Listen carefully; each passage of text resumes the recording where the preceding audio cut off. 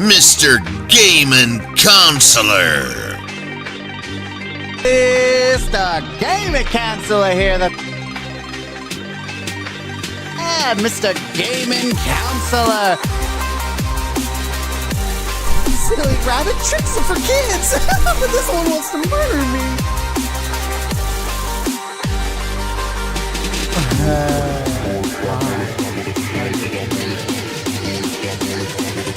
So long, you loser! Ah! What was that?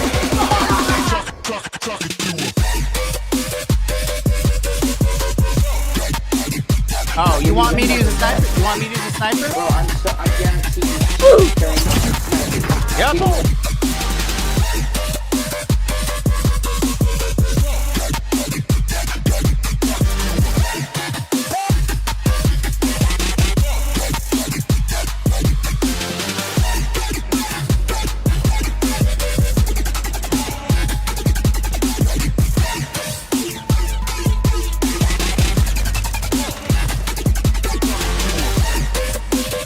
Where's the third one?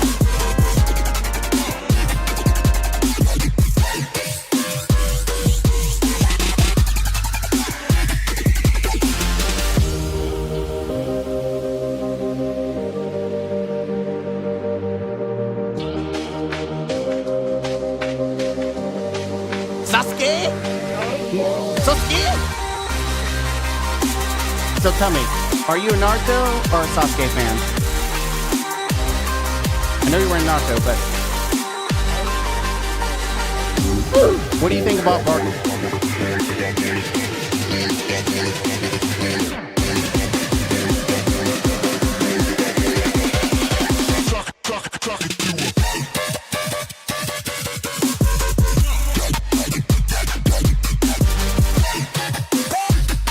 So this is not my giant controllers! Moons, I'm safe over here. They'll never expect anything from me. Da-da-da-da-da. I'm safe, I'm safe, I'm safe. Ah, no! No!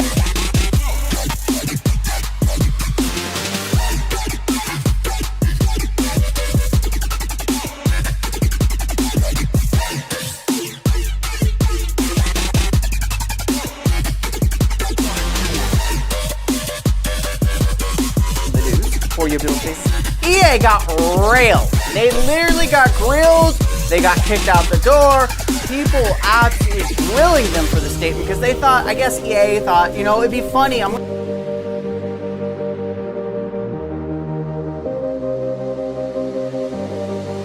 Welcome to the Counselor's Office.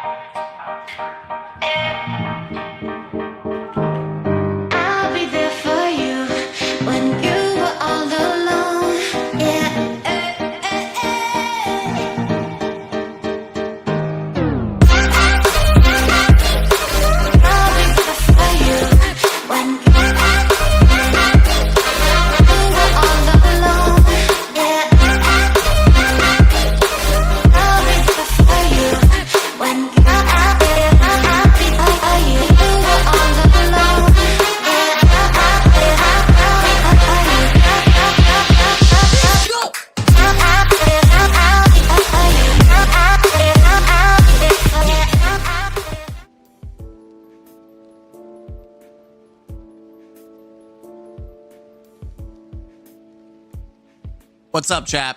Hello, hello, hello, hello, hello. How are we doing? How's sound doing? I always check with sound, whether it's good or not. Let's see. Let's do browser.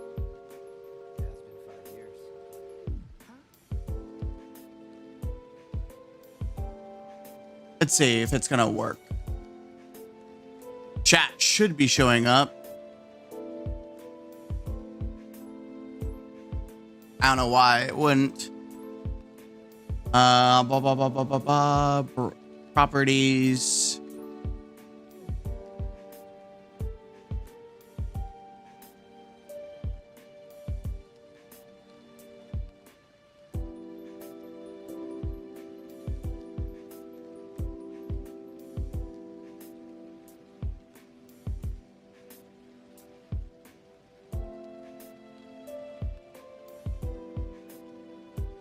I think what I did was this because oh yeah, that's what I did. Hold on.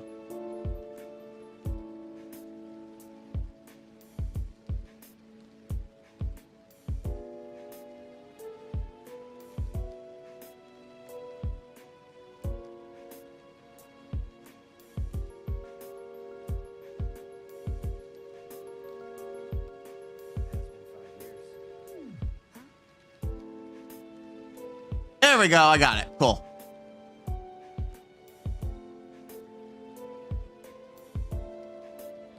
All right, we got chat up. Hello, hello. Let's go down the line. We have hello, Nell. Hello, Hades. Jojo. Hello, hello, hello, hello, hello. We got Crazy Ed. Waiting for more people or what? Yeah, we're just getting tuned in. Just heads up to everyone still playing D2. All expansions available, and last 2 seasons are free for anyone who didn't bought them until like the episodes are till July 15th and expansions to the 22nd.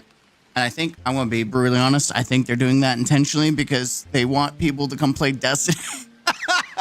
They're like, we're going to extend this.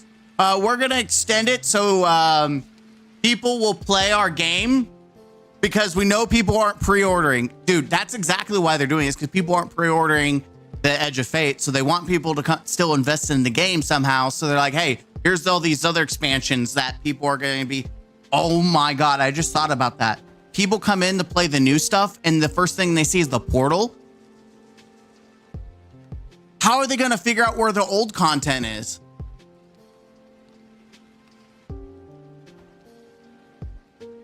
And then the new player experience too is just god awful. By the way, I'm saving all the recordings for the new player experience I did earlier. And then what I'm going to do is I'm going to do the new experience again after after the day 1 raid and all that stuff, after that's settled. I'm going to do a fresh run just to see if they changed anything at all, and then make a video comparing the portal to what we have now, and just kind of like a full breakdown of the new player experience and why if they failed to do anything, then I'm going to point that out. If they did good things, then I'm going to point that out too. Hello, Mr. Owl. Or I don't know if you're Mr. I'm just going to say the Owl. Even exotic fusion rifle callus are free in the special delivery area. Exotic fusion rifle? Wait, what fusion rifle are you talking about? Are you talking about the trace rifle? Exotic weapons are also free for anyone. I'm getting as much as I can from the freebies on my alt account. All right. We are going to play some Destiny today, but we are also going to do some reacts because I'm going to record a little bit ahead of time because I kind of just don't want to deal with it. But so if you're here, you're the gang, the first come, first serve gang. Plus you guys get to be part of the video, which is something that I usually don't do live reacts unless it's a live stream. Let's see. We've got Ultimativer. They took away the free emissary engrams because you could get more than one. No fung bungo. Wait, what? Like, I know I touched multiple characters and got freebies, so I claimed it before it got fixed. Bro, that guy in the comment in your last video saying that Bungie will take legal action against you. Oh, are you talking about like the Cooper guy or whatever? Yeah, like we'll I think it's a good time to try to do this if I can find it. Oh no! The video isn't set up. No! Hold on. Hold on. I forgot I moved pictures around, so everything is wrong. This should fix it. Okay.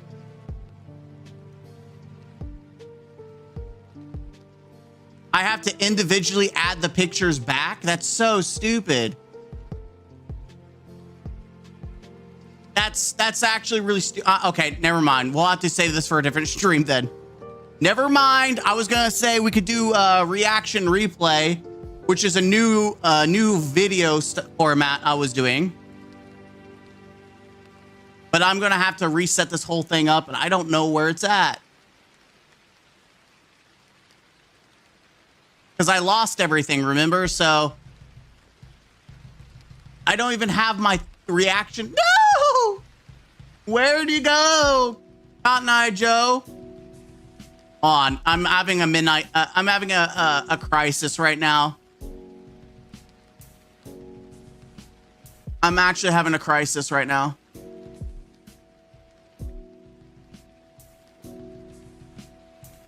Okay, yeah, I made the whole thing. Actually, I might actually have it.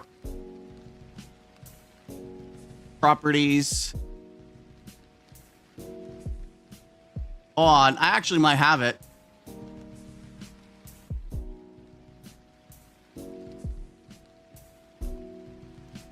Okay, you're not helpful at all.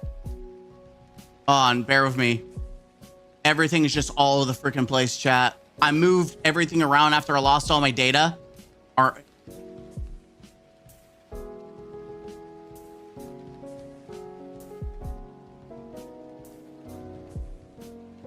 on.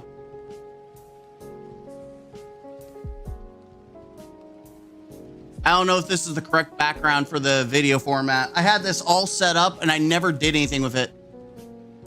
Let's see if this is correct.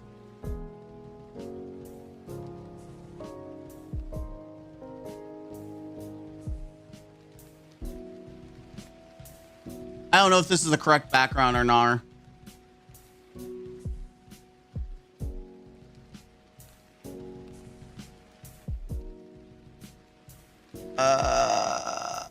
Bear with me, bear with me, bear with me. This is not the most exciting thing.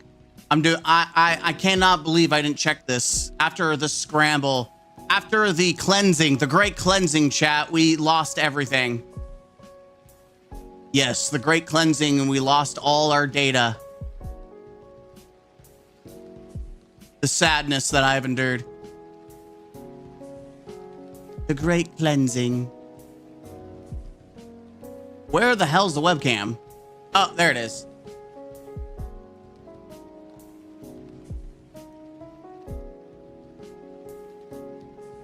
All right, and there's supposed to be like a desk or something right here. Yeah, I mean, this isn't the right background because it's way too bright, but there's supposed to be a video here and a video here. Yeah, we'll save this for later. I'm gonna gussy it up. But essentially, reaction replay is going through all the comment sections of the videos and just kind of reacting to them.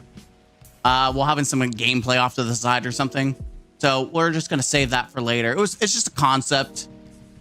Sunsetting, Mr. Yeah, my content, like literally, I still have it too.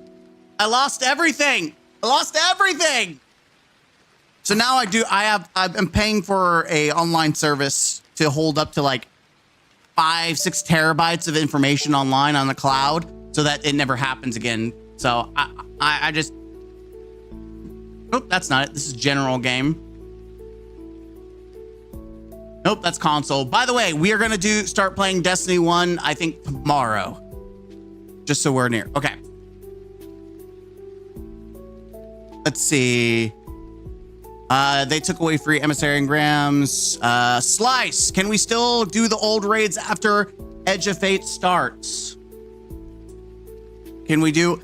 Yes, you can do old raids, but it won't, like, you're not going to get any of the new tier stuff, and it won't matter toward seasonal power progression. You're also not there. To my acknowledgement, will still have like time loss and adept stuff like that, but it won't be carried over to like for power progression. Like, you're gonna have to play the portal to level that stuff up. Tessellation fusion rifle. Oh, that one's forgettable. They tweeted about the engrams. Did they really? But I was getting ready to react to some of the stuff, but let's see.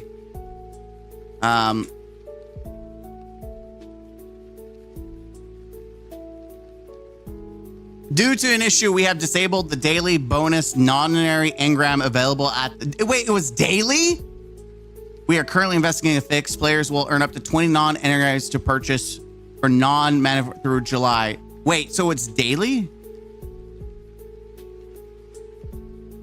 Okay, so you can only have up to 20, but you get one a day for free. At this point, Sony needs to take over. It will never not amaze me how you guys flip a switch for any beneficial gain, even for cosmetics, but DMG passed on our feedback for the mediocrity of Lootapalooza for what, next year?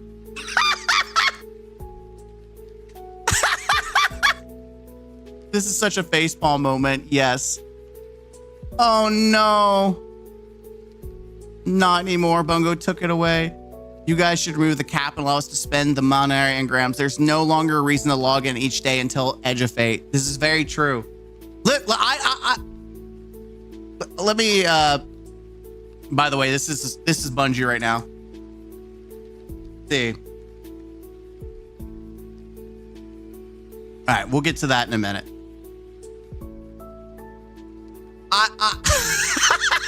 This is the perfect sentiment. I thought this was Lootapalooza. It is insane. It is insane. How it is insane how Bungie time gates and limits the farm. And then you like the Palooza is more drops out of the boss chest on a full run that aren't double perks unless you hit the 0.7% chance up to 4 at a hollow foil. Wow. Wow, 0.7% of hollow foils. I wonder if this is true. This is just like trust me bro information. Like it would not surprise me if that's true. The hollow foils apparently were increased the drop and I've yet to see it happen. Memeing on how bad. Okay, yeah. That's you always take comments for a grain of salt. Centrivies Gaming, even Lady Decade roasted Bungie. Wait, whoa. Who's Lady Decade? On Twitter or on YouTube? But no, that Lootapalooza, listen, it is crazy that this free event, this FOMO event is constantly being time gated. Guys, loot, but not the way you want it. It's crazy to me. Because you still have to play the activity to get the currency to open these chests, by the way. The final room of the taunt sends you to the emissary with all right weapons with normal chests and adepts. Yes, I know that, Crazy Ed. I know how that works. But the thing is, you still have to have the currency. You still have to play the game to get the currency to get the thing. So why does it matter? It's no different than the box down below where you randomly choose. This is like, hey, this is your focus using the same token like system from down below where it was completely random to, hey, now you're focusing exactly what you want.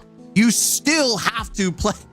You still have to play the activity. You still have to earn it. It's no different than what they already had at release of the event, except this one's just, now it's focused and you're guaranteed to get the adepts that you want. And it's not like you get double perks and it's not like it's a guaranteed shiny, which I still think you should, but that's besides the point. Especially since it's just going away anyways, and most of the stuff is low tier gear anyways. On YouTube, it was over marathon, and after Bungie sent her a mediocre influencer box. Okay. We'll remind me in a minute. We'll talk about Lootapalooza, making a video. This is, by the way, for anyone joining, this is the first time I've done like live reacts. I usually don't do this, but I'm feeling spicy today, baby. I slept for like 10 hours because I spent 2 days with 4 hours of sleep working on this video, which is popping off. It's still going. It's popping off. And I put a lot of passion into that. And you can tell by a lot of the effort that went into it.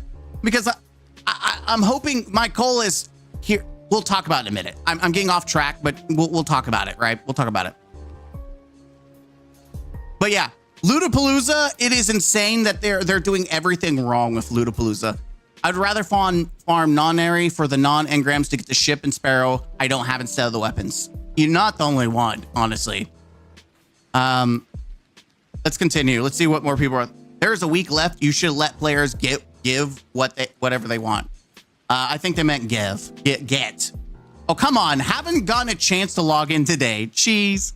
LO, thank you. Already tapped on 20 and was looking forward to getting an additional each day for a total of 27, but I guess I'll not log in.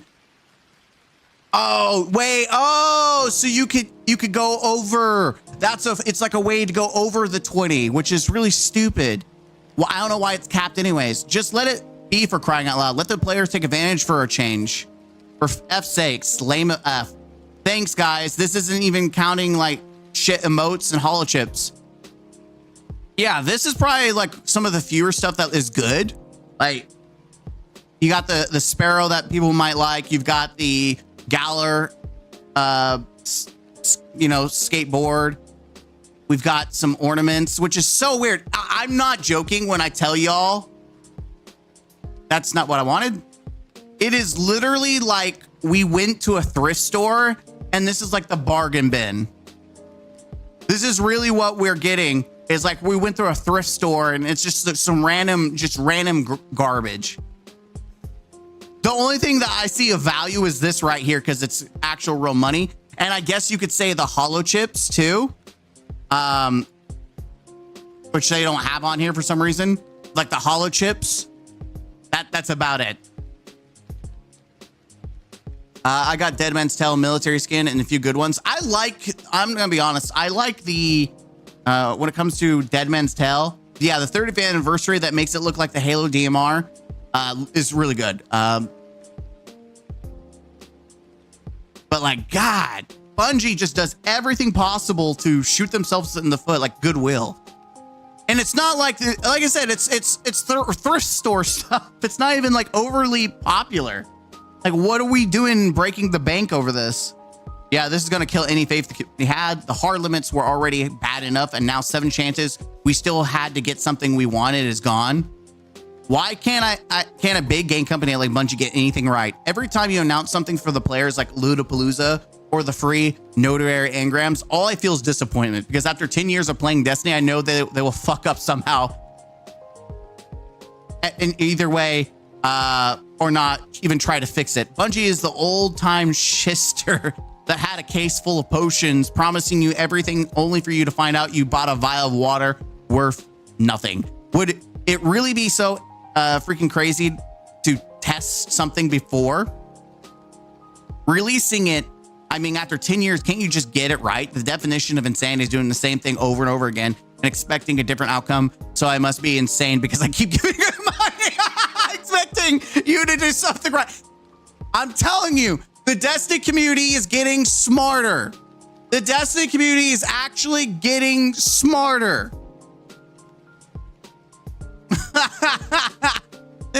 They are. It's happening. The Destiny community is evolving. They're becoming more self-aware that we have issues. And all I keep getting is the same failed attempts at making something work and getting promises that you can fix it, and all I get is disappointment. You will have sadness and you will like it.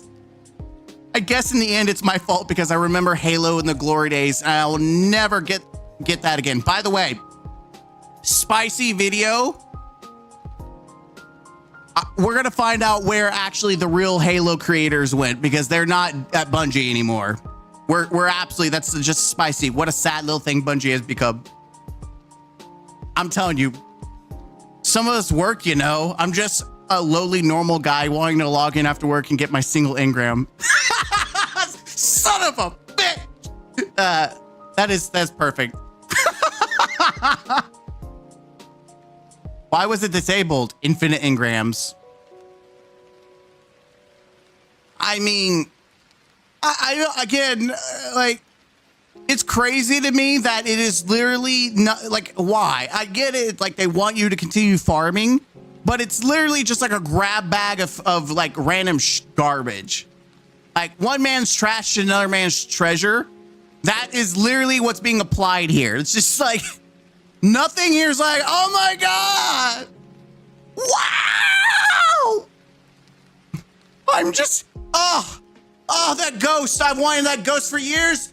Oh.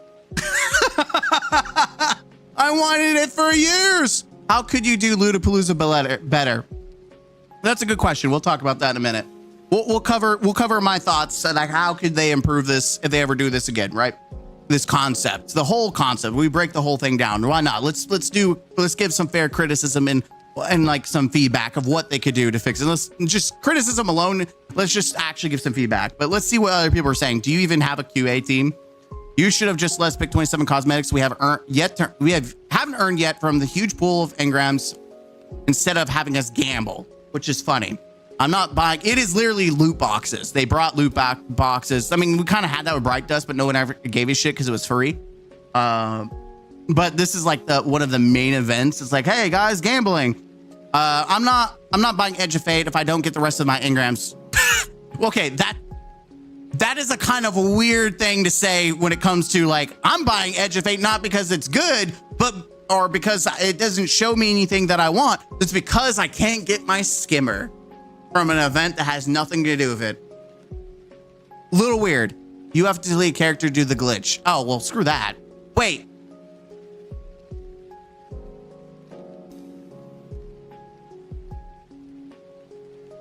Let's zoom on that. Let's get, no. Huh? You have to delete a character to do the glitch?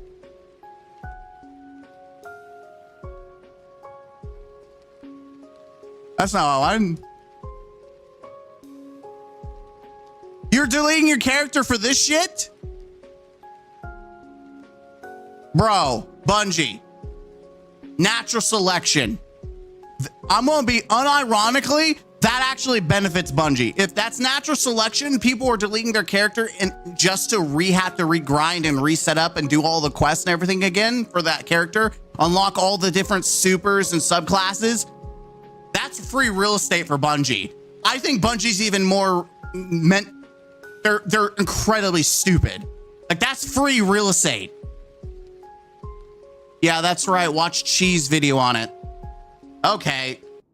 Let's watch it. Let's see the cheese. Where's his video? Let's watch.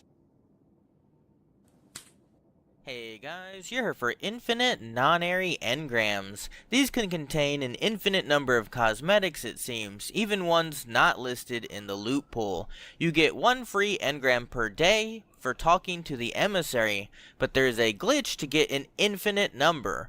First, talk to her and get your engram. I did this on my warlock.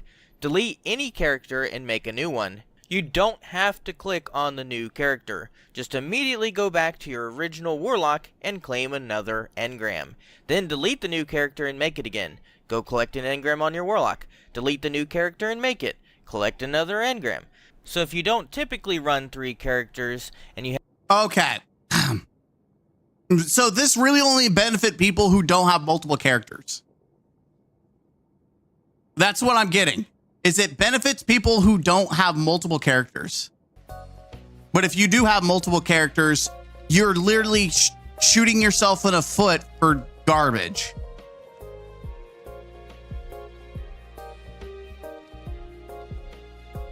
Again, I see this as free real estate for Bungie, like natural selection at its finest.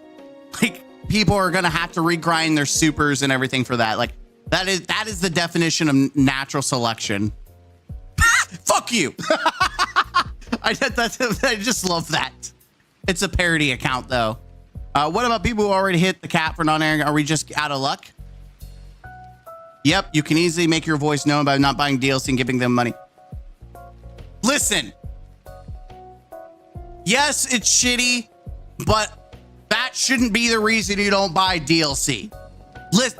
Unless you feel like this is a compounding effect, like you're tired of getting screwed over by Bungie, then yes, then don't buy it. But if this is your only gripe against Bungie is the not being able to get more non-airy engrams, that is like, I'm sorry, I can't justify that. I can't like support that. That's some next level petty shit.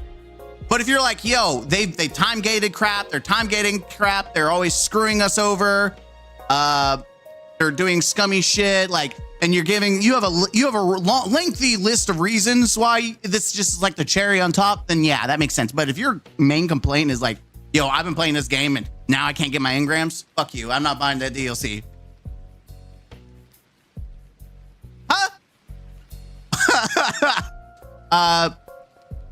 I can't find a clip of it by myself, but I'll break out legacy character and the quotes for the situation. Lord Shax, where's my catharsis? Boo hoo boo, or boo boo. I don't even know who'd be mad at. Lootapalooza, attorney chest daily gated. Bungie, when there's a huge bug that benefits the players, gotta go fast. I'm telling you. Okay. Okay. So what would I do? What would I do to fix this situation that obviously people are not happy about? Well, let's start with the event itself.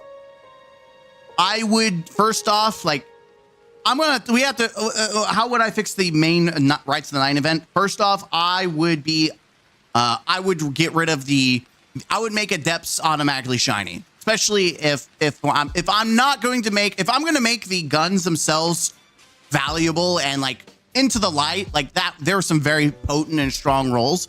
I can see making you have to chase for that. But if they're just going to be at this level where they're like mediocre, then the Adepts are going to be auto holofoil because 9 out of 10 times you're probably going to replace them in the future anyways, especially since they have a new expansion that they want to push. I would have weekly rotators so that you can, yeah, I mean, it is still time gating, but 3 dungeons, whatever, right? I hate rotators, but I have to also be reasonable for Bungie. Weekly rotators work. People were already set with that idea in the first place. Weekly rotators rotate between each, and then after all 3 are done, then, you know, all this hoopla over some cosmetics. Yeah, like, it's crazy, Blue Spider. Like, it's like grab bag, like, cosmetics. Not even like, it's not like we have the exotic class items or like, oh my God, we have full transmog sets. Like, we have the Witcher set, or we have like the Strand Stasis armor set in there. Oh my God. Like, it's nothing that big, even though that I would do that, by the way. I would absolutely put that in there. We'll get to it. So I would fix Rights to 9 with that. And then what I would do with the Lootapalooza, make it rain loot, baby. Make it rain. Like, double non-air engrams, no matter what you're doing, is just double. You get like 160 from a completion, you're now getting 320. A full run, 2K non-air engrams. Just go for it, kids. Adepts, you can just farm the chest up top as infinite as much as you want. Just keep farming.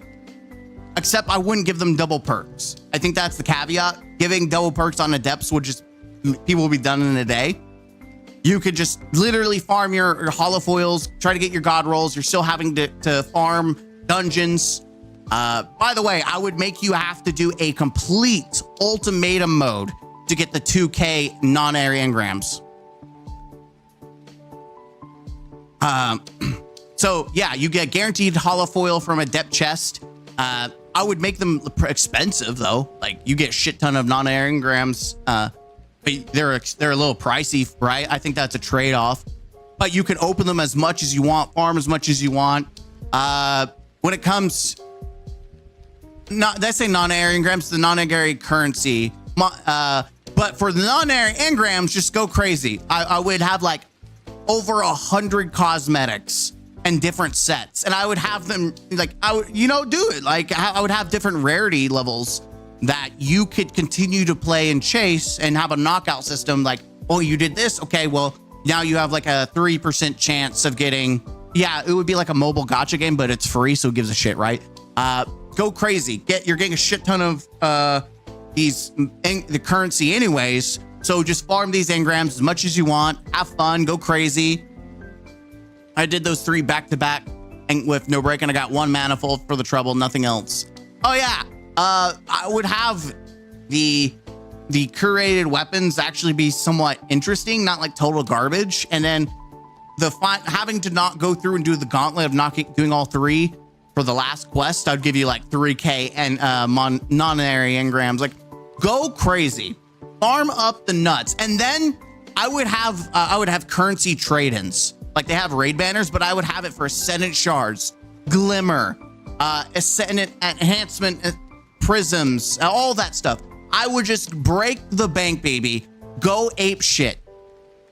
You got all the guns you want. Now you can farm currency to farm exotics and all that stuff and get ready for the edge of fate. Like, you're going to go in max currency. You're going to go in with like holofoil guns that you wanted. You're just going to go ham. You've got a bunch of nice new like transmog sets. Like, you have some of our store transmog sets that you have a low chance of getting. Eventually you'll have a knockout system, right? You have a low chance of getting them, but eventually if you continue spending hours and hours playing the game, you can earn them. That's what Warframe does. Like, you can earn anything in the game just by playing the game and gain currency. That's exactly what I would do. I would make this the most lucrative, most investive Lootapalooza. Like, there's so much loot to chase and so many different outlets to spend the currency on. Like, people would spend weeks doing Lootapalooza. Weeks, I'm telling you. You make it worth the effort, people will play the game. That's what they did with Into the Light. They need to make the community happy, but they do the opposite. Why do you think that really is? I think it's corporate leadership. Hardcore hardware, bro. Just the thought of redoing those dungeons make me want to puke. They can shove their engrams in their bunghole. The juice isn't worth. Well, that's the thing. That's the thing. You would make the guns worth it, right? You would give them good perks. People who chased after Into the Light, and if there's no shot you wouldn't chase some of the transmog sets. There's no shot you wouldn't chase some of these juicy transmog set. Destiny 2 transmog set.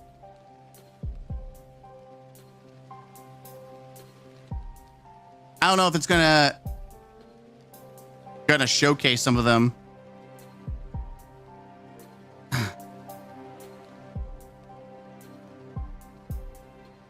Like, I like that it's pulling up everything that isn't the actual Eververse, but like, imagine you could go and farm some of these old ornaments, like go get the elemental set, like the void, the fire, the arc set, the PlayStation crossover. You could earn that by doing the non-binary engrams. Like, imagine you just play that and you can get it. What about the Assassin's Creed set? You get the Assassin's Creed set from that. Like, or what about some of the really old, I'm talking about old set, even though it's not the most exciting, it's still something, right? It is still something that has just been cooked, like sitting in the back, all these different sets that they could put into the engrams that you chase. And here's the thing, you could split these pieces up into individual engrams. So you have to continue farming for each individual piece and for each individual character. Like, you have to do Warlock and get all 5 pieces, and do the Hunter of all 5. Like, I'm talking about even bring back some of the classic, like, and stuff that people aren't even, like, can't even get access to. I'm telling you right now, I would jizz my pants for this. If they brought back the OG Solstice gear, my ass would be in that dungeon 24/7. I'm kidding you. I kid you not. That's how you bring excitement. Oh, let's not talk about they didn't do this. Destiny 2, rights, Trials of the 9 armor ornaments. This right here. This is free real estate. Not bringing back these glows, people would chase for this ornament set right here. Because they gave everyone a free armor set of this. So you automatically have the base set. So now you can play the activity, the event, to get this. No, you know what? This should have been what you got for completing, like, the seal. That's my modest opinion. For the most diehard people, rewarding all that effort, should have been in the reward. I would absolutely say just you get the emblem and you get this badass set that's been very rare. It's not even letting me get my free engrams for the day. Mr. iGamer, that's because they removed the option to get engrams because of this. They removed the option. It's gone. But that's just my thought. We're gonna move on, but yeah, that's how you improve Lootapalooza. I'm Mr. Game Counselor. Hit the like button, comment down below, and let me know what you think down below. As always, I'll see you in the next video. Game out. Huzzah. All right, my first live react video. So thank you guys for participating in that. Let me know, by the way, how when I upload it, like how you felt about it. We got some other hot topics to cover. So Let's keep the pain train going, chat. We got more drama for your mama. We've got more drama, so let's keep her going. Let me check if there's anything on Twitch. No Twitch. We do have people on Twitter. Hello, Twitter. I do have the stream on Twitch. Let's see. All right. So let's continue on. Bookmark. All right.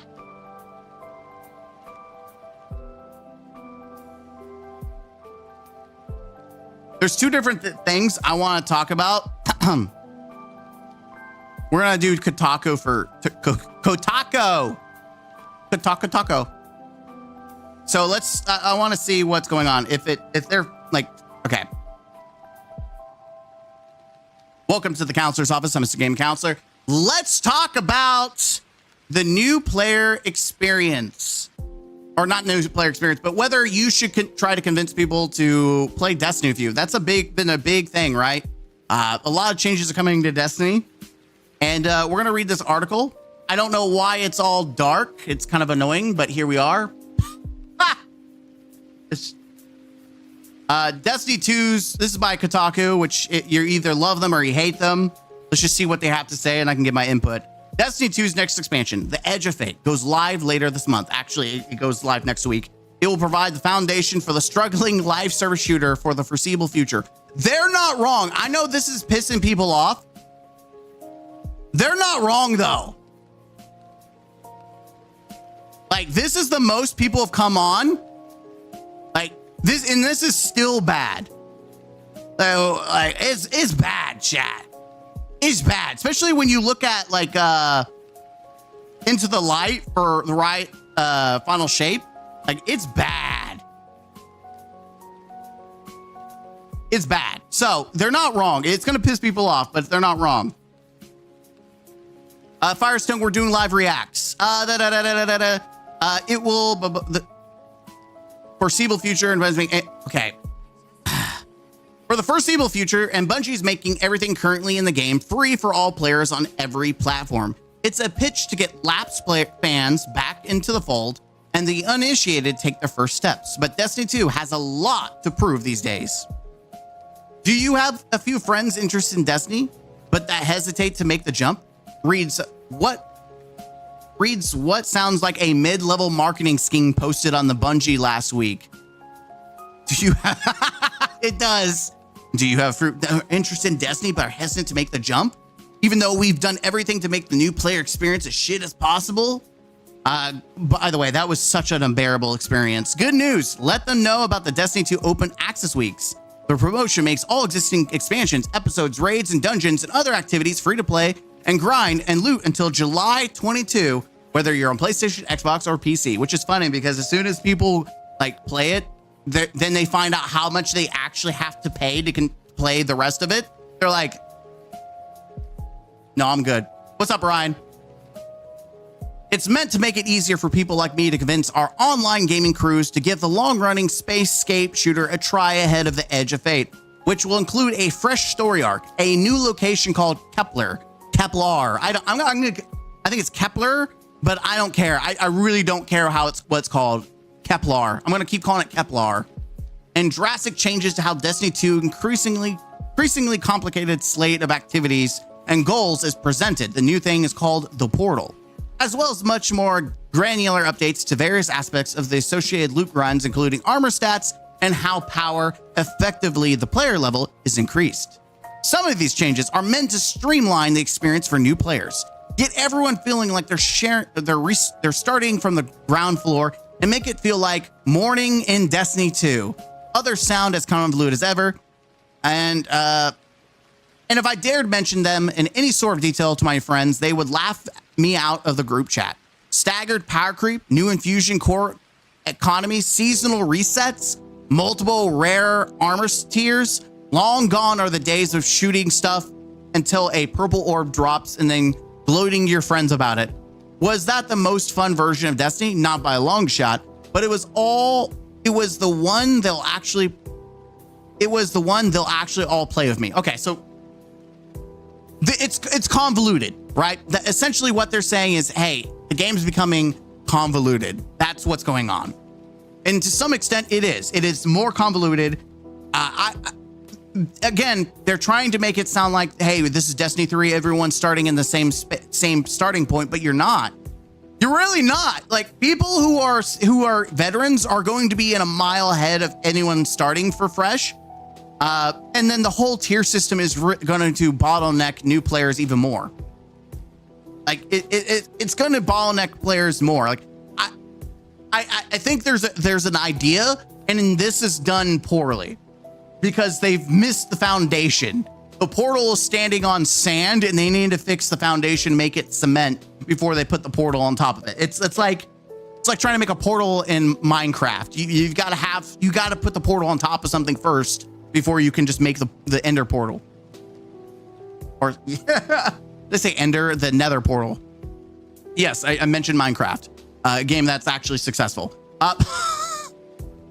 My friends and I recently wrapped up Elden Ring Night Ring, at least until the new Everdark Sovereign bosses drop. I keep subtly plugging Destiny 2 at the end of our nightly sessions. The new expansion's coming on Nudge. It's a soft reboot, I lie. Before I can keep going, they are already groaning at me. This happens a lot. You talk to people about Destiny in the gaming sphere, they're like, what? Why are people still play that game? It is very commonplace for people to think you're weird for playing Destiny 2. Before I can keep going, they are groaning at me. I've tricked them into playing it at various times in the past. They have fun, at least until the familiar sense of shame envelops them as they run the same content over and over in exchange for the most marginal improvements to their power and arsenal. These reward treadmills were once the holy grail of a live service game. The way to keep people playing as a developer rushed to try and ship expensive DLC. They are now the exact type of pseudo satisfaction loop that burn people out. They burn out. How else to explain to my friends pouring almost 100 hours into Night Ring, playing the same map and bosses over and over until they've earned every achievement with no loot, vault, or Star Wars crossover skins to show for, and them still itching for a reason to come back. Meanwhile, their perception of Destiny 2 is that it's a slot-filled theme park with long lines and bad prizes. Damn. And people are gonna shit on them for that, but it's absolutely true. Not everyone is going to like Destiny 2. Most people are never going to try it, but it doesn't help that those who do are greeted by a slogfest that feels more like navigating a spreadsheet than playing a game where the best stuff, gears, raid, lore is hidden or kept just out of reach until they paid their dues. I will never stop trying to convince my friends to play Destiny 2. The game itself, on the other hand, feels like it gave up long ago. Damn. This is probably the truest statement about the new player experience of Destiny. And of course, you have people upset. The whole dunking on Destiny 2 is old now. Game has so much going for it, especially for a new player wanting to try it out. You have hours and hours of amazing content of you if you just give it a go and ignore all the overused Destiny bad jokes. And of course, I replied, the new player experience is the worst it has ever been. I would never try to convince people to play this game, not until Bungie leadership is removed and any key issues are addressed. Don't believe this Bungie shill, everyone. Destiny 2 is one of the most disgustingly anti-consumer games out right now. It's true. It's extremely expensive and toxic to new and returning players. Take it from someone who has been playing on and off since week of D1 and has never missed a season. Destiny 2 is a bad game made by terrible developers. Okay, I'm gonna correct you. Destiny 2 is not a bad game, but developers make it bad with their choices. And yes, they're horrible. There are hours and hours of content they're missing out because they vaulting.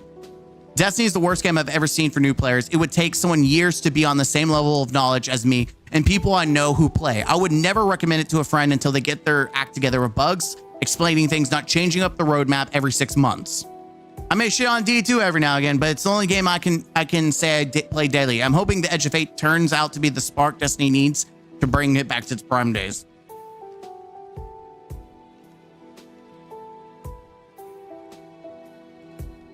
Chat, is anyone gonna tell him?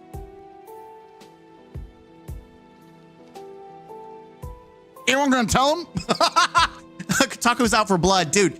Kotaku just went for the throat. Diddy drawing. Oh my God. For me, it's the massive cost that stopped me from getting people to play. Shit, it's expensive. Yeah, I mean, it is. Make it free. If you're wanting people to like, it's crazy. Kotaku. That's all I need to know to skip reading. I mean, you're actually solid here. Love Destiny, but it's absolutely atrocious for new players in just about every way. By the way, this is not my comment section. This is someone trying to defend Destiny and make it seem like it's all sunshine and roses. And the community is roasting this guy. They're actually like, when I made this video, by the way, and people were like, you're just rage baiting. You don't know what the community thinks. No. Tell me, this has a 85%. It's overwhelmingly people agree with it because it's true. That's the sad thing. It's true. In about every way I could conceive for a game like it to be hostile to new players. Negativity on this matter in particular is entirely deserved and should continue until properly addressed by Bungie. That we have Joker, hard disagree. The new player experience is horrible. There's nothing for them to latch onto, no reason to care about the story or the world. You only start D2 now if you know people playing. This is pretty self-evident in Destiny's inability to combat player churn. Yeah, because look, like clearly this is bad. This is not like not good. This is surviving, not thriving. Until they bring back all the original content, even if it had to be remade, I refuse to touch D2. I'm telling you, so many people hate Destiny who were left because of what Bungie has done. Hardware. My mates dip to Helldivers. The article is correct. It's a time sink. People today are working more and more for less and less. No time to do this and then, yeah, to play the game essentially. All right. 70% of the content is paywalled. I would say 80%. No, not everyone is willing to pay $200 in a game they're just getting into. By the way, $200 of that is getting soft sunset because they're not focusing on it anymore. It's literally being pushed in the closet. PvP is a shithole infested with cheaters. Gamut found dead in ditch. Strikes getting repetitive, boring, and the loot is not good. It's also strikes are going into the closet. Just play Warframe instead of game, knowing for lacking most of its content behind a painted wall. Again, telling you, people just come. The gaming community does not respect Destiny. The new player experience is completely dogged. The fuck on you. Not to mention half the shit people complain about isn't even the real stuff or that happens anymore. Sunsetting is dead. No. Sunsetting continues to happen. Seasonal sunsetting. Episodes are getting sunset, but people are still complaining about it, and the game has issues. No, you are incorrect. Sunsetting never left. Think about all the seasonal stuff Bungie has removed from the game and now is trying to advertise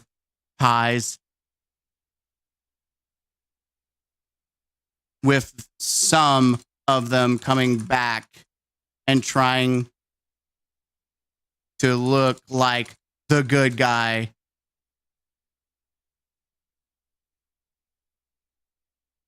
Yeah, let me correct you. By the way, where's my music? Yeah, they're just trying to look like good guy Bungie. Hours and hours of your loot to be sunsetted and for free content to become paid again within months. I love when Bungie hits us with FOMO. Yep. Pete, great content. Been watching your videos for a week now. Agree with a few things. I'm a very seasoned D2 play. I'm out. Can't do this shit anymore. Outsider. Bungie fixed the emblem issue. You got all 6 emblems when you buy an item. Did they really? Okay, we'll have to cover that in a minute. I don't think Bungie will ever recover from people pointing and laughing at Marathon. Yeah, they don't. It really doesn't. Game went to shit before the second one came out. Don't deride it, bro. Game sucks. Dude, that is a level. It's a dead game. When I tell people that there's different levels, there's like people who actually shit on Destiny and then people who like me who give criticism because we love it. This is someone that just hates the game, bro. This is the perfect. This is like someone who's just straight up hate straight taking a dunk on him. What a load of BS. What us longtime players that left have discovered is how much this game lacks once you take the handcuffs off and go play other games. I would guarantee that a vast majority would never come back if they put down for a while. Yeah, like, look at this. Look at the list of people shitting on this guy. I agree with you completely. It's still a great game. It is a good game. However, at the same time, if it were a first-time player, the amount available into dive would be overwhelming.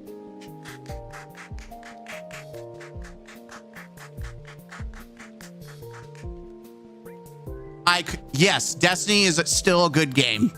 It's overwhelming for new players, and Bungie's also taking it down the shitter. All right, I'm pausing the video because I don't know. I want to look at this next article. We're gonna check this next article. I just don't know if I want to go down this rabbit hole for a different video. Let's go to Forbes. God dang it! I have to do this to make Forbes happy. God dang it, Paul.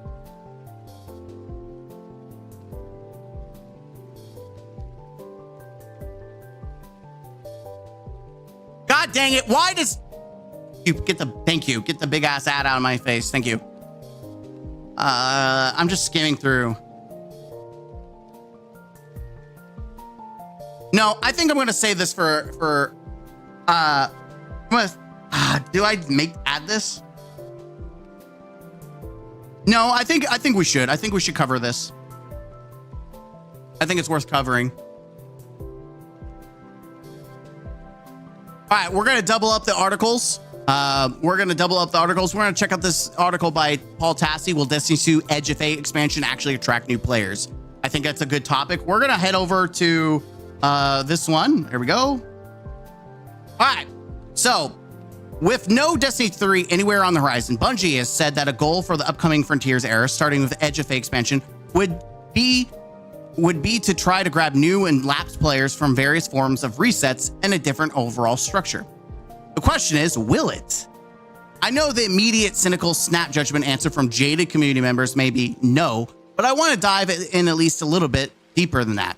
The way this may work is supposed to work, and will it work in different areas? A new saga. Bungie has officially closed the book on the Light and Darkness saga, the 10-year fighting against the Witness with the help of the Traveler. Bungie says the saga began in Shadowkeep, but no, it's been in motion since the literal start of the series in the first game.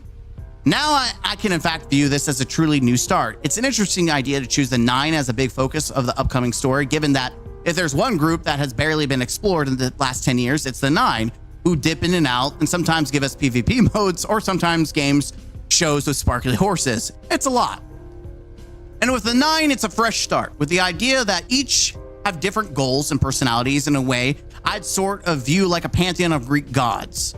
More so than the high pantheon, even they're a lot more as a start.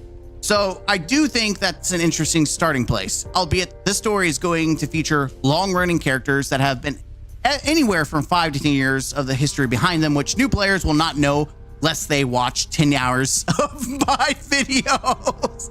True! The portal, possibly the biggest idea that Bungie has for the new era, is the use of the main landing page called the portal. It would also have the current expansion destination planted there in case Kepler moving away from the sometimes beloved but admittedly confusing solar system directory.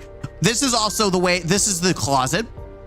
You see the world, that's the closet where they're putting 90% of the content, so you know it's not going to be in here. They don't want you to worry about the old stuff, that even though you paid for it. The idea of the portal is that things are broken up very clearly into solo, team, PvP, and then hard team missions to play as the core activities.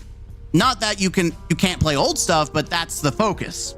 There's no reason to play the old stuff though. They're soft sunsetting it. The portal feels like a mixed bag. It's activities to jump into fairly easy to earn current gear, but it's going to feel very weird for new players to be playing the fire team ops missions pulled from the last 6 years of dialogue that's from old stories they won't know at all. I also think that there will be no real engagement with the new difficulty mod system past this, the set ones that are in place for the match-made playlist. That system is more geared toward long-term Bungie players, but those players may not be amused that these playlists are still literally things we've been playing for years still. The new gear system, it's more streamlined. I'll give you that. tier 1 through 5 and weapons, full stop. Clear benefits to each tier, pretty clear instructions on where to get them in the activities.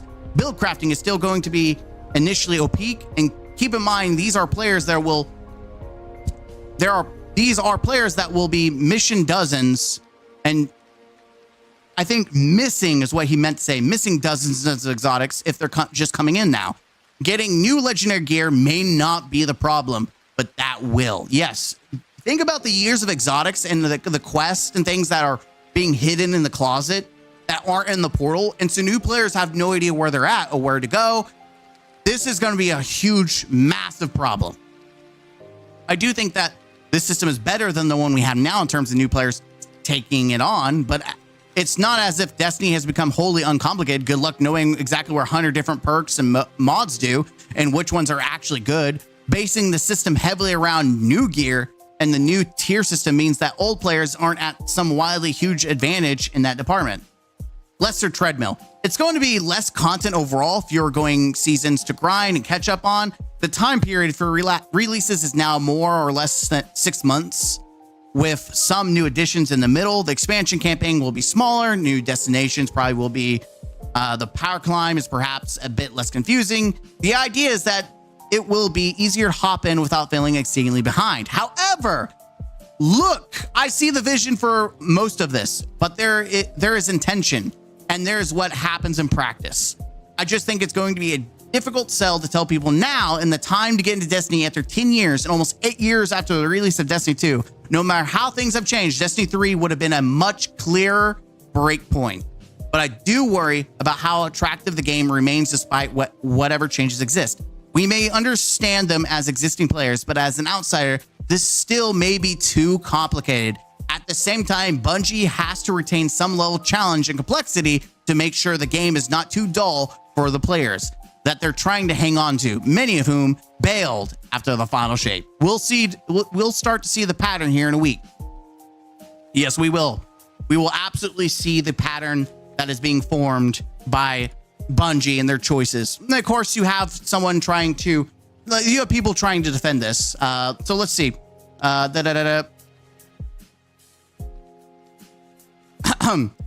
This is asking the wrong questions, MOL. The real question is, will Renegades attract new players? Yes. And will the changes made in Edge of Fate help keep them unknown? I would argue that Edge of Fate's primary goal isn't new players, it's preparing the way for Star Wars to hook folks.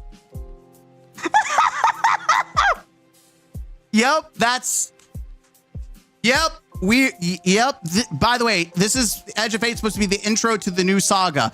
Tell me, how many of you all start by watching the middle films of like a saga? Except for like maybe Marvel, because it's so scattered. But I'm like, imagine watching like the Harry Potter series and you start in the middle and you have no idea what the F is going on. Most people start from the beginning and then go to the end. But hey, we're going to skip the beginning of the story, the intro, just so we can play Star Wars, baby. Destiny Star Wars might get a groan from the current players, but I've had multiple conversations with different lapsed or non-Destiny players who are intrigued by Renegades. Trust me, bro. I talked to a couple of people. Trust me. Edge of Fate's change feels specifically time to ensure Destiny has a solid base when Star Wars fans arrive. Here's my reply. I'd argue that it will attract a certain audience, then those gamers will move on after the immediate next expansion once they realize that Renegades is just a collab. This is just cope. The new player experience in Destiny is one of the worst in any game and is not really changing with the portal. Latent issues are still there. Let's not act like people aren't going to want to return to a 78-year-old game as much as you try to dress up an old car and call it new. People still aren't going to want to buy into it. Wait, what? You think the concept of Star Wars but not Star Wars expansion is the thing meant to vacuum up new players? That seems like a Hail Mary of a plan. Extremely, yes. As I said as much to Bungie folk about how it feels like it's getting things ready for Renegades, dude. This is, you know, Astacross talked about how there's people that immediately glaze. This person, this is the Glazer co-founder. Oh yeah. Oh, producer of Polygon. Yep, there it is. That's all I need to know. Of course, Polygon is sucking the dick of Bungie. Holy. Currently, that very ingrained in the community conversation with Star Wars is going to shine a spotlight in Destiny that hasn't been there in a long time. Honestly, not occurred to me that as a broad point of appeal. I mean, there's Vader armor, but the rest of it is just sort of theme. Also feels like we're getting numb to it all via Fortnite and such. Whatever works. Yeah, I think there's a big difference between cosmetics for a game you're not playing and the people who made Halo making Star Wars. They didn't make Halo. 90% of them are gone, you dumbass. That isn't exactly accurate, but how it's outside, we'll see it. Edge of face is, no, dude, you're so deluded. You don't understand how people see Destiny. Edge of is prep, which has some really cool content from what I've seen. I think Destiny folks will really enjoy Edge of Fate, with a caveat that I've only seen 40-ish of the campaign and much of the Portal stuff, but I do not expect it to do Final Shape or Lightfall numbers. I don't think Bungie does either. Renegades is the one to watch there. There's one thing that kind of frightens me, or the things that we saw in the previews. The only thing that adds to the Portal launch. It sucks. Bungie needed an update to polish and clean up things at the ground level. And what people don't understand is this is 2 DLCs, and Bungie's putting emphasis on a longer lasting content. So you're spending $40 for them to get ready for the next DLC. That is the stupidest shit I have ever heard. Guys, you're spending $40 for the next expansion that you also have to spend $40 for. Yeah! You know, I always think Destiny its appeal is huge. It's the keeping them that Destiny has always struggled with. I do think the Portal new systems are a play to help. No, it's not. I think this is a correct outlook. Okay. Let's go to actual Paul's thing and see what people are saying, because people are sucking the dick of that Polygon director. I'd come back. I'm not playing since pre-Lightfall. Do I need to grab Lightfall? No.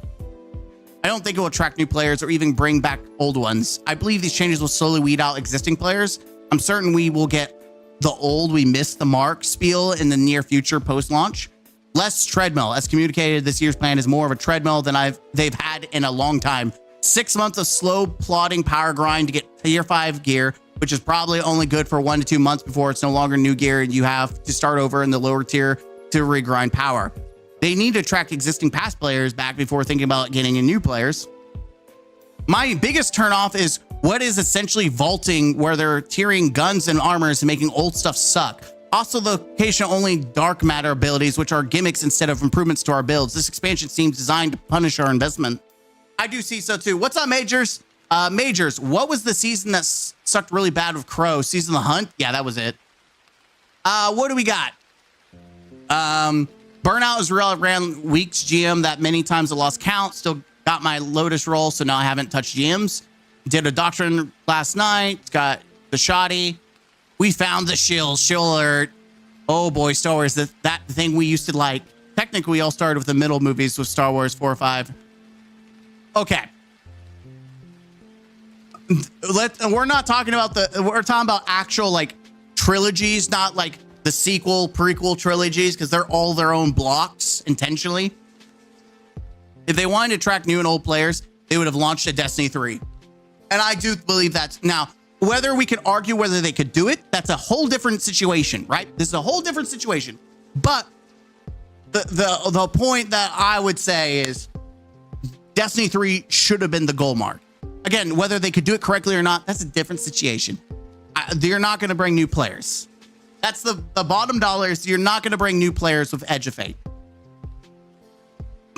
I think that Destiny players, especially people that are like pro Bungie, live in this box. They don't understand how the wider game audience views Bungie and Destiny.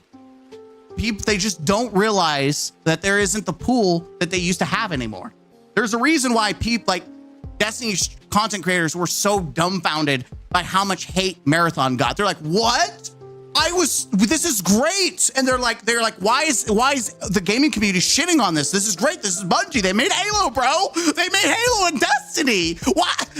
They just don't realize that the reputation's down the shitter and that the wider gamer audience doesn't view Bungie in the same way that these content creators do, and some of these Bungie shills who are like just gamers. I truly don't believe that this is going to move the needle, 1, for new players, and 2, I do think it's going to cause more people to distance themselves from Destiny, which is what I said in this video, because this video was specifically about the community and with the insight.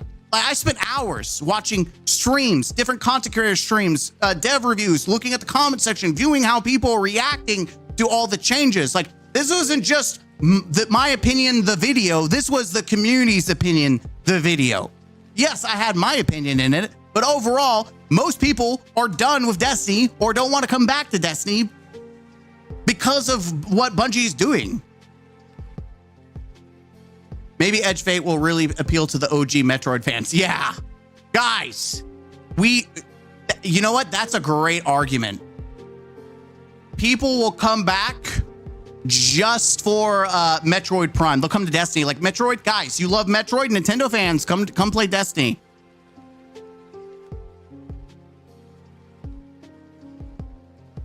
Come play Destiny, guys. Come play Destiny. Yeah, I just don't agree. I think this guy is literally desperate to make it seem like it's a better situation. I cannot wait to come back to this comment and look at the player count and be like, guess you were wrong, bud.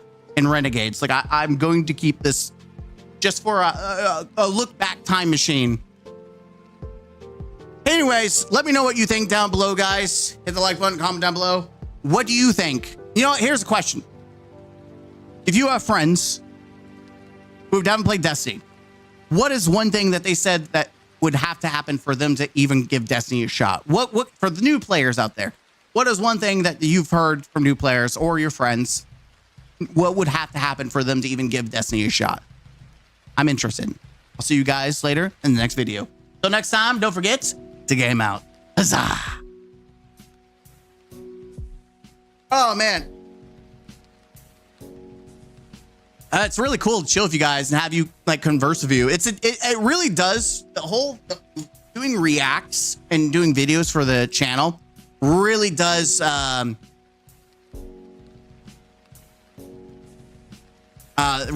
get like shine a spotlight. Now I know a lot of you are gonna like have seen the video, and that's okay if you don't want to watch the video. There's like 73 people currently watching us react, which is really cool. I got the idea of doing live reactions when we were reacting to the live stream, because I feel like we get a lot of integration with the community, and I actually like this aspect, especially if I could see you guys talk and you bring up good points, and people can see your points too. Like, it's nice. I like it. I hope you guys enjoy it. I hope we do. All the Bungie ball players who were sucky about Marathon Suit changed their tune and stopped with the gluck over it. They need to stop dick riding Bungie so hard they act like their behavior is normal when it isn't. Better tutorials, dude. Better tutorials is huge. That's what needs to be done. Like, I'm kidding. I'm not joking. When I played the new player experience for Destiny, they literally they told you how to slide, crouch, shoot your gun, but they didn't teach you how to reload your gun. And yes, I know people are like, bro, I played games for so long, like, I know reloads are. If you want to really attract new players, you have to treat them like they're stupid. You have to treat new players like they're freaking stupid. Because even if they're not stupid, you catch everyone in like with a net. So if you do have stupid people, you're okay. I'm sorry, that may not be like the most positive viewpoint, but it's the real viewpoint. It is the true, real viewpoint. You treat them like there's players like they're stupid with like the new players, you're going to be okay. If Bungie wants to keep new players and bring back old players, simply fix the game slot constantly, putting new stuff in the game, which breaks the game even more. Fix the game. Think about that as a lot. I found this Warframe content creator who supports your comments here in his video. Whoa! What? Who? Someone act Warframe content creator supports your comments? Chris, I don't know if you have access to. I don't think it's gonna let you comment. I don't know if it will let you. Could you go to the Discord? Hades is posting the Discord. Post it in the general chat for me, and I'll watch it. Yeah, we've got a couple of videos because I think that's all I have for now. breaking news. Bungie hears feedback. Damn, I should have looked at that. Damn, I forgot about that comment. Because DNG mentioned that. The whole thing. Damn. That would have been so good to put in the video. Breaking news. Bungie hears the feedback. It's so sassy. It's so sassy, but I love it. All right, I'm going to check the Discord. All right. Hey, this is 537. What was this? What is this?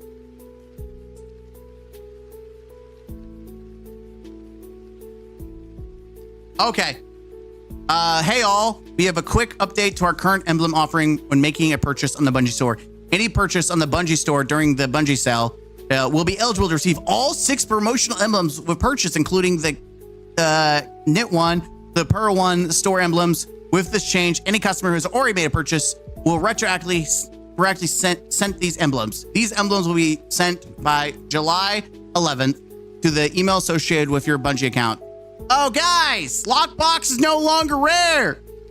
W changed. Glad people stood up. Hold on, let's record this. All right, we've got an update. This may be a short video, but I'm still going to do it as an update. We've got an update now from Destiny 2 teams on the whole gambling NFT emblem scheme. Hey, all, we have a quick update to our current emblem offering when making a purchase on the Bungie store. Any purchase on the Bungie store during the Bungie day sale from July 7th to July 15th will be eligible to receive all 6 promotional emblems with purchases, including the Knit 1 per 1 store emblem. With this change, any customer who has already made a purchase on the Bungie store will be retroactively sent these emblems. These emblems will be sent by July 11th, 2025 to the email associated with your Bungie store purchase. Stay tuned for the updates. So these emblems include the anomalous signal, which I claimed, between stars, Hugin's Trove, Lockbox, which was the NFT gamble emblem, Threads of Light, and Through the Heart. All right, thank you, Chris. I'll get there. I find it funny because I literally said, I literally said, I feel like Bungie did this intentionally to create a FOMO situation to get people to quickly burn as much money to grab this lockbox. And then I was cynical because I felt like they were going to make it to where you can get them. Like they're going to remove it and you're absolutely going to be able to get the emblem. Like they're just going to give it to you or something like that. Whatever I said. Specifically, I hinted at this. And it's crazy. It is crazy that that's actually what they did. I didn't expect them to give you all of them though. I thought they would just give you a lockbox. But man, it is almost like I know Bungie, and even though it's confirmation bias because they did the thing that I said that they'll probably do. The reason they did it, we don't know. We don't know if they did it because of the backlash or they did it because this was part of the plan to do in the first place to get. But what I did say is that I knew that they were going to get backlash. They were going to change it because that's what they always do. And people are going to praise them and say, oh my God, Bungie, you're so great. Oh my God, Bungie. I'm so glad you changed this from a gambling ring to the normal way it should have been. W changed. Glad people stood up. What about the Pixel Perfect emblem? Who do I contact about that? Still missing from my collections. Good change. Yep. What does this say? I don't know if I want to know. Translate. God, I love this option. We're going to translate or we're just going to be lost in the sauce. After all the purchases we made? Yeah, exactly. Exactly. Big W for y'all. It is crazy that people are giving W. Let's not act like you didn't realize this was going to make people upset. You know your community after 10 years and 7 to 8 years of Destiny 2. You know how they react to emblems. I'm not giving you a W. Why'd I say give you a W for something that should have never happened? Plus, you fail to apologize for this. Yeah, that's the big thing. Tell me, guys, where do they apologize for it? Tell me. Bungie's not apologizing for it. They didn't say sorry. Sorry, we know we made you upset. Sorry. Sorry that we did this and we upset you guys. They don't apologize, which leads, this is where the cynic in me comes from. That leads me to believe that Bungie does it intentionally. Like, this was part of the master plan. This is the most unsincere. There's no apology. Guys, we did the thing. There you go. We fixed it. That's like, people just don't realize. It's crazy. Good change. Literal W, really glad for this change. Do y'all intentionally do stupid shit so you can fix it and look good, or you are on the whim of a 400-pound lizard in a suit telling you to do lame shit? It's the second bit. He's got a nice car collection though. Can't justify your shipping costs to Canada enough to buy anything.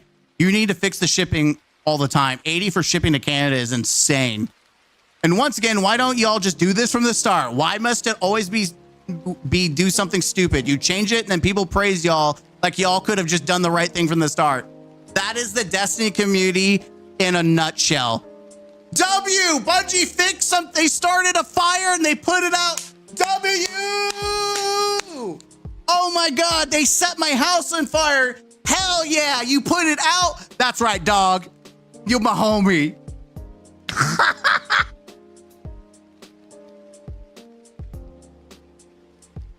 Wow, that's actually kind of insane. So you get all 6 now with one purchase. You talked to legal about the Emblem gambling thing, huh? Smart change. So I get my money back for trying to obtain lockbox before you just made it practically a free handout. I'm telling you, there's no shot Bungie didn't know this was going to happen. Bungie, I'm going to light your cat on fire. And then I'm going to put water on it, and then I'm going to be considered a hero. Excellent. Excellent. Getting rid of the gambling mechanic is always good. Still slightly concerning that they were in the first place. True. Remove the purchase limit on non-area Enagrm. Okay, that's good change. That's awesome. Please also okay. Thank you. This is the way. This is the appropriate response. You're not praising them. You're just saying, this is the way. It's true. This is the way. What about the Revenant Echo Enagrm? Good change. Thank you. Sniff away. Great change. Good change. Nice to read that. Good change. Best possible outcome. These are fair comments. They're not praising Bungie. They're just saying good changes because they are. W. It's not a W for Bungie. Smart move. Awesome. Pass. W change. Good. Thank you. W change. Exotic Bungie W. I cannot believe people are giving Bungie an exotic W. It's not exotic if they do this every fucking time they fuck up. It's not exotic if it's pro-typical for Bungie. Like, I even said that they were gonna do this. Still can't. Like, it is insane. Works on soundtracks. Kind of bummed. I tried 3 last night. Does this mean I'll get 3 sets of all 6 emblems? Yeah, gambling is dead. W's in the chat. Yeah, I'm gonna be honest. I cannot give Bungie any praise. Let's see what the requotes are. Hey Bungie, I have a simple but significant request. For the sake of transparency and good business, you want to start listening to prices? Okay, whatever. Since when did Bungie allow gambling? Spread the word. Thank you for seeing reason.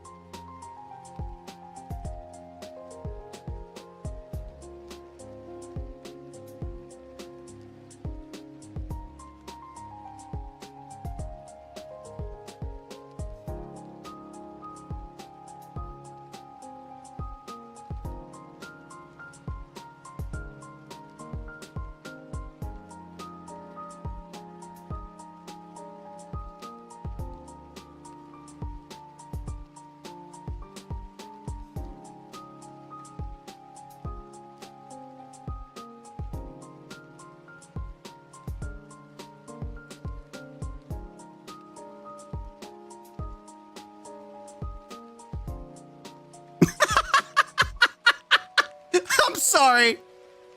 I'm sorry. I'm sorry. It's hard for me to just not take it seriously.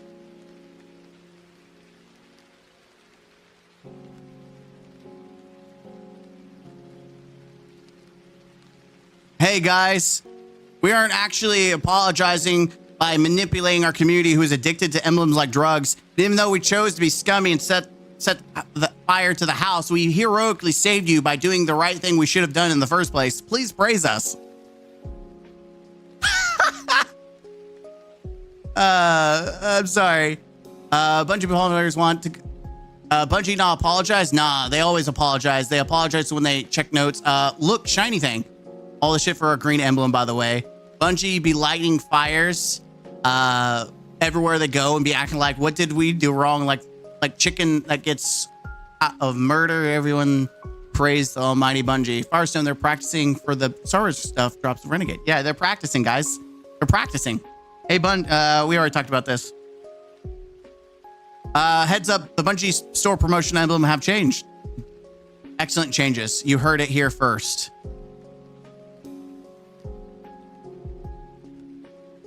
I just find it so funny that the Destiny community is so stupid. The Destiny community is so stupid. Everyone who buys something from Bungie store, if you have already purchased something, okay, so you're just going to, wait, no. You said something at the end. They said something at the end. Translate, you asshole.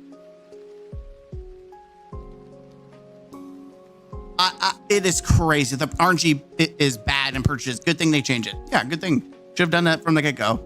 They changed it. I couldn't say anything before, but the feedback was being passed along. I couldn't say anything before, but the feedback was being passed along.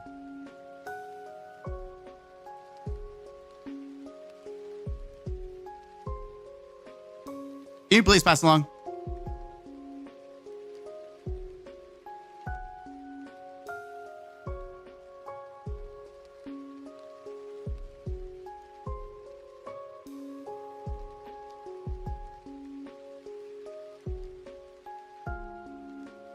What was the thought process?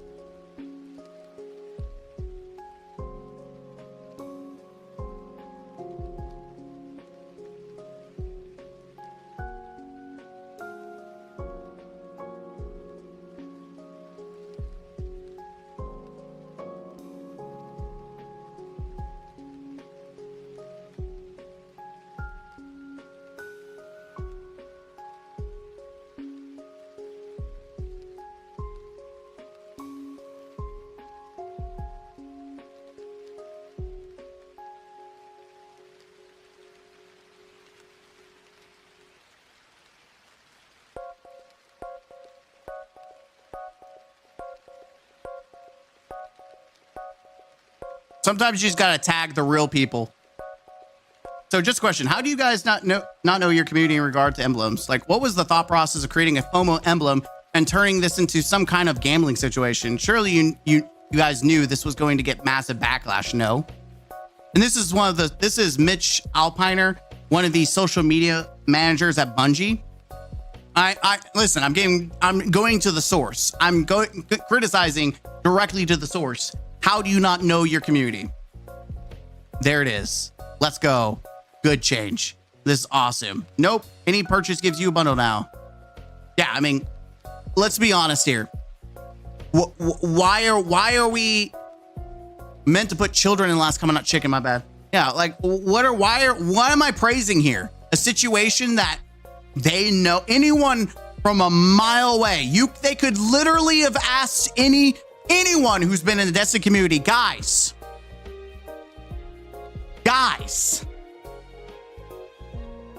is this a good idea? And they would have told you, no, it's not. It's not a good idea. It's insane that we have to have this conversation about gambling and FOMO.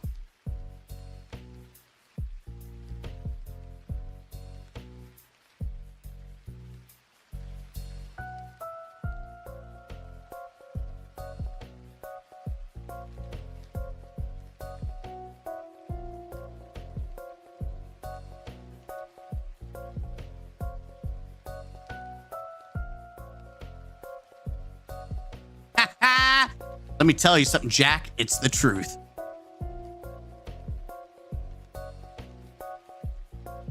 People don't want that. People don't like the truth. Let's act like you didn't realize that was going to make people upset. You know your community.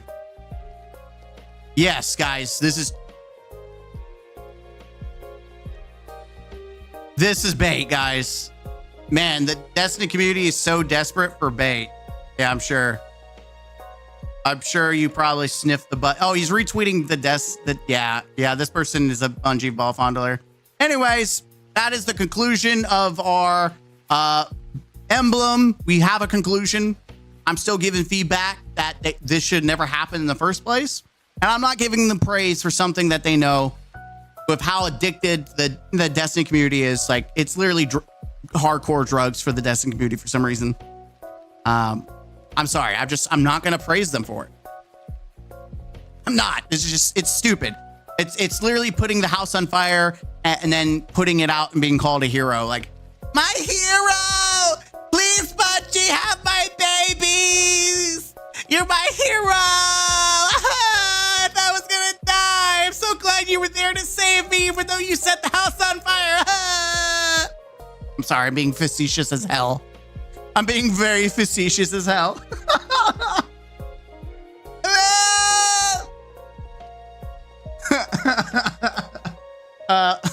By the way, now we're at the end of the video.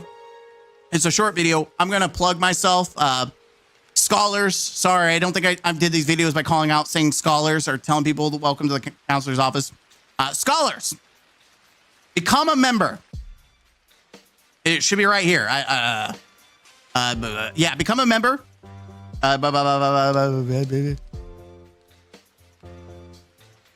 Nope. Let's go to YouTube right now. Demand it.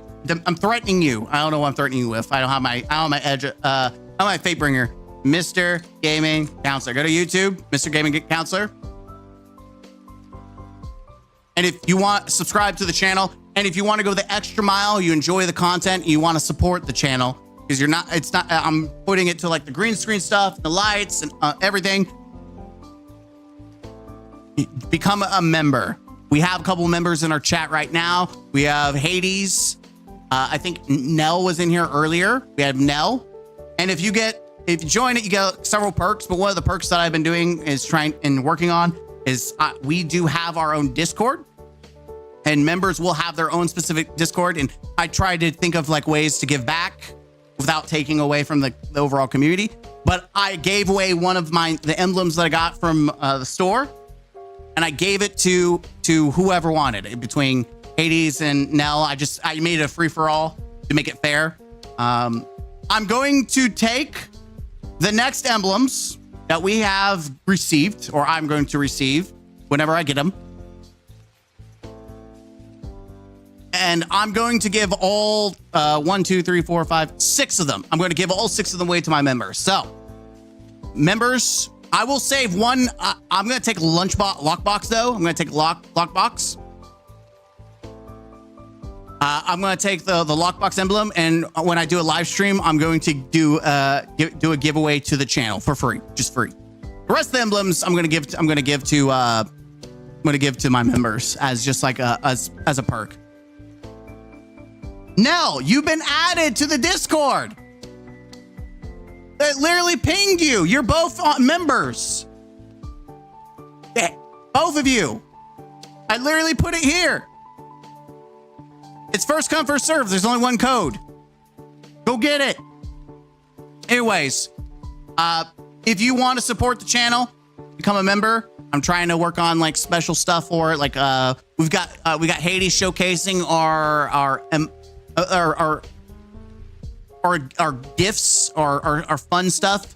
I want to make some actual like custom ones based on the channel. It's just haven't got around there, but we do have them. And then I want to make special like icons, badges is what they call. I'm not used to doing stuff like this, by the way. So it's all fresh and new. So I'm trying to make it. This is only for people who want to support the channel. You subscribing to the channel and following the videos is all I really need. But if you want to go the extra mile, hit join, and support the channel. All the extra resources go directly to the channel. So I appreciate you guys. Oh, we already got our members. We got some more members. Stan, next time, try not to put it in the welcome spot. If you could put it in general, put it in the general chat, just so, and I'll check it out. But just for next time, thank you. Anyways, guys, that's me plugging out. Check out the other videos that'll be coming out. I appreciate you guys as always. Not to ramble on, Mr. Rambler Man. I'll see you guys in the next one. Until next time, don't forget to game out. Huzzah! It's a lot of work to continue to talk, guys. Holy! Last time I've talked this much was during debate. Let me go get a drink real quick, chat, so I can salivate. We are gonna jump in and we're gonna check out the video by that Stan sent. Where's my welcome screen?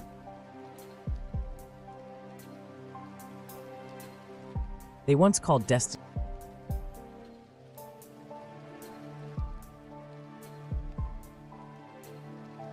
Okay, I actually grind hard squad. I think I know who this is too. I've seen them for Warframe builds, unironically, so I'm actually hyped to watch this. We're gonna watch it here. They once called Destiny 2 the Warframe. Before we start this video. All right, cool. Oh, he's gone. Let's all misbehave. Get hydrated. Yeah, get hydrated, chat.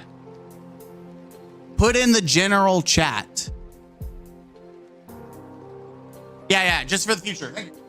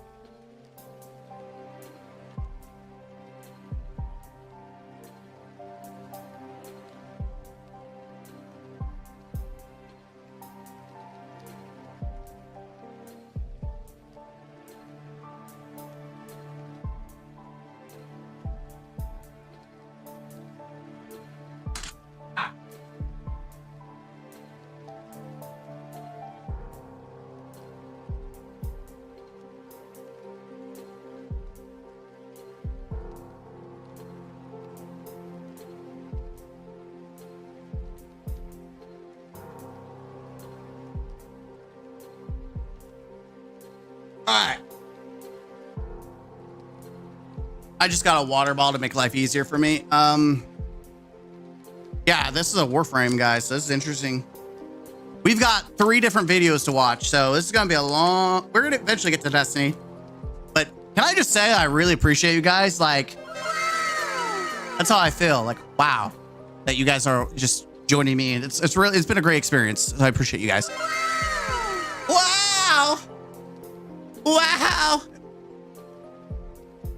Chris Majors, my friend stopped playing because the game is too much of a time sink. Time suck. I hate that it sucks my time. You're not wrong. It does suck your time. I hate it. Sucks my time. Suck it long, suck it hard. I don't know where that was coming from. Anyways, I lost chat. All right. Big Bungie balls. I've got a couple things I want to do before we jump into it.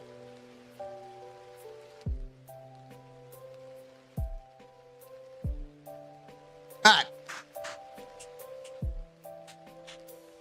I need to order some food. I'm hangry. I appreciate you guys.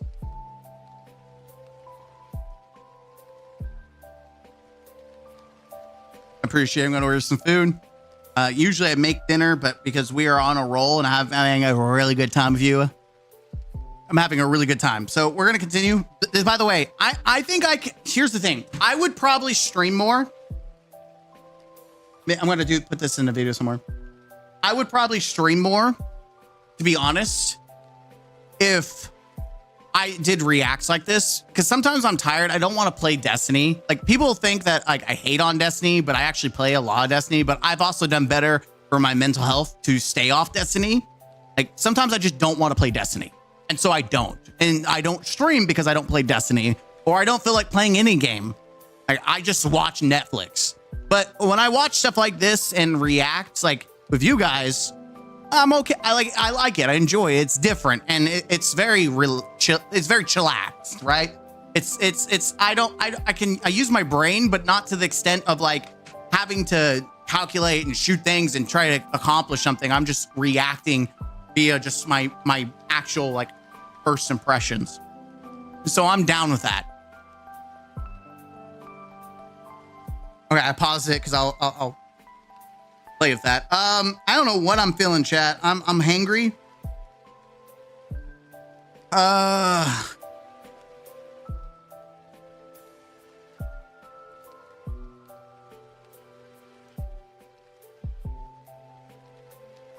Thank you for bearing with me. I have not eaten at all today. I have not eaten all today. Hit the like button, chat. Subscribe to the channel too. Like, it's always appreciative when you guys follow and watch the videos. You guys are awesome.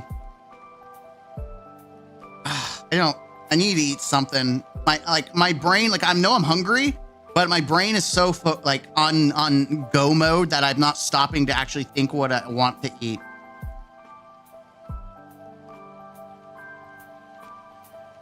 Like, what? I need easy food that we can do this. Pizza, man, I could go for pizza, but I don't know if that's what I want right now. Yeah, I'm gonna order this. I'm going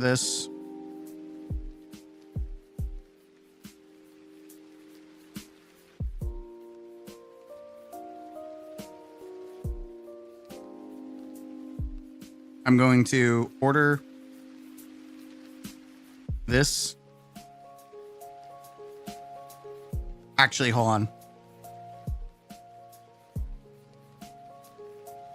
I'm gonna order this. Pepper. I broke keto. I did the no. I broke keto. I was getting back on it. I lost like 8 pounds, chat. I broke keto. I broke keto. It feels bad. But I just want to get something that I can eat, and then tomorrow we start a normal day. Because I am like all over the place.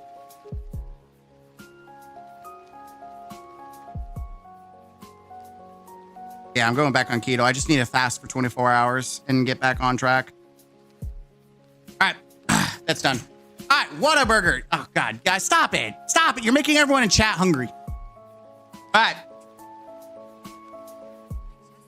I know that was like a minute of randomness, but welcome to the counselor's office. I'm Mr. Gaming Counselor. We are live currently. So scholars, welcome to the show. There's one thing that I want to do. I want to do live. Oh, okay. One thing I want to do live. So we're going to kind of do this. 2 seconds. If I can figure out.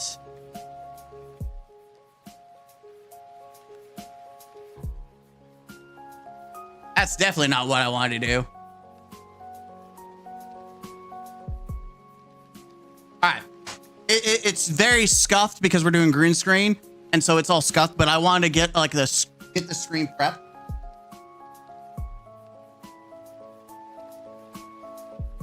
I'm doing an unboxing. I'm doing this live. Also, it's really stupid of me to cut toward my body like an idiot, but luckily it's just like school scissors. We're doing an unboxing. Hold on, 2 seconds, because this is not gonna work like the way I think it's gonna work. Boom.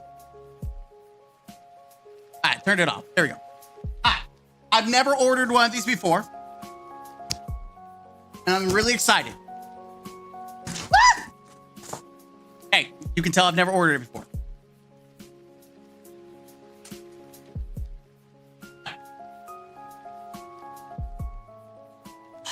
We're gonna see this together. I'm very excited. I'm so excited. I ordered this and I like, oh yeah. Upside down. Oh baby, display. I finally ordered a display and it's the OG Halo Combat Evolved. Oh, I saw this and I was like, I've got to have it for this room. Oh, and I got the textured one. Oh my God. Hell yeah. Ah, baby.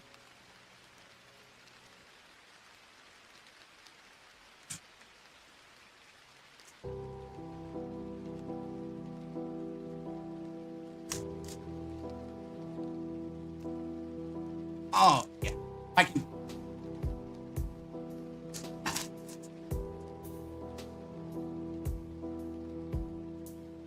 Oh, yeah, it's textured. Like, I'm not telling you, like, I got the very special one, so you can actually feel Master Chief's helmet. It pops out. That's how textured it is. Let me see. See how it like pops out a little bit? It actually has texture.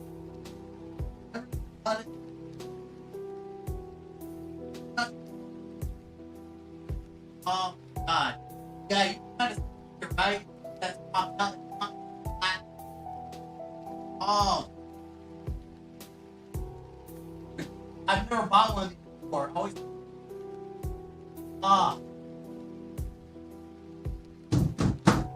Oh, baby.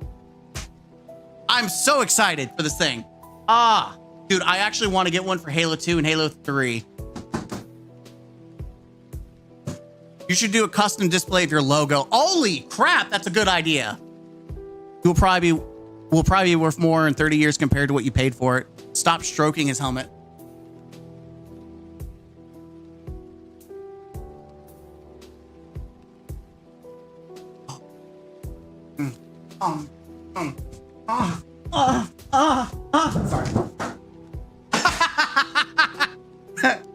Sorry. Sorry, we had a gamer moment. We had a real gamer moment there. That's my childhood right there. And for some reason, I wanna hump it. It's really weird life choices. I don't know. What the heck? That's the wrong thing. Boom, there you go.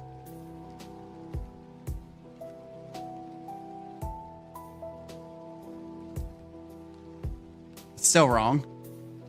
Dude, I mixed all my stuff up. It sucks. The helmet stayed on. Hell yeah. There goes monetization. All right. Now that we've done that intro, for the people that are upset that I always yap on, I hope you enjoy that box opening. I was so excited. I can't wait to put that up. That was a great idea. I didn't know you could make custom emblems. So if I can make a custom emblem or display of my name, like my channel, I'll put it up. I was thinking about getting a custom neon light somewhere for over here in the corner. But yeah, I think I'm going to try to put it where in frame right by the Master Chief helmet. I can hang it up somehow in the curtain. I will. All right. Today we're going to react. We're going to go ahead and pause the beautiful fantasy music. We're going to react to Grind Hard Squad. The links will be down below. I need to be better about giving this to chat. If someone could, one of my moderators, to be just an absolute gem, if you could just find their channel or the video itself, and once we're done, if you could spam it in the chat for me, would very much appreciate you. Moderators, if you could do that. I know that's more work on your part, but we're going to check out a video by Grind Hard Squad about, they called it the Warframe killer. Now it's on life support. So it's obviously about Bungie. Grind Hard Squad is known for their Warframe videos. Like that's pro. That's usually what they do, right? I've never heard of the Warframe killer, so I've never heard of this. So this is going to be very interesting. So we're going to jump in and see what this video is all about. I'm going to do a full screen. Whoops. It's called Destiny 2, the Warframe killer. Now, it's barely keeping itself alive. Player counts have crashed, pre-order numbers are tanking, and the content feels emptier than ever. By the way, Warframe came out before Destiny 2, by the way, or Destiny in general. just so we're all in the same same mindset. The real plot twists? Destiny isn't killing Warframe, it's slowly killing itself. True. Did you know Destiny 2 has lost nearly 90% of its PC players since the final shape launched? It's also lost its console players too. It's also lost its console players as well. Like, people think that Destiny is mostly a console game. It's not. We actually have numbers. It's been disproven multiple times that console is relatively close to PC. So it's a very fair assessment to say that 90% across the board has gone down. That's not just a dip. It's a massive collapse.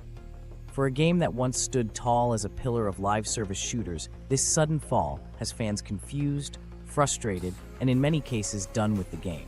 Something's not right, and today we're going to talk about why. Why is Destiny 2 failing right now? What went wrong? And more importantly, can it still be saved? So here's the deal. Destiny 2 isn't dying because of one single mistake. It's dying from a dozen little cuts that keep adding up. I think Destiny is a death by 1,000 cuts. They're absolutely correct. Bungie, we've reviewed multiple issues throughout the week about what Bungie has done wrong. And the video I did about why Edge of Fate is already a failure is because a lot of it comes from those 1,000 cuts and things that they're doing wrong, that they're not really acknowledging their core player base, while we're also not managing to pull new players in. They're doing a lot of things wrong.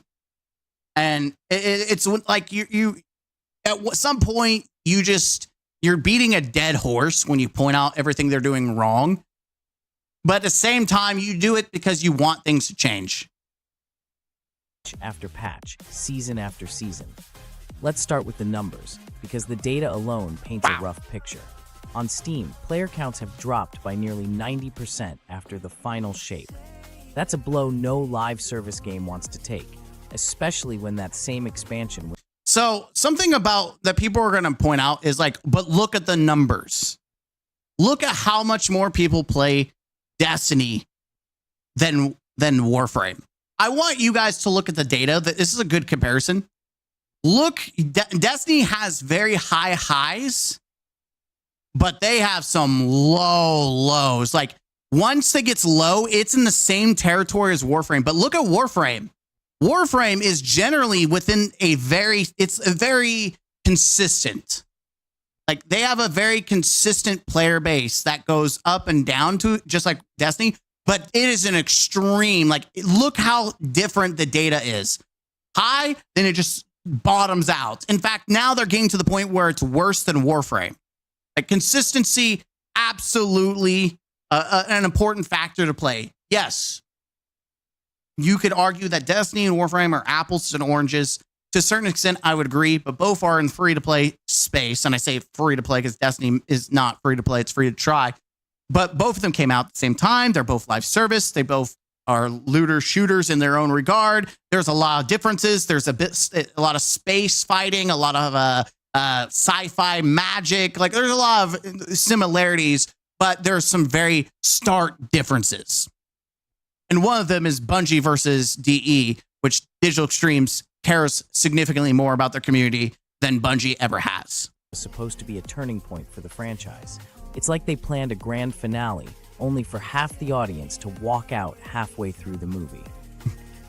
One of the first major problems players point to is burnout. Destiny's seasonal content system is like a fast food drive-thru. Quick, repetitive, and forgettable. You get a new activity, grind it for a few weeks, and then it gets tossed out with the next patch. Okay. I'm not defending Bungie, but I am going to say everything he's saying is correct. Seasons are now free, which I think does change things dramatically. By the way, if you check out the video with the link, tell them Mr. Gaming Counselor sent you. I'd appreciate it. Tell them I sent them and that I appreciate the video. It's a good video. I'm not defending Bungie, but seasons are going to be free. So hopefully the new seasonal model will change. We'll see. I think it is a lot different when you have to pay for seasons versus getting them for free. I'm more laxed on repetitivity of a game if it's free versus you're making me pay you money for it. Nothing sticks. It's all disposable. Players are tired of paying for content that doesn't last, and grinding Or for stay. reward. Or stay, because it doesn't stay. The portal's the first time we've had seasonal content come back, and it's like two activities over years of seasonal activities that were just removed. Like, let's not get twisted. It's not just doing the same thing, it's also the same thing where it all gets removed. That get left behind. And let's be honest, for a lot of fans, Destiny used to be about long-term investment. Getting the god roll you wanted meant something. But now, even the best loot feels temporary. That brings us to the constant system changes. Bungie keeps tearing down core features and rebuilding them from scratch. Crafting, they added it, changed it, then removed half of it. Power caps, up. I would argue that they removed currency from it, but I would also argue and say that they are removing crafting in general. By the way, crafting is probably the closest we've gotten to Warframe. Obviously, Warframe has modulars, and you can craft essentially any kind of gun you want. But it was like very close to Warframe, the fact that you actually get the pieces, you craft the gun, and you can make the perk selection, all that, just like Warframe does with modulars. But I would say when it comes to the grind, I think the grind is better for Destiny. But when it comes to being able to craft the gun that you want and having more choices, I think Warframe is better. But it also leads to the fact that one gun may be better than all guns for like an extended period of time. But Warframe does a significantly better job of making different guns interesting compared to Destiny, where most of the differences is, does this have a better damage perk versus Warframe, where this gun shoots out blades or it shoots out a flamethrower or does X, Y, and Z, right? I think that's where Warframe shines over Destiny. Destiny has more consistency, whereas Warframe builds into the power fantasy and gives you that cool uniqueness that Bungie kind of has dropped the ball on. Down, then gone entirely. There's never a moment where you can just play the game without worrying about a major overhaul around the corner. That's Players are true. confused. Casuals don't know where to start. Veterans feel like they have to relearn everything every few months. I think that's a fair point that I've never really thought about. It is so conditioned in the Destiny community that we're so used to changes happening constantly. But then you think of Warframe, they don't, like, when they do changes, it is a massive thing for the community. Like, doing massive overhauls is just like, people, they're like, what? But the fact that Destiny does it constantly with different changes, like, it really, a lot of people don't connect with that. Like people really, really, truly do not connect with that, where they like consistency. They like stability. And Destiny kind of doesn't do that, like, at all. There is no consistency or stability.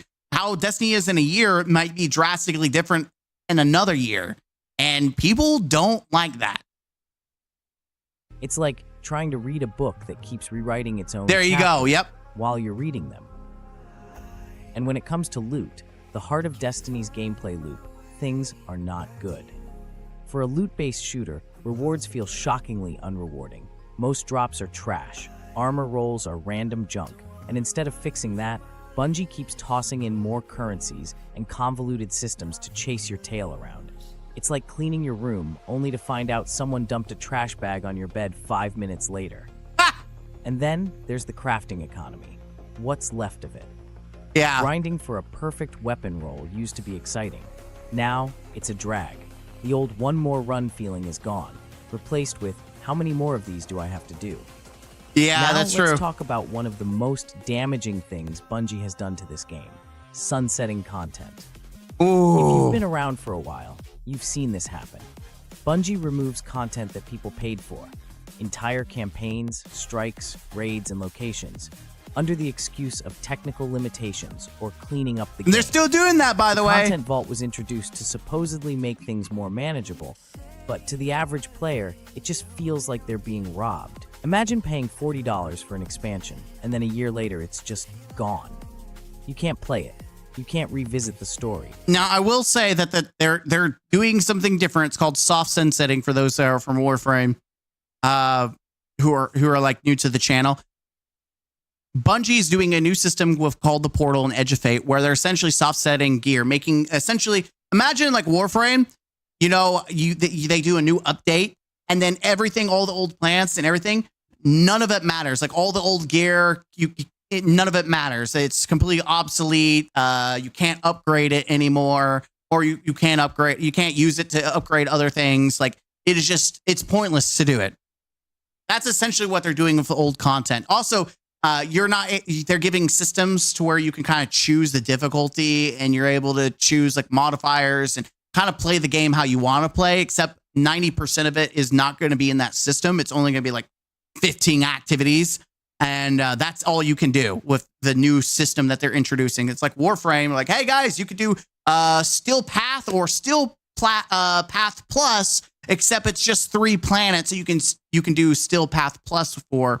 The rest of it is just you're stuck with regular Still Path and the general level. You can't play with these new systems. We're soft sunsetting them, put them in the closet. So that's what they're doing. They're not actually removing the content anymore, except for seasonal content, the episodes, all that for years they've been removing from the game. But with the current stuff we have now, they're going to soft sunset it. You can't experience it with a friend who just joined. It's vanished. This kind of sunsetting creates a weird relationship with the game. Players feel like their time and money aren't respected. Yep. New players are especially hurt by this because they miss key story beats and content that the game references but can't access. It's like trying to watch the 3rd season of a show when the first 2 are locked away in a vault. True. And the worst part? The content wasn't even broken. It was fine. But Bungie still removed it. Stuff like the Forsaken campaign, Tangled Shore, and even the original Red War campaign, all deleted. When Destiny 2 was first released, it felt like a growing world. But now, it feels like a revolving door. New content arrives, old content disappears. Nothing feels permanent. And the story, man. I mean, even now, like I said, Bungie is soft sunsetting older paid content. So a lot of it's still paid, by the way, but it's being put in the closet right now. They're not going back and revisiting these destinations. They're not adding life to it. They're just like, bye-bye. Like Warframe, one things I do like is they do put reasons to go back. They're like, hey, we've got this new thing, this new thing to go farm on Mars or on one of their other planets. God, it's been a minute since I played. What's the infested world? Someone correct me. What's the infested world? That world they've added so much content into to keep it relevant and keep it going. Like they continue to do things in Warframe to add life to their destinations. They're not just abandoned. They're not forgotten. They actually do stuff to make them useful. And even if they're like more like side like planets that aren't like overly impressive, they still feed into the world of Warframe. And that's one of the things that Destiny does not do right, or at least Bungie doesn't do Destiny. Like they don't, like Earth. We have the Cosmodrome and we have the European Dead Zone, but why can't we go to America? No, not 1999. That's the new expansion or the update. I'm talking about the planet where the infested, where we got the mech suits from. But yeah, Bungie does this nasty habit of abandoning destinations. And so for a lot of people, they just don't like connect with that. Like, why are you abandoning worlds? Why are you not exploring Earth? Why are we not going to like California or like Washington, D.C. to see what it looks like in the future or after the collapse? Or why are we not going to like China, or we're going to, and like there's so many points of interest in the Earth that they could explore and expand, but instead it's like, you get 2 destinations on Earth and we're done, bye-bye. Like technically, yeah, it's just, it doesn't make sense to me. Where do we even start with the story? Destiny used to be known for epic arcs and rich lore. Sci-fi. The final shape had moments of brilliance, but the seasonal storytelling since then? Flat, rushed, shallow. Yep. Bungie promised depth, but a lot of fans are saying it just isn't there anymore. Nope. Important characters are sidelined, emotional beats don't land, and there's no real momentum between episodes. It feels like we're stuck in filler, just waiting for something meaningful to happen. Then there's PvP. Crucible is still around, but it's barely hanging on. Balance is all over the place. One weapon becomes overpowered, everyone flocks to it, and the meta becomes stale almost overnight. And if you don't run with the trend, you get melted. There's no space for creative builds, just whatever YouTubers tell you to run. People are getting okay, Warframe kind of does this too, but I would argue that there's usually more than one gun that is of interest, and that specific one gun can be adapted to different ways of playing it. Like you can do like a toxic build or God, I can't even remember all the keywords. It's been so long since I need to play Warframe. I swear, you can customize the different elements and then different style. Like you do magnetic build, you do a slash build. Like there's elements, then there's bullet types like slash and blunt, and I'm trying to think what else there is. There's like multiple different forms to customize a gun. So the one gun could be like 5 different guns. You can do, that's the beauty of like what Warframe does versus Destiny, where it's like it's one single gun that usually has like one specific role that makes it god tier, and that's the one specific role that everyone and their brother runs. And it does get very stale. Tired of playing the same broken loadouts every week. And just when players hoped Bungie would double down and fix Destiny 2, the studio did the opposite. They quietly shifted a huge chunk of their talent and resources to something else, Marathon. Their reboot of the old sci-fi IP was supposed to be a bold new direction, but it came at the cost of Destiny. Entire teams, from art and audio to mission design, were reassigned to Marathon development, leaving Destiny 2 with smaller support crews and fewer people to maintain the game. According to reports and insider leaks, even seasonal content for Destiny 2 started being outsourced or stripped back to minimum production levels, while Bungie focused on making Marathon look like their new... You ever wonder why some of the seasons were ass? It's because they were outsourced. They were literally, Bungie's not even putting effort into their own product. Next big cash cow. But that backfired too. Marathon kept getting delayed, and the worst part is, it did not receive a welcoming embrace from fans when Marathon's official gameplay was revealed. I was there, watching every detail of the new extraction shooter, and to be honest, it was an absolute cringe fest while looking at content creators trying their best to enjoy the game. To be fair, the cinematic of Marathon is really breathtaking, and it can make any gamer interested in trying out the game. But when the actual gameplay was revealed, it felt really boring. I don't know why, but maybe because of personal preference also. I enjoy PvE content, and extraction shooter is not my thing, so maybe that's one reason why I don't like Marathon. Also, the gameplay they showcased wasn't that interesting in my opinion. It really wasn't. It was pretty boring. Destiny characters, and some in the chat even say that it feels like Whoa, back it up, Terry. Put it in reverse. Back it up. Don't compare, like, listen, Warframe looks, or not Warframe, Marathon looks nothing like Destiny. First off, I would argue that Destiny looks significantly better than Marathon. And so do the characters. Do not, like, listen, there's a few times I will defend Destiny. This is one of them. Do not compare Destiny to Marathon, because this shit looks like ass. At least Destiny, I can make my Titan look like a Dark Souls knight, and it looks badass. That looks like something from Roblox. I don't want to hear it. Another hero shooter. The art style is also not my personal favorite, and in actual gameplay, it looks worse than the cinematic trailers. Bungie wasn't happy with the internal progress. So now, both projects are suffering.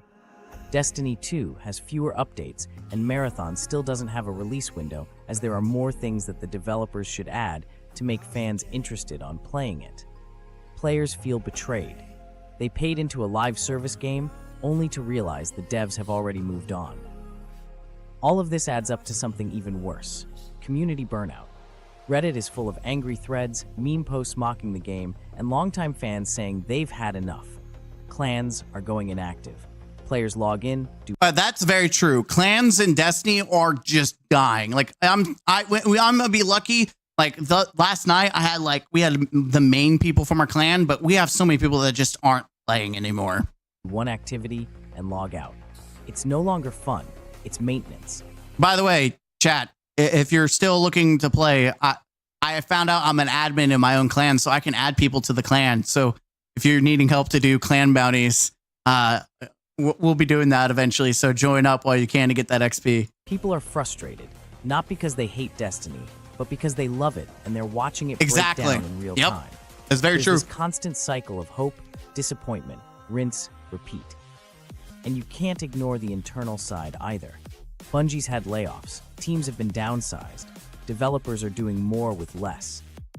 That affects polish, that affects content, and most of all, it affects morale. You can feel it in the game. Stuff gets delayed, bugs stay longer, fixes don't land quite right. It's not just about creative choices, it's about the team being under pressure from every angle. Plus, Destiny isn't the only live service game in town anymore. Exactly. Warframe, for example, is eating Destiny's lunch. It's more I love her. She's my favorite Warframe. Every time I stop playing, I always come back to Titania. I don't know if I said her. I always call her Titiana. Titania. She's my favorite. Just the fact that you can dual wield and fly in Warframe is so exhilarating.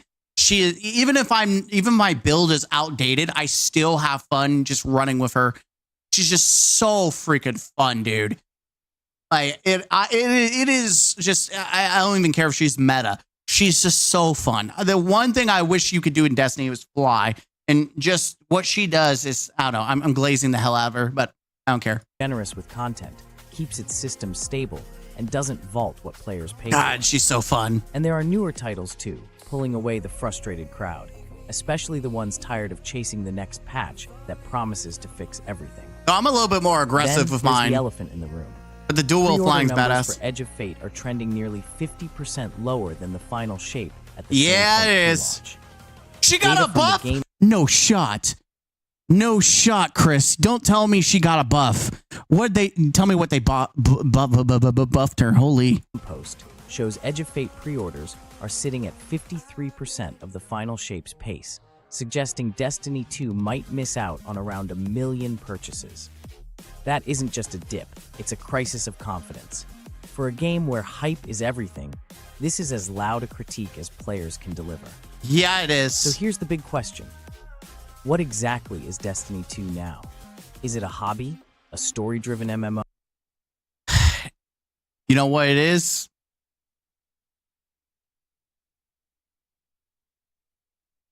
It's a pit of sadness. A looter shooter? Because right now, it's kind of failing at all three. There's no clear path forward. Bungie keeps trying to patch the boat while it's already halfway They buffed her damage. Oh. underwater, and fans feel like they're stuck on board without a life jacket. Let's walk through what it feels like for the average player. You log in after a week away.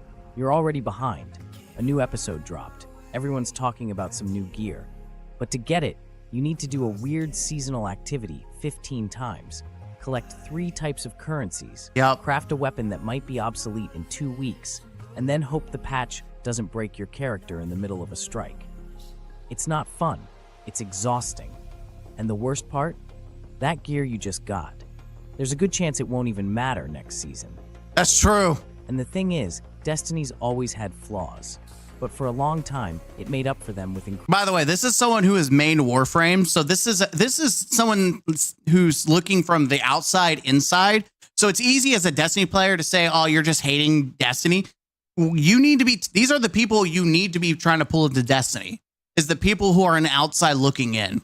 Like, I'm more willing to listen to this person's insight than someone who's played Destiny for like countless hours. I'm sorry. Their insight is more important than the dude that sucks Bungie off. incredible moments, insane raids, jaw-dropping skyboxes, weapons that felt so good to shoot, moments where you and your fire team were unstoppable gods. But now, the cracks are showing. There are fewer moments of awe and more moments of annoyance. It's not just one bad patch, it's a pattern. At one point, Bungie admitted that a small internal team was dedicated to retention, basically keeping you logging in. But that same team reportedly caused a massive 20-hour server outage in early 2023. After that, Bungie pulled the plug on that experiment. It's like they tried to build a machine that would make people stay, and it just blew up in their face. And now, they're pivoting again. Codename Frontiers is on the horizon, but Yeah, no one baby. knows what that even means yet.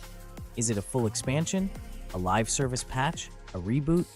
Okay, so I don't know if there were So the way that Frontiers is just the code name for the new setup. Apollo is essentially Edge of Fate. Behemoth is Renegades.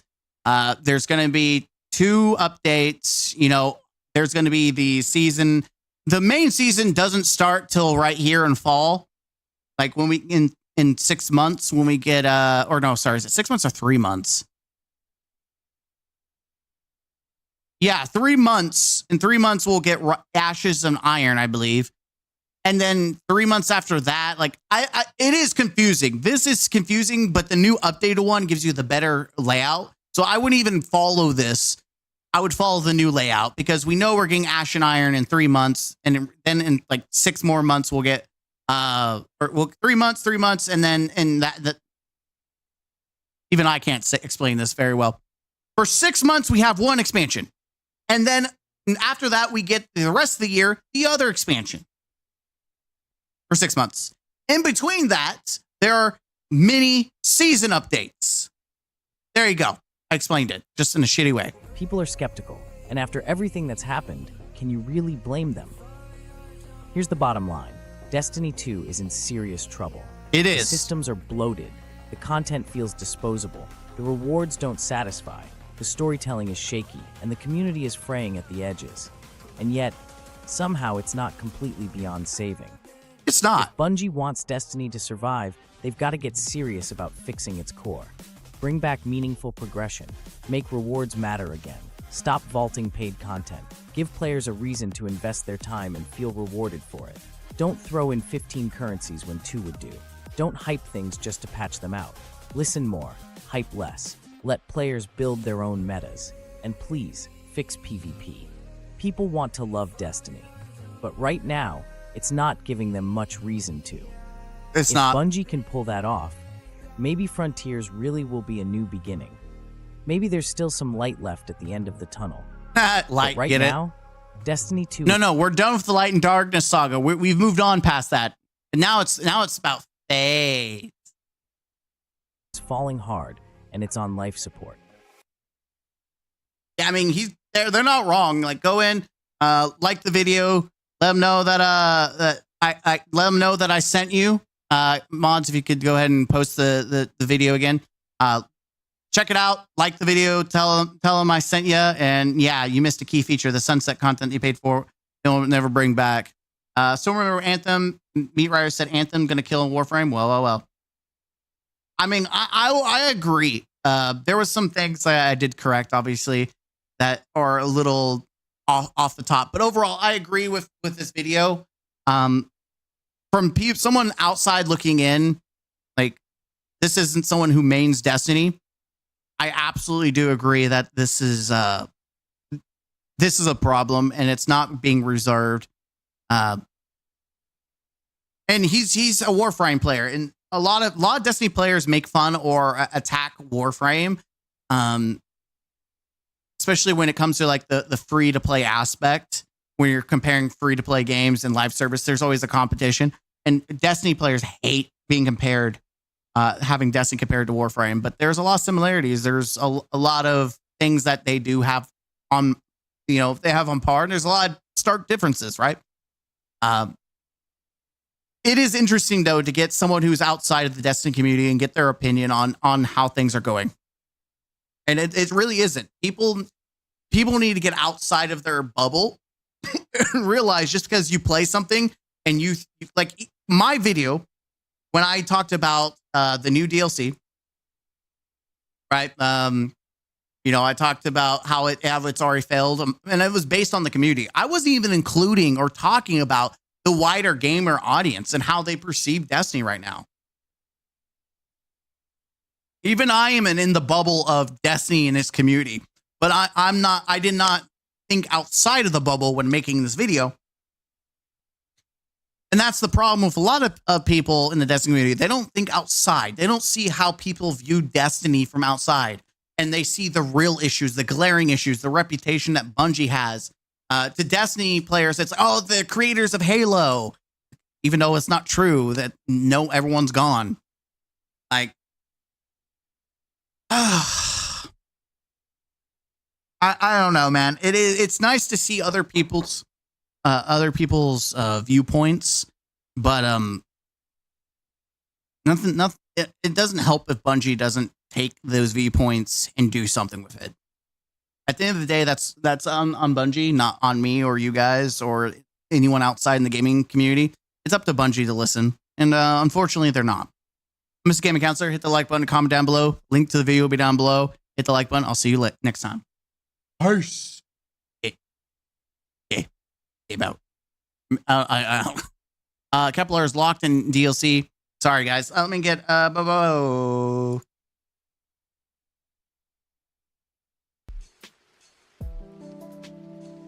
Yeah, mods, if you could share the video again for everyone. By the way, I feel like I've been hooliganed.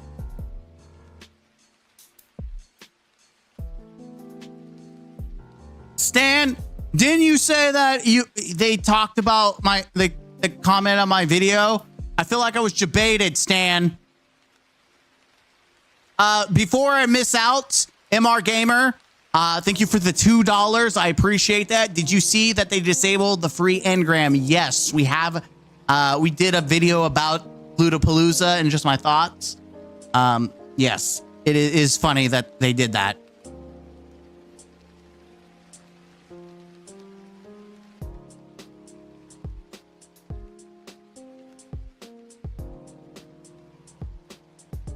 Someone said something about, someone said, I want to know.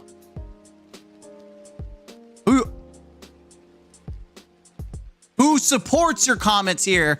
Okay, you said supports. I thought they commented on my actual comments, but no, you're right. They did support a lot of what I was saying in the video, so thank you. Sorry. Reading's hard, chat. They support your comments and your past videos. Oh, they're the rhetoric. They support the rhetoric. They don't actually support they haven't actually, like, they're not mentioning me as an entity. They just support the thought process and what I've said in the past. You made it sound like they supported me in my videos. That's what it sounded like you were saying. That's what threw me off. All right, we'll talk about that last because it's not that big of a deal. The leaks is an interesting video. I do want to talk about that because the raid. Where did Bungie go? All right, let me grab my food real quick. We'll be back.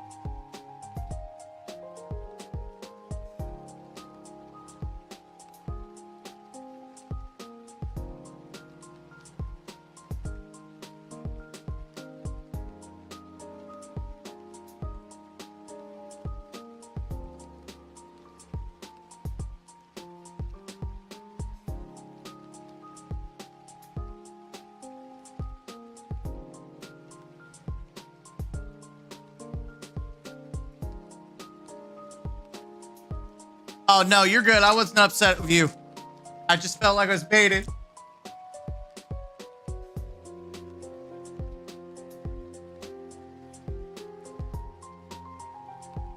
All right. Before we do anything, I'm actually going to do something because I want to eat, but instead of just eating in front of y'all, I'm hungry. We're going to do this. We're gonna watch this and kind of talk about it while I'm watching and eating. But I'm gonna take my cam off. I'm gonna have chat up. I'm not recording this, by the way. This is just us, just like chilling together while I eat. But I feel like it's a nice discussion point. We're gonna watch the video together. Beyond light. Yes, I actually did watch this video back. Should they come back? This intro will never not be funny to me. We'll get back to reacting to other things. I just wanted to do this for y'all. Well, come back to play Edge of Fate.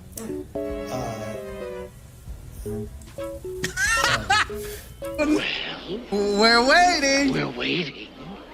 Bungie has finished their final dev stream, and next week is the release of Edge of Fate, and the community could not be more divided on it. And to be brutally honest, saying it's 50-50 is being generous. Seriously, it really is. Most of the overall community is not happy with the Edge of Fate, with many canceling their pre-orders. In fact, we have some slight insight into data that pre-orders are way down compared to the final shape. Yes, the final shape has been mentioned. Don't worry, we'll dive into more of that with some fair insight. Now, I would like to preference this video by acknowledging that there will be... By the way, someone correct me, it's preface? Preference. It's like my preference. Like I used the wrong word. It's preface. Listen, I record is 2 o'clock in the morning after making the script and all the ideas. Give me a break. Some bloodthirsty Bungie fanboys, and yes, many who are going to be immediately peeved at the title. But let me be brutally honest, I will give detailed explanation of why Edge of Fate has already failed and why I don't recommend others to buy it at the end of the video. Now, I know there will be people trying to claim this video is rage bait, but here's the thing. It's not rage bait if it's true. You want answers? There's so many people. There were several people that said it was rage bait. And I was like, you didn't watch a minute of the video, did you? I think I'm entitled. You want answers? I want the truth. You can't handle the truth. They can't handle it. Also, just as another point of educating the Bungie fanboys, criticism does not inherently mean hatred. Criticism can be a constructive tool for improvement, focusing on specific flaws or areas needing attention. I don't hate Destiny, but you know, when I did that, I was trying to be as literally as sassy as possible with the the more you know. I was so trying to piss people off intentionally. I do have plenty of criticism to provide in the hope that the games improve and that Destiny doesn't die, because against popular belief, I really do love the game. In order to see why Edge of Fate is already a failure, we're 1 minute 41 seconds in, and I said I love Destiny. And I literally had someone comment in the comment section that I'm trying to prey on the downfall of Bungie. Or not Bungie, Destiny. Like, I'm trying to sink it for my own benefit. Totally just doing this because I definitely want to yeah, definitely want Destiny to be dead. Genius. We need to go back a little bit before Edge of Fate was even a focus point. Marathon. Yes, everyone's favorite plagiarism simulator. Yes, I'm poking fun at it, but the truth is, in 2023, when Bungie revealed Marathon, many Destiny 2 players felt betrayed by Bungie. They felt that the quality of Destiny was being diminished to fund and focus on Marathon, Bungie's new baby. Many people felt like this. This is not just in my opinion, by the way. The amount of people who outcried against Marathon and were upset that we didn't get Destiny 3 was pretty substantial. Like, this absolutely killed a lot of momentum for people to even care about Destiny anymore, because they knew that Marathon was getting more treatment and more love, especially when Marathon was getting all the bells and whistles that were wanted by players in Destiny, like dedicated servers. Fast forward to when Marathon reception started going downhill. It lit a fire in many of the Destiny community, as many were upset that Bungie had wasted so much time, money, and resources on... This point right here, where people are telling them they should have just made Destiny 3 instead of Marathon, that is a significant portion of the community. There's a lot that believe this. Marathon, which was viewed as being a failure in the public gaming sphere, when many of the Destiny community believe Bungie should have been focusing on Destiny 3 instead. Another consideration is Destiny Rising being made by NetEase, creating an entirely new Destiny with a fresh take and viewpoint, bringing many fan-requested features such as sparrow racing, clan housing, dual wielding, and a fresh story. Destiny Rising has over 5 million pre-registrations. More people are excited for a mobile game than they are pre-ordering for the Edge of Fate. It showcases people are still very much interested in wanting Destiny, just not what we're getting with Edge of Fate. I think this is a very important point that a lot of people like to ignore. People are thinking that I was saying that Destiny Rising is going to replace Destiny 2, or I was going to say that a mobile game is better than the main game and yada yada. The whole point of this section was to illustrate that Destiny players are still, like, people are still excited for Destiny. People want Destiny, but more people were more impressed with a mobile game than the Edge of Fate expansion. That was the main point that was being addressed with this, the Destiny Rising comparison, is that people were more like, they want Destiny, they crave it, and Bungie's not doing what they need to do to bring people back, whereas Destiny Rising is focusing on everything that people want, and that they're getting more people excited for a mobile game. This disdain has carried over to the Edge of Fate. Is this the entire reason that the Edge of Fate is a failure? No. However, it's only fair to present all the facts of the matter, all the parts of the equation. See, after the conclusion of the light, I had someone argue that none of these are points. I think you're very intellectually dishonest if you don't think that Marathon and the fact that we didn't get Destiny 3 and that, even when I'm about to talk about the final shaping and the conclusion, that these aren't reasons why people aren't excited for why they aren't excited for the new expansion and why it's already a failure. Like, it's failed. It's not bringing the hype that it needs to start a new saga. In Darkness Saga, many of the community wanted Destiny 3, but Bungie continued to crank out expansions, but at a smaller size, which enraged the community even more, to the point that many of the content creators began labeling all the systematic changes coming to Destiny as Destiny 3 or Destiny 3-like changes. Now, the last thing to focus outside of the Edge of Fate itself is the final shape.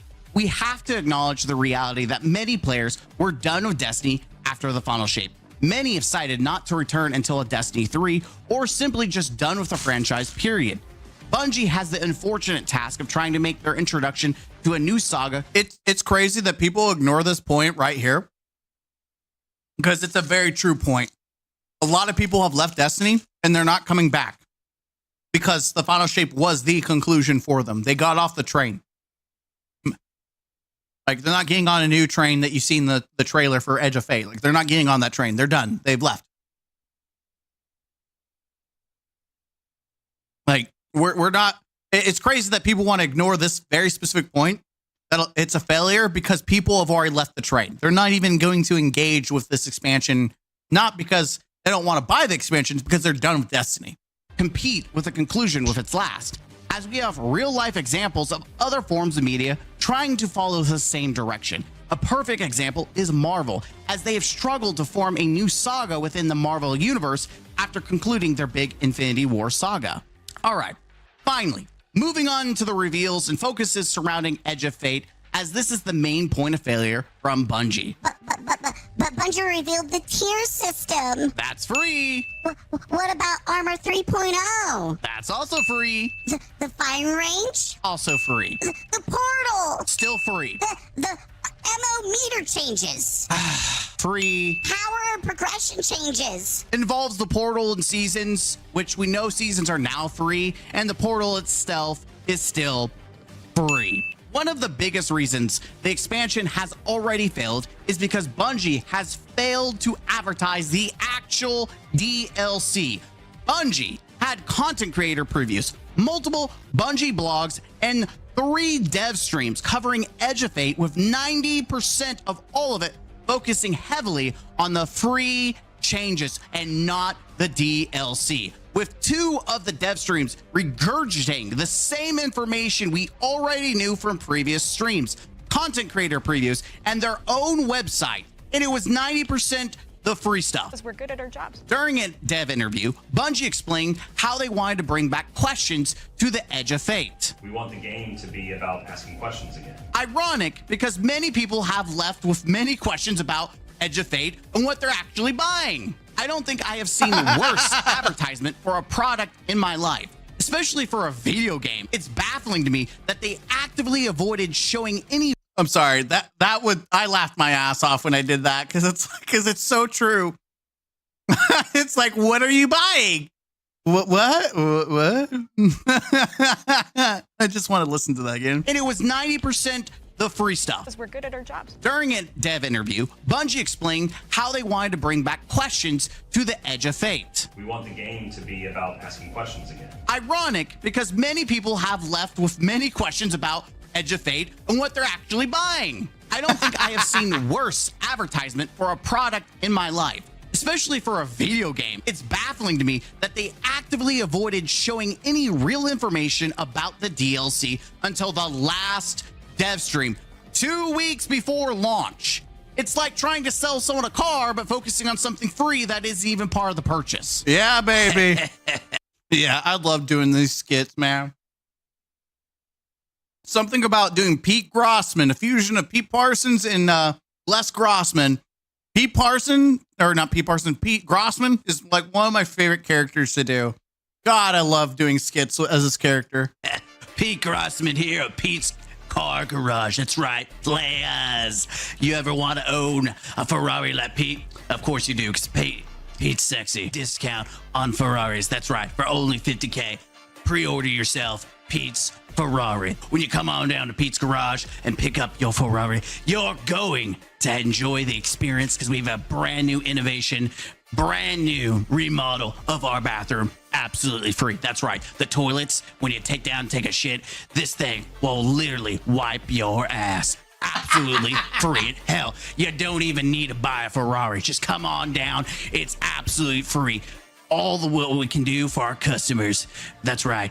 A great experience. Absolutely 100% free. Now you're wondering, what about the car? What about the Ferrari? Don't worry about that. It's a Ferrari. Trust Pete. He has plenty of them.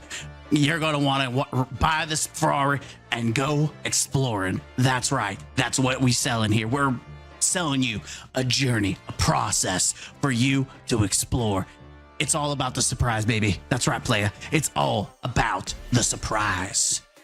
Ain't no one give a shit about the details. Just pre-order the Ferrari right now and come on down at any time to enjoy a free experience of luxury of your anus. That's right. Take a seat, any of our toilets, and you're going to be in heaven. That's right. Absolutely free. Did I mention it's free?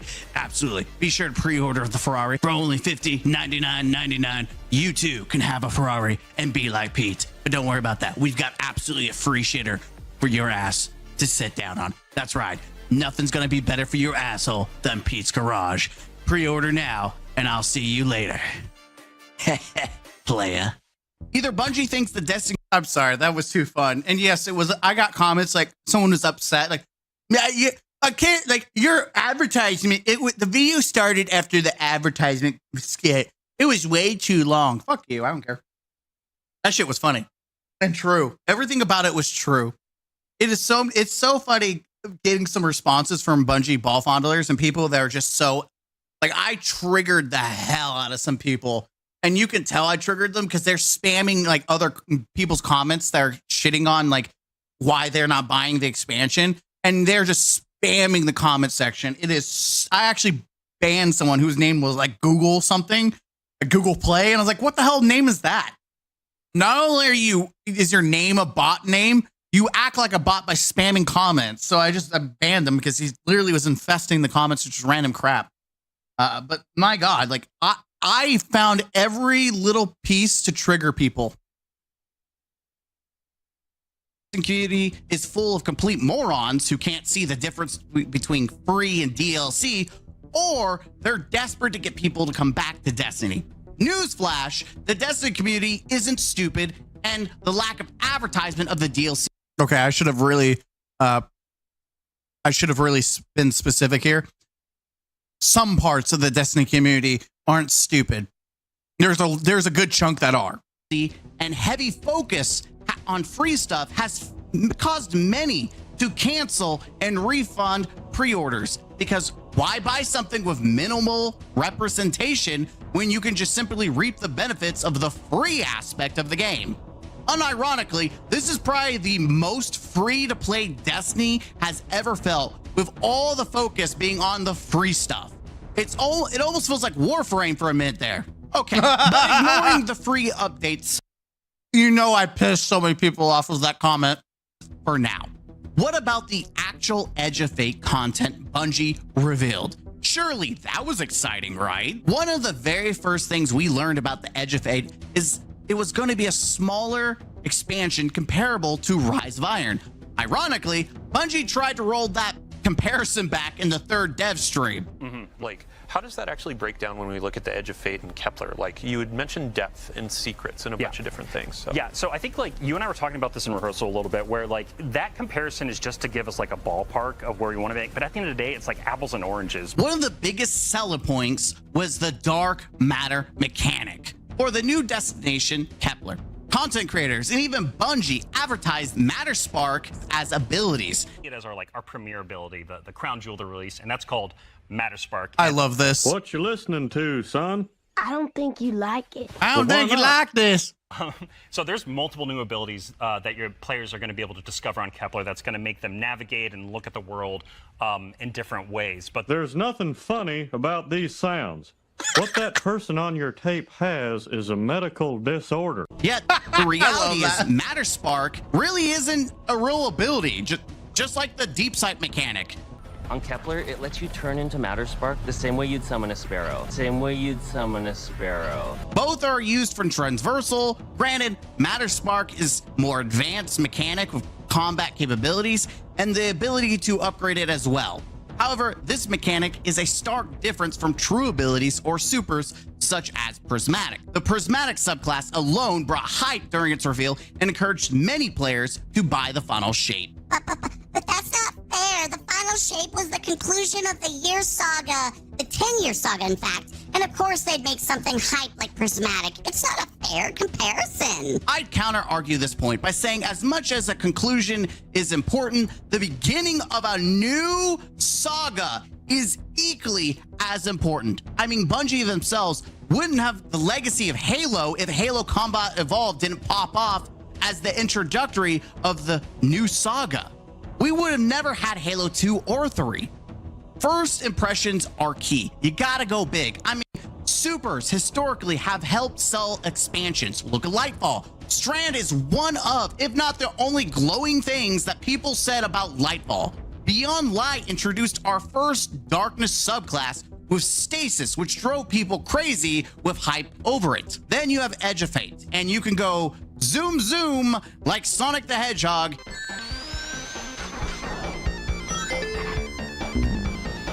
I don't think you have any idea how fast I really am. I'm fast as fuck, boy. And use Strand and Stasis abilities we already had access to, and they're bundled up into the dark matter mechanic, which is only attached to Kepler. It's not a real ability you can take out and play with the rest of the sandbox. You can't go zoom in Salvation's Edge.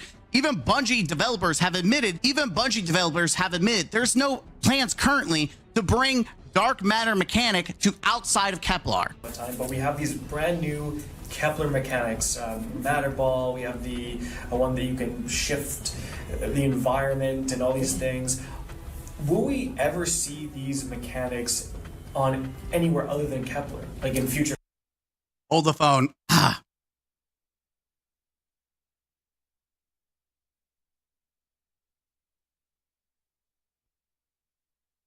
I don't know if I can see it. I don't know if it's going to show up. Nope. Okay. Never mind. I thought I could show it. But there was a comment on Twitter from Lucas Ding, who actually, you know what? Let's do this. Just because I just want to call out this this crybaby. This someone's upset. They're at their mom's basement and they're upset. So let's go ahead. Window capture.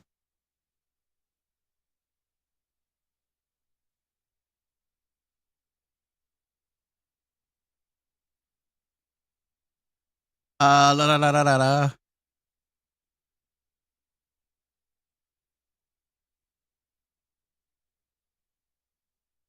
Nope, that's not it. There we go. let's just kind of call out this little crybaby.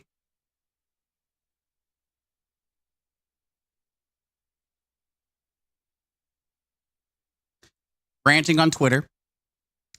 Bro, how are you still playing and paying for the shit? 90 out of 10. Really is more like 90-10. But you brought it. That's the problem, you clown. Bet you're fun to work with. I don't know what kind of crack you were smoking and why you're throwing such a hissy fit. Ding ding. I don't know what you're talking about. But I am fun to work with. I also have employers that aren't like Bungie that suck dick. You can't make this up. These people are so stupid. And then let's go here. Let's go. I found this funny because let's see notifications.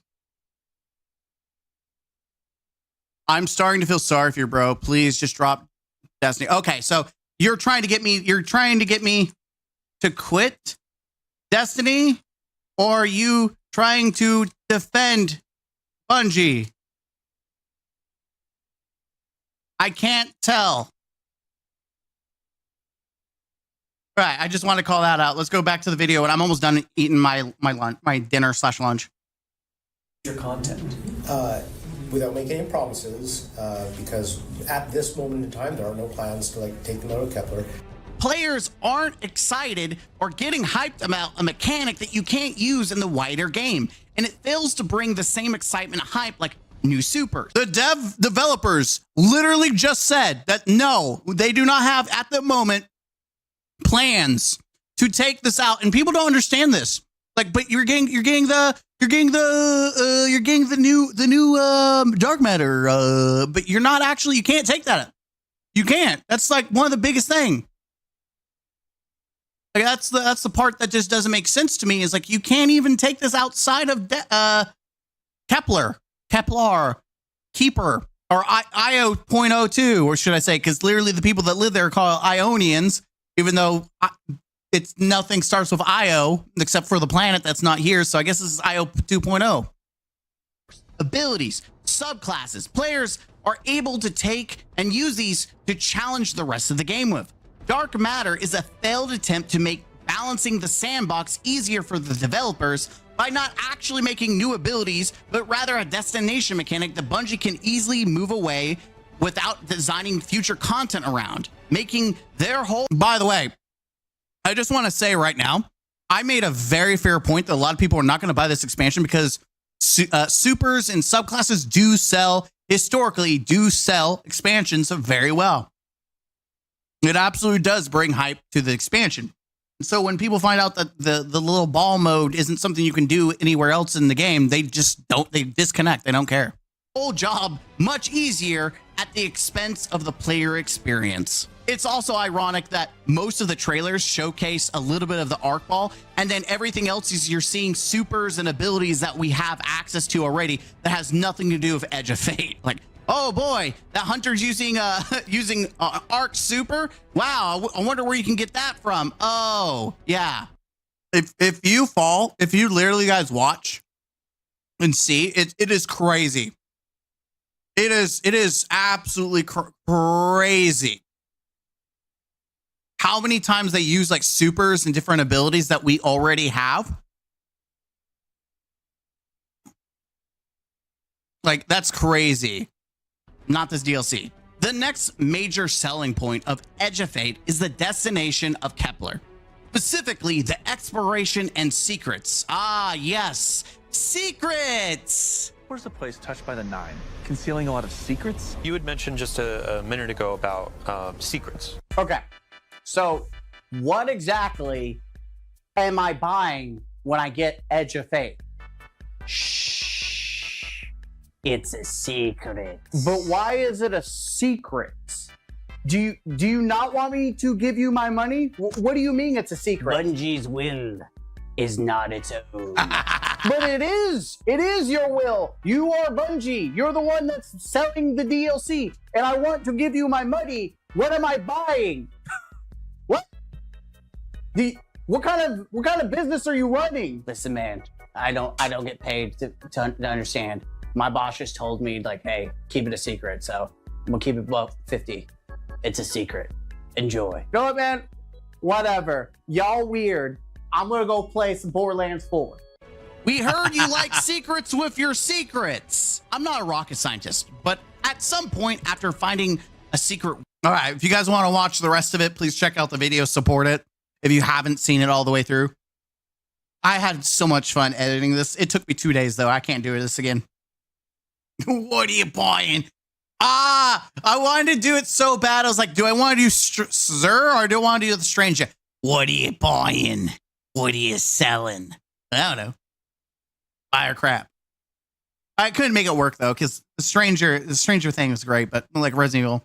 But I went Zer. I went for Zer. What are you buying? What are you selling?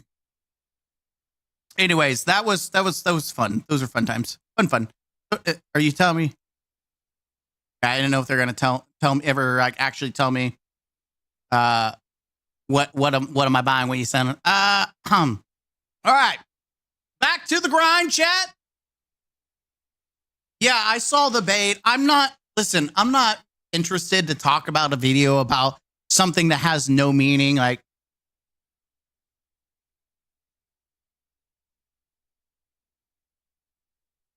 it's not even worth making a video about.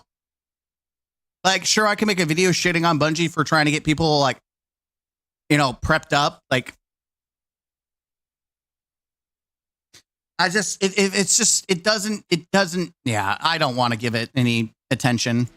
It's just not worth it.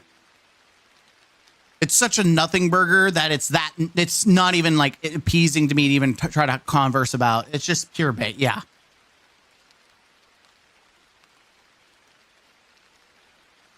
Like, I will click it just to see and make a comment.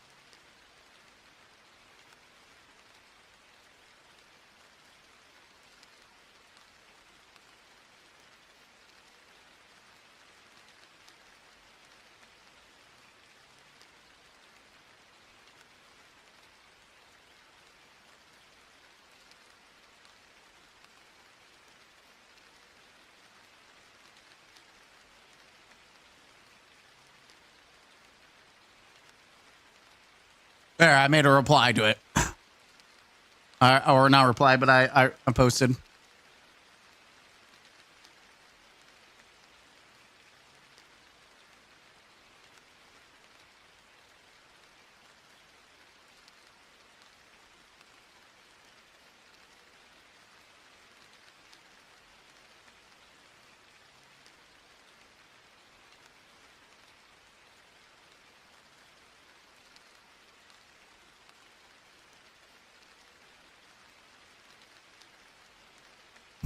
If you have all this time to schizo post on X, might you perchance reallocate some of that time to consider if IC dash still needs to be single charge? Dude, people are insane on freaking, like, the segues. Just hey, listen, bro. I want you to fix the very specific thing that just is my thing. I'm gonna comment on it, okay? I know it has nothing to do with the post that's up there. What's even funnier is that is exactly what a schizo would do. That, like, dissociate a conversation completely. Like, you'll be talking about like how the family's doing, and they'll start out of nowhere talking about how Russia has secret agents and in the Pope's house or something. Like, it was just, that is the kind of level of what the hell some of these posts that people do about Destiny and like things they want fixed. It's just, this is not the time. Like, what?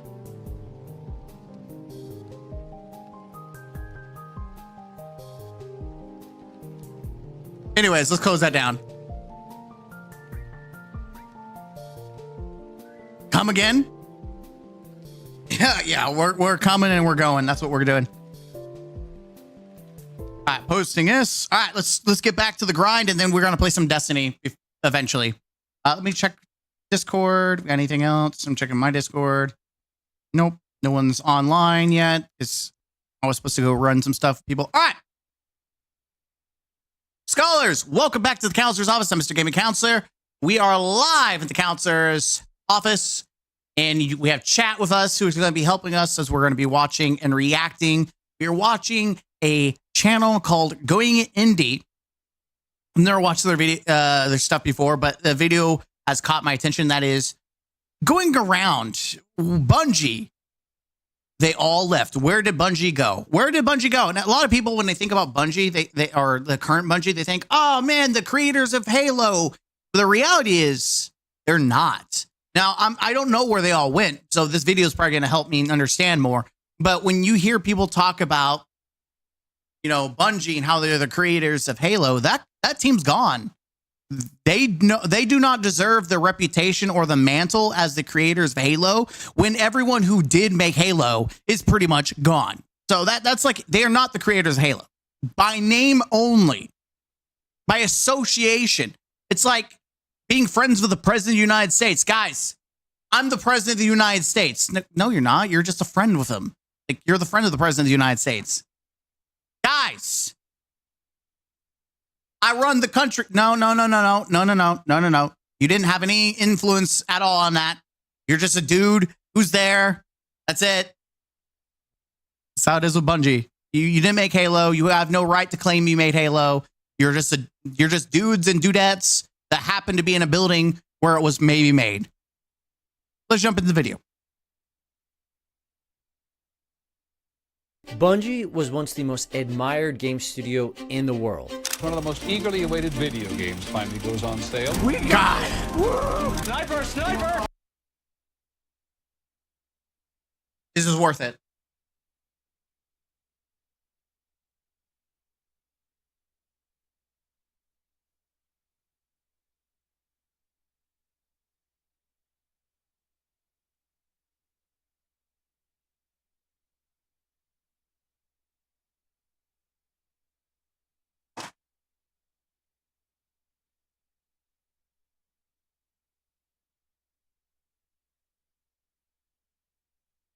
Oh, baby.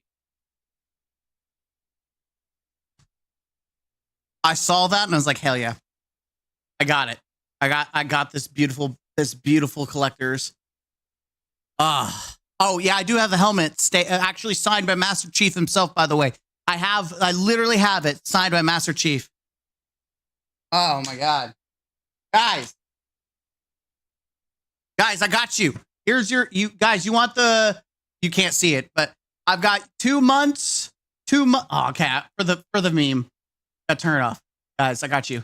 Here you go. I got you. 2 months. You want your 2 months free trial of Xbox Live? I've got you. Comment down below and I will give you the code for that's right. It's not even scratched. See? I still got it. You get your free Xbox Live for 2 months. I got you. Comment down below. Comment down below and get your free. You get it now. But today, Bungie is unrecognizable. Bungie is cooked. This is like watching a train wreck in slow motion. They are struggling right now, looking like me trying to reach the top shelf in my pantry. Basically, steals assets from a single... By the way, let me know if the volume's too high. I think it might be a little too high, but let me know. I'm going to lower it a little bit. Singular lone artist without permission. 220 roles are being eliminated from Bungie. Marathon could be the death of Bungie. The people who made the company legendary have quietly left, one after another, like pieces of a puzzle falling away. What pushed Bungie's developers out of the door? Where did these amazing people go? And how did the studio that created Halo end up releasing a game like Marathon, a game that looks to be dead on arrival? Well, it all starts with Alex Seropian, the founder of Bungie. Chapter Alex 1, founded the the company all the way back in 1991, long before Master Chief existed, long before Xbox was even an idea. He was just a college kid in a dorm room making a simple game called GNOP. What a beauty. And instead of just uploading it somewhere random, Alex did something wild. He self-published it under the name Bungie. Just him, a floppy disk, and a mailing list. That was it. Talk about having some indie roots. In this moment, Bungie was born. Not as a studio, but as a mindset. To build stuff Alex was passionate about. Soon after he published his first game, he met another student, Jason Jones, the other co-founder of Bungie we know. Jason at the time was coding an ambitious multiplayer game called Minotaur, and together they created some great games, from Pathways into Darkness to Marathon. Alex and Jason shaped Bungie into a team that punched way above its weight. They were a small crew with big ambitions, and the company became known for games that felt different, that were special. Bungie wasn't printing. Based on what I've heard and the vibe and everything that anyone talks about Bungie, this was like, these were gamers who were making games for gamers. Like that was the dream. They were making games for gamers. They had the passion and drive, and money wasn't really like the main selling point. They just wanted to make a good game. Money yet. This wasn't the golden days of Bungie that we all know. And by the late 90s, they were running low on cash. Alex saw the writing on the wall. Bungie was going to survive. If Halo was going to be what it could be, he had to make a bold God, I want to play some Halo now. He sold Bungie to Microsoft. That one decision saved the company and made Halo the crown jewel of the Xbox for 2 decades. God! But for Alex, that was the I want to buy the OG Xbox, like the Halo Master Chief Edition. Like I do. Finish line. After Halo shipped, he quietly stepped away. And that's the thing people forget. Jason Jones didn't start Bungie. Alex Seropian did. And he didn't just build Bungie with Jason, he saved it. And when his work was done, he let go. Then there's Joseph Staten, a truly loved man in the Halo community and by me. Joseph gave Halo its soul. He crafted its iconic story. He wrote its dialogue and gave the universe this unique voice. But then out of nowhere, in 2013, he walked away from Bungie. And he wasn't the only one. Next came Marcus Leto.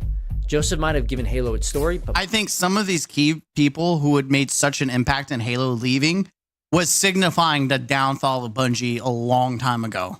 Marcus defined its look. He designed the architecture, the environments, and the most famously, Master Chief himself. Fans and industry peers have often called Marcus the father of Master Chief. Talk about some talent, having created one of the most iconic gaming characters of all time. But like Joseph, he left in 2012 and another domino fell for Bungie. And then the music stopped. Marty O'Donnell, the legendary composer behind Halo's unforgettable soundtracks, the man that gave us this.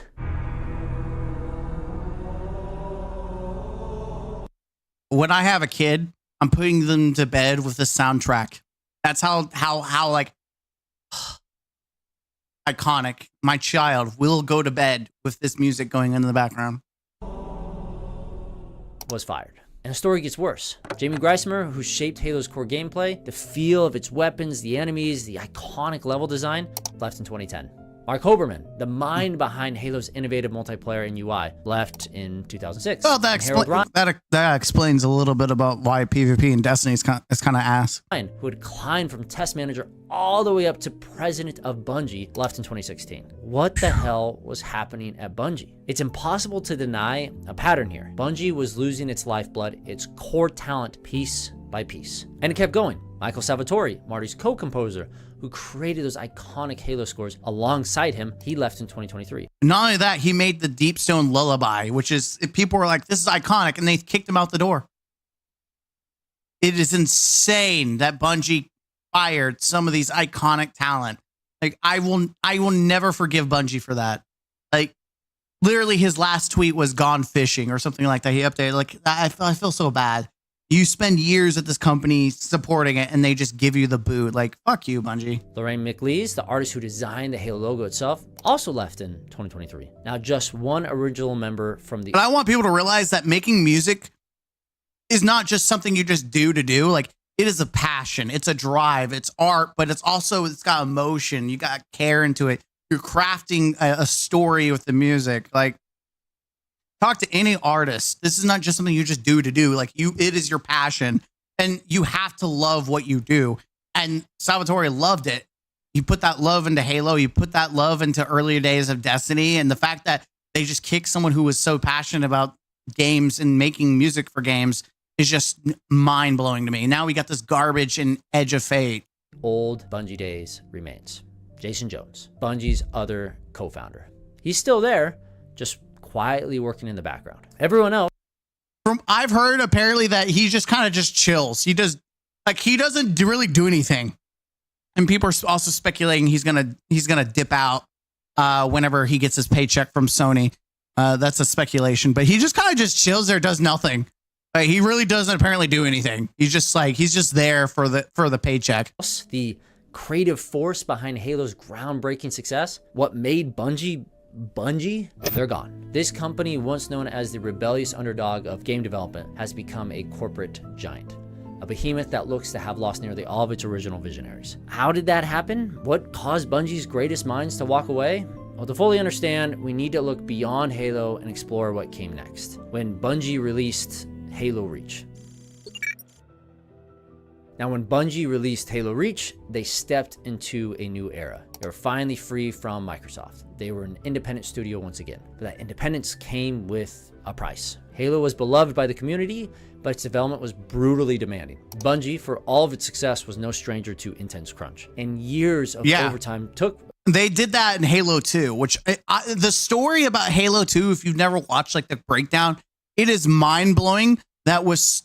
I think it feeds into the history of like even though most of the people that made Halo 2 are long gone, it's just kind of like the legacy kind of translate also into the current Bungie, that when their back is against the wall, they make some great stuff, which is crazy that they have to literally be on death's door or like on doom time for them to make some glorious treasure. But Halo 2, just the stuff I've heard, it was a nightmare. And yet it was just one of the best games I've ever played. I still think Halo 3 is better, but it's not a point. A pretty serious toll on its developers. Marcus Leto put it this way: one of the reasons I left Bungie is that many of us have seen the bad side of extended crunch periods that would go on for months and months, and what kind of human toll that took. Even with the intense crunch periods, much of Bungie's core talent, the so-called Dream Team, was still intact. Fans still had huge expectations, and the studio itself was determined to deliver something groundbreaking, following their Halo swan song with Reach. And that game was Destiny. Yet freedom isn't always that freeing. With no more Microsoft backing, Bungie needed a new partner if they were going to fund this big project. So in 2010, they announced a massive 10-year exclusivity deal with Activision. This was going to be a decade-long deal built around a new franchise that Bungie hoped would rival the impact of Halo. Internally codenamed Tiger, this project was the beginning of Destiny. Which is interesting because that's based off their engine. That's probably where the Tiger engine came from. That's interesting. It's also funny because they were going to make a 10-year like game, which technically they did, but I think Activision wanted to make like another Call of Duty. I think that's exactly what the intent was, is to just consistently crank out games like Call of Duty. Destiny wasn't just another shooter. It was this ambitious MMO. Which could explain why we didn't have random roll drops. It was just like, here you go, here's your preset. We're going to crank it out. New DLC, new maps, all that stuff. Like, we would have gotten all the bells and whistles, but it would have been, it'd be Call of Duty. It's essentially what they wanted Destiny to become, was the Call of Duty every year is a new game. Shooter hybrid thing. Imagine Halo meets World of Warcraft. At least that's how they described it back then. Expectations soared. Bungie COO Pete Parsons set the bar incredibly high, saying, I bet he did. We want people to put Destiny's universe on the same shelf as they put Lord of the Rings, Harry Potter, or Star Wars.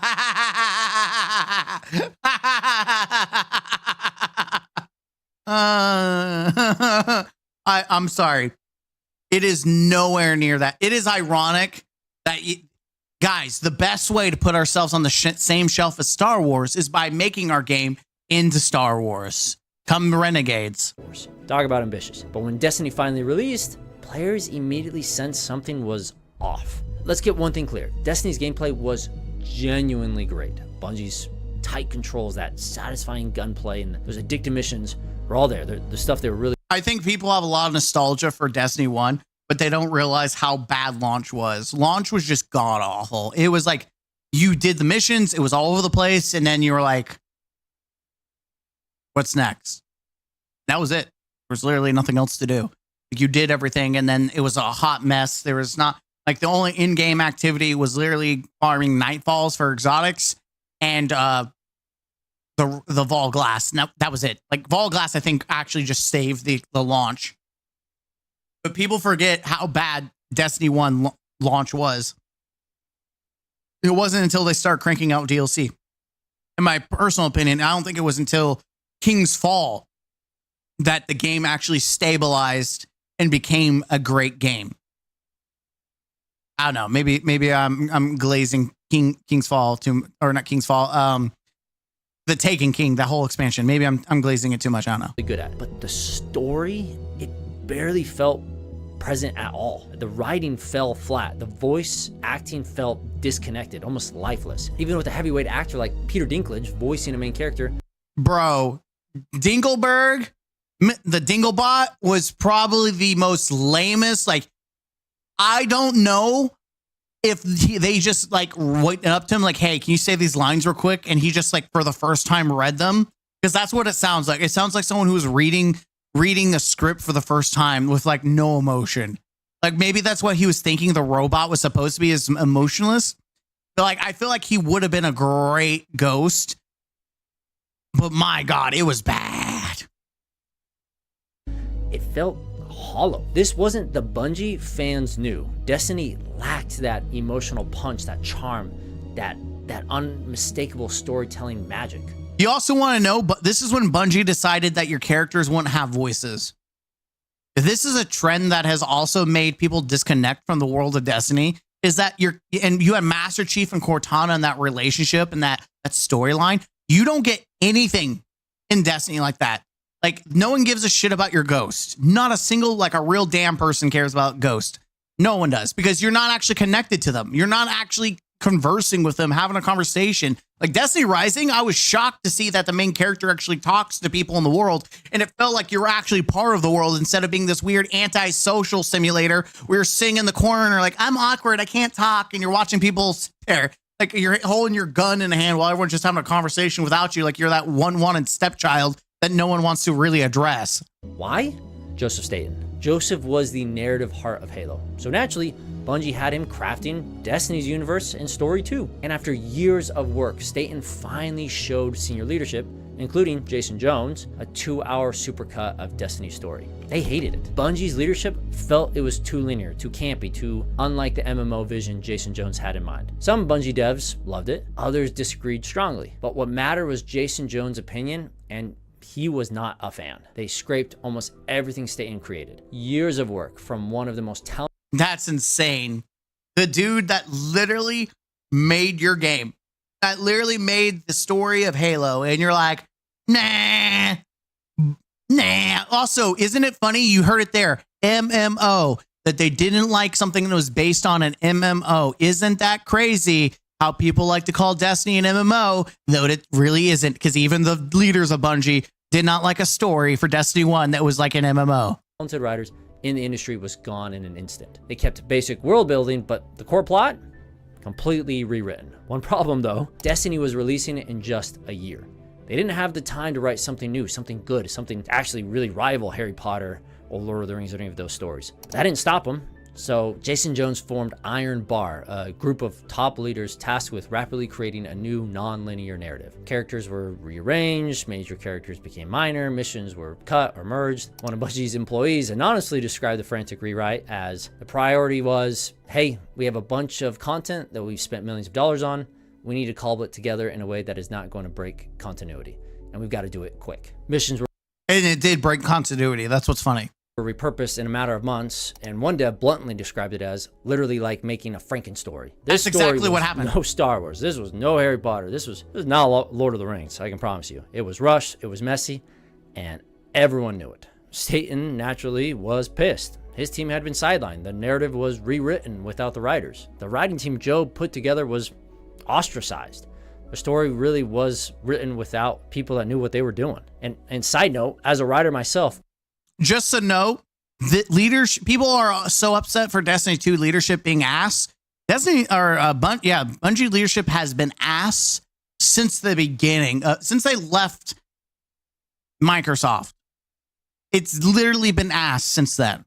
This pisses me off. It's an example of non-creatives thinking they know better than the experts. So not surprisingly, Joseph Staten left Bungie. But Joseph Staten wasn't the only creative clashing with Bungie's management. Composer Marty O'Donnell had worked tirelessly with Michael Salvatore and even Beatles legend Paul McCartney on this special music suite for Destiny called Music of the Spheres. This epic composition was meant to debut with Destiny's trailer at E3 2013. But instead, at the last moment, Activision replaced the music of Paul McCartney and Marty O'Donnell with their own.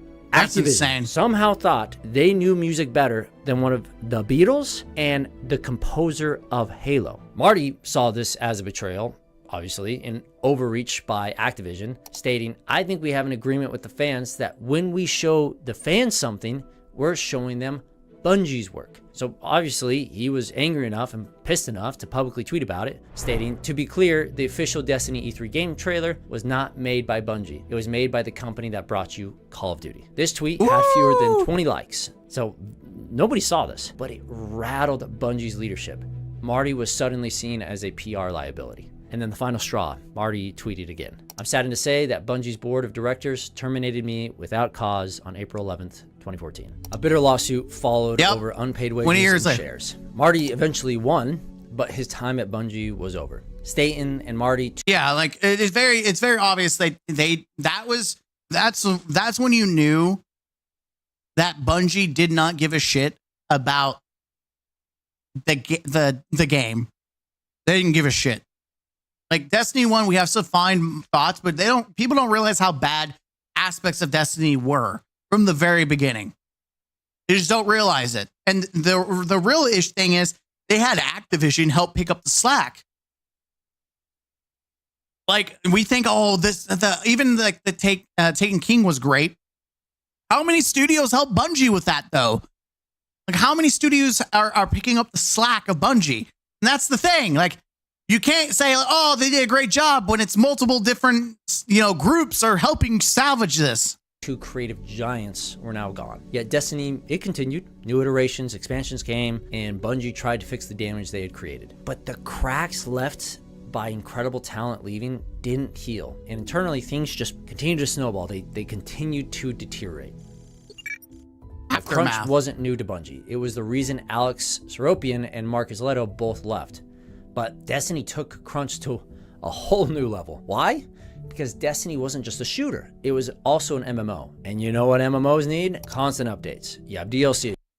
Destiny is an MMO of Halloween Mass, trust. You have seasonal events. You have expansions. Content had to keep flowing, no matter what. Activision, known for pushing studios to their limits, hovered over Bungie, demanding results, more content, tighter deadlines.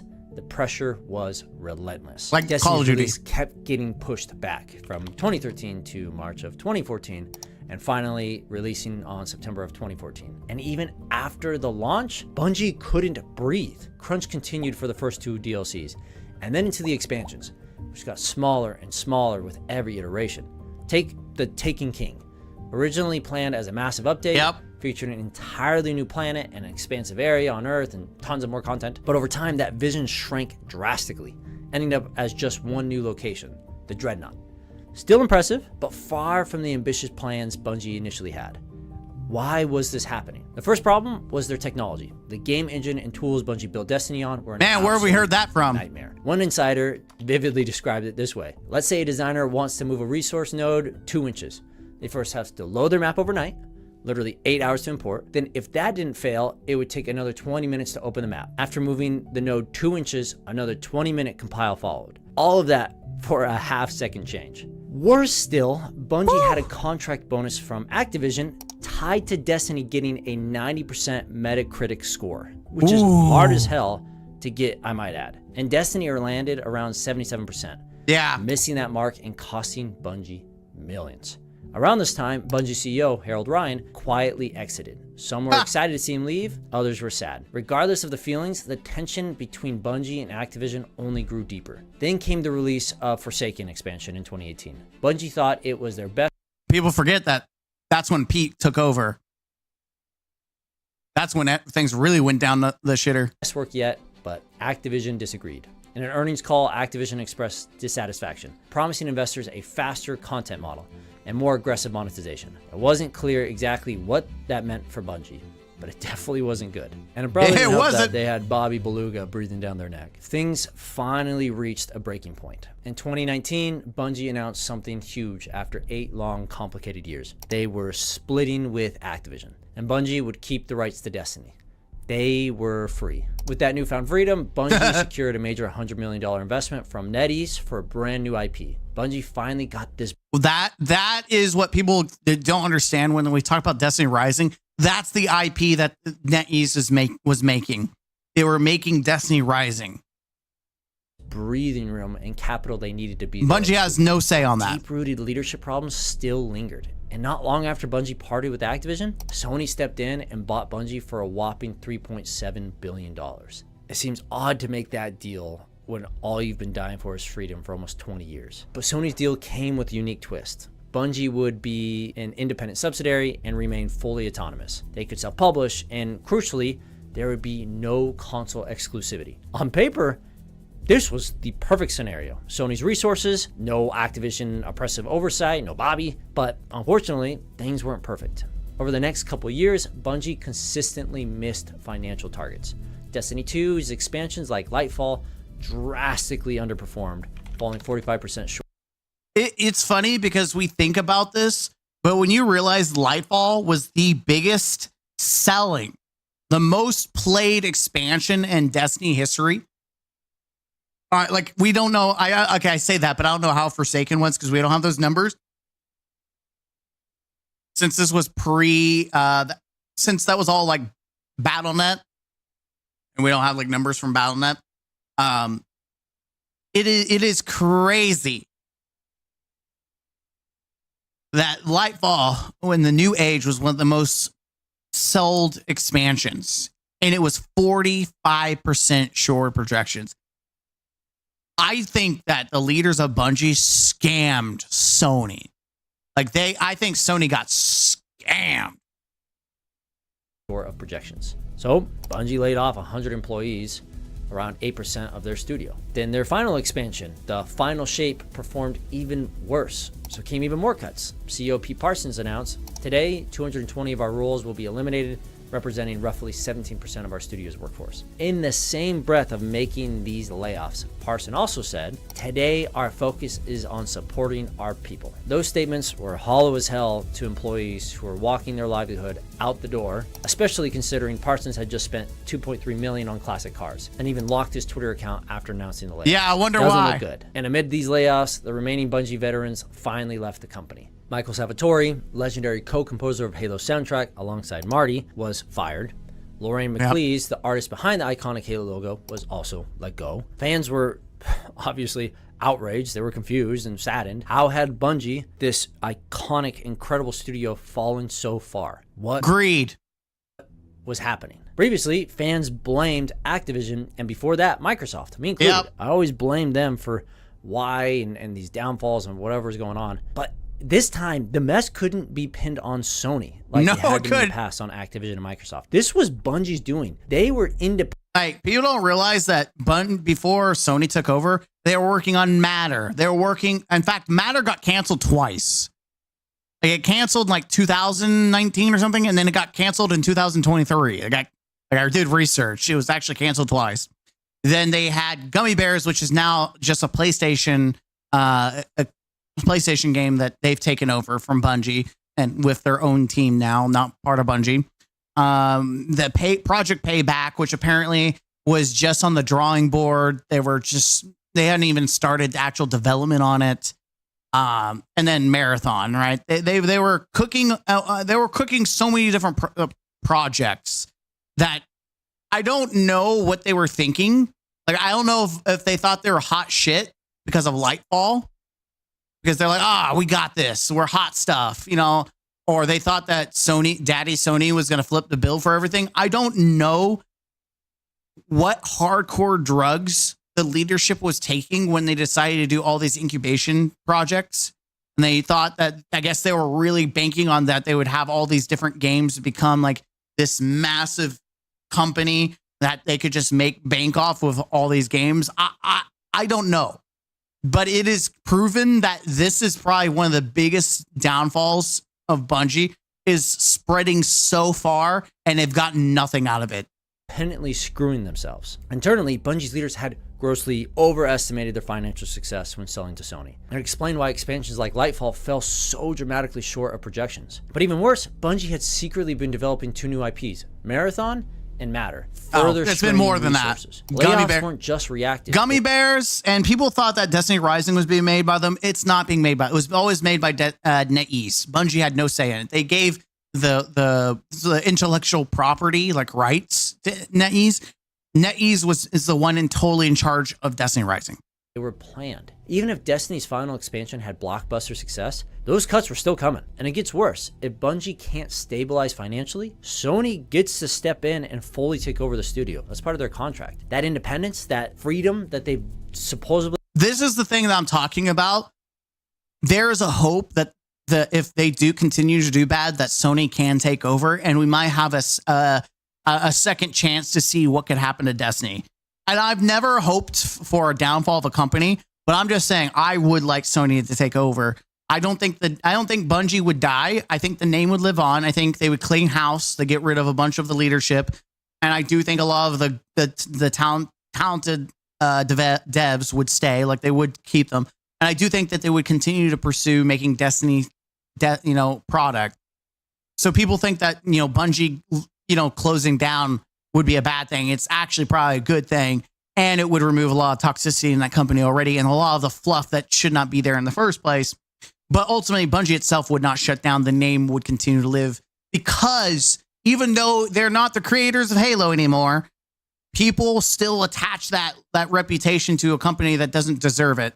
And most companies like Sony know this, and they will continue to use that as a benefit. They wanted for 2 decades, gone. If the studio does not reach certain financial goals, Sony can dissolve the split board and take full control. In hindsight, I think Sony drastically overpaid for Bungie. Sony bought Bungie for $3.7 billion. By comparison, Insomniac Games, a hugely successful studio, was purchased for $229 million. Why the discrepancy? Well, it happened during a frenzy of studio acquisitions. I mean, Microsoft was just buying everything at the time. Yeah, so Sony competition. Reacted by trying to get something. So they bought Bungie. But in another timeline, without Sony stepping in, I think Bungie might have gone under. The real problem wasn't... They would have. We based on the financials that we learned, Bungie was actually knocking on bankruptcy. They almost dissolved. So if it was not for Sony, Destiny and everything might have ended. Just bad financial forecasting or external pressure, it was deeper. Bungie has always made legendary games, often under awful conditions, right? Relentless crunch, tight deadlines, and broken content pipelines. It's funny because that last part is still true. Abusive leaders had always struggled with scale. Jason Jones himself described Halo's development as buckets of blood. The initial scope of Halo 2 was massive, but had to be dramatically scaled back. That issue has never been fixed, and it drove away so many key developers in the early years, and then even in the later years. Even before Destiny, at its heart, Bungie was a studio that thrived creatively when it was small and rebellious, but it struggled as it scaled into a corporate giant. Leadership and talent clashed. Jason Jones wanted Destiny as a social MMO sandbox. Joseph Staten envisioned a cinematic, narrative-driven epic. Activision tossed aside Marty and Salvatore's painstaking crafted soundtrack. The executives never found compromise. They didn't listen to their talent, so the vision fragmented and the studio fractured. Bungie sacrificed creative vision for short-term gains, losing their cultural impact along the way. Players didn't care about Bungie. I want you to realize that people were out cosplaying Master Chief. You had Bill Gates, Master Chief. There were so many aspects of Halo that are just iconic. That Halo itself, the original trilogy, impacted FPSs everywhere. Like, Halo, literally, sure, there were some grandfathers like Doom and Marathon, but the Halo changed first-person shooters for everywhere. Like, the true grandfather is Halo. Like, not Call of Duty. Call of Duty jumped on the bandwagon after Halo. Like, Bungie had set the tone for first-person shooters with Halo. Destiny has never, in any time of its existence, got relatively close to anything of that iconic level. Its influence is marginal. It has done nothing. In fact, its influence is actually the opposite. People use Destiny as a reason not to make games like Destiny. They've seen the failures of Destiny, and they're like, okay, we're not going to make a live service game like that. That is all. That's the legacy that Destiny has brought so far, is to discourage other peoples from making the exact same mistakes. There's a reason why we don't have true Destiny competition competitors. It's not because people can't do them or they can't do them right. It's because they have learned from the failures of Bungie, and it's just not worth attempting to do. Because of their deals. They cared about the creativity, the vision, the people behind the studio. Bungie forgot that. So the question now is, after all this fallout, where did Bungie's legendary team go? The original Bungie team didn't vanish. They scattered, taking their vision and talent with them. Alex Seropian, Bungie's original founder, went on to build multiple studios, including Wide Load Games, Industrial Toys, and now Look North World, where he's still currently CEO. Nice. He's still passionate and still innovating, and very much in the game industry. Marty O'Donnell, the composer behind Halo's music, founded Highwire Games, Didn't know that. Jamie Greisemer, the man who shaped Halo's groundbreaking gameplay. Marty serves as the studio's creative director, bringing that classic Bungie spirit to their projects. Max Hoberman, who originally shaped Halo's multiplayer experience, founded Certain Affinity in 2006. Nearly 20 years later, that studio has grown to over 200 developers, continue to support massive franchises like Halo and Call of Duty. Joseph Staten, who gave Halo its narrative soul, now leads as creative director at Netflix Games. After his short stint at... I would be very interested to see what games he makes, like what kind of games come from Netflix. I've not heard anything from Netflix, by the way, so I don't know. He's now shaping new worlds and an entirely different landscape. Marcus Leto, the father of Master Chief, moved too, first founding V1 Interactive and now serving as a studio vice president at EA Battlefield, helping to shape the next era of AAA shooters. Yeah, let's just hope the next Battlefield is good. There's hope. Ryan, who served as Bungie's president during their turbulent Activision years, founded Probably Monsters, a unique game studio incubator, investing in new IPs and prioritizing healthy work cultures to avoid Bungie's pitfalls. Even Mike Zack, an art director who helped define Halo's visual identity, joined 343 Industries to keep shaping the Halo universe at Microsoft. All these Bungie... We'll see if that works out, Cotton. ...veterans, and many more I didn't list, moved on. They have continued to make meaningful impacts elsewhere. The industry recognized their value, even if Bungie itself seemed to forget. And yet, one person remains notably at Bungie, Jason Jones. Just one. Other original founder. He's still quietly working behind the scenes, but his studio... Nah, he's in the back with a Game Boy and a sandwich. Dude's just chilling. He's not even really doing anything. He's just there for the money. The Bungie of today is unrecognizable compared to the legendary team he once helped build. And I wonder if he cares. This Bungie, the one that gave us Halo, that defined generations, that changed gaming forever, it's gone. The logo is the same, but the team behind it has fundamentally changed. And that brings us to now, Bungie's upcoming revival of Marathon, a groundbreaking series that defined the studio in its earliest days, long before Halo. Now Bungie is bringing it back. But this version isn't a continuation of the original story-driven experience. It's a bastardization of it. It's being rebooted as a multiplayer extraction shooter, leaning into current gaming trends rather than the single-player storytelling Bungie once mastered. Fans are skeptical, and for good reason. After Destiny's rocky path, the layoffs, the leadership struggles, and the creative disconnect, expectations for Marathon are pretty mixed at best, especially with a lot of the crazy stuff that's been going on lately. Mixed at best. That's definitely putting it nicely. The core issue that fractured Bungie for years remains: the conflict between creative vision and corporate vision. Without the original creative team, without Staten's storytelling, without Marty's iconic music, or Marcus' visual design, or Mac's multiplayer brilliance, there's genuine concern over whether Bungie can deliver something truly special again. Marathon isn't just Bungie's next game, it's a test. It's Bungie's chance to prove if they still have that original magic. But everything we've discussed, the departures, the struggles, the crunch, the layoffs, it makes it really hard to believe Marathon can truly recapture what made Bungie. It's funny because the people who made the original Marathon probably aren't even at Marathon, at Bungie anymore. Which is why this Marathon doesn't feel like the old Marathon, because all the people that made that Marathon are gone.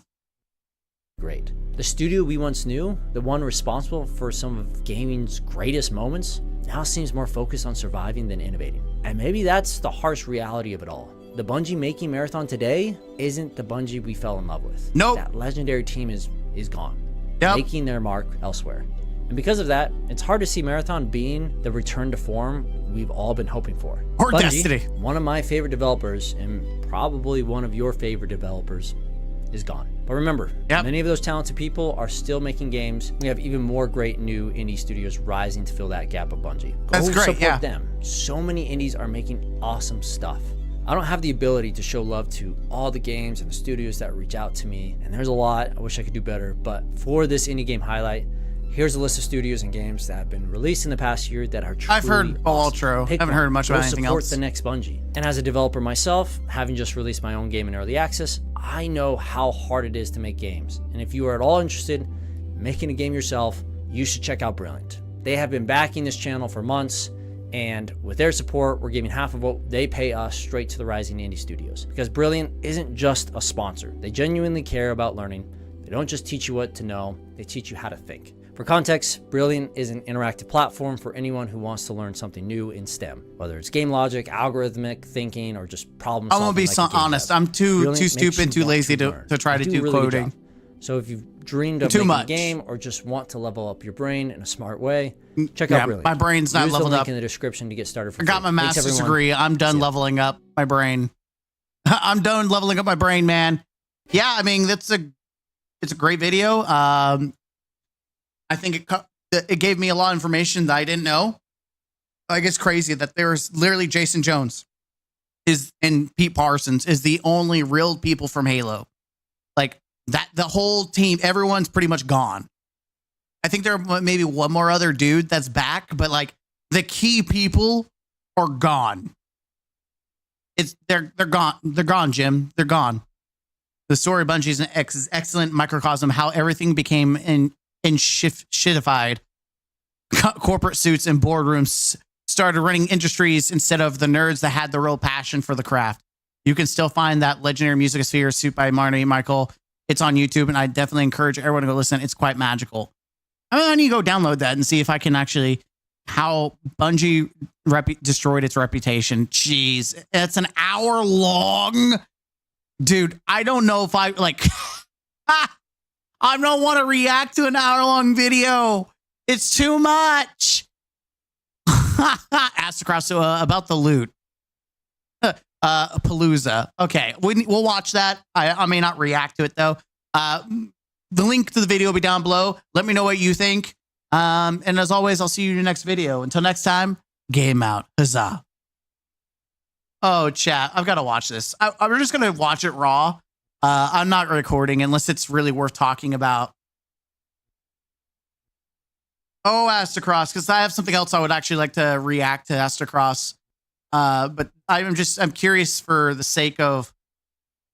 The Ride of the Nine event is finally coming to a close. And the final hurrah before we enter the Edge of Fate, Bungie introduces Lootapalooza. Now, when you hear a word Lootapalooza, you think, my God, that sounds crazy. Like, we've gotten a lot of loot. We've gotten double loot. Hell, we've even had triple loot. But Lootapalooza? That's gotta be on a whole nother level. And with it, we were supposed to get additional drops, more currency, extra loot. It was gonna rain. And while yes, I guess technically we did get those things, there's a few systems Bungie added that just makes Lootapalooza feel more like just a palooza. And as of today, even the most sought after free loot is now completely disabled. I'm gonna be diving into my thoughts later in this video. Yeah, that's stupid. The changes Bungie should make. But first, a quick rundown of what's actually going on. So let's start with what's new. When you first load into Ride of the Nines in its social space and you approach the emissary, you have an emblem to pick up that has the emissary in the background. Wow. Along with this, you have the ability to pick up a new quest called Mysticos. Now, this is going to task you with completing all 3 dungeons on Eternity mode before the next resets. Now, you also have all the same things to pick up from the previous weeks, like bounties for extra manifolds, rally banners, which I wouldn't recommend purchasing, and any of the featured exotics, unfinished Ride of the Nine, weapon quests, and the other emblems you haven't picked up. Now, beyond this, if you take the gravity lifts up to the very top of the spire, you will now have the ability to enter the emissary's room. Now, we were actually able to get into this room in the first week by using our skimmer to skimmer across, but you'll notice that things are different now. You see, when you drop down, you'll see that you are surrounded by chests, each attuned to a specific Ride of the Nine weapon drop, which is completely removing the RNG from non-nary purchases. Now, you'll notice there's a chest on the left and on the right, with the base weapon chest being on the left, which requires 325 manifolds, and the adept version on the right, which is 450. Now, for reference, the chest outside that drops random weapons costs 250 manifold. So this isn't that much more expensive, and it does allow you to focus a specific drop. But this is also where we encounter our first issue. You see, each chest in the emissary's room limits you to get this one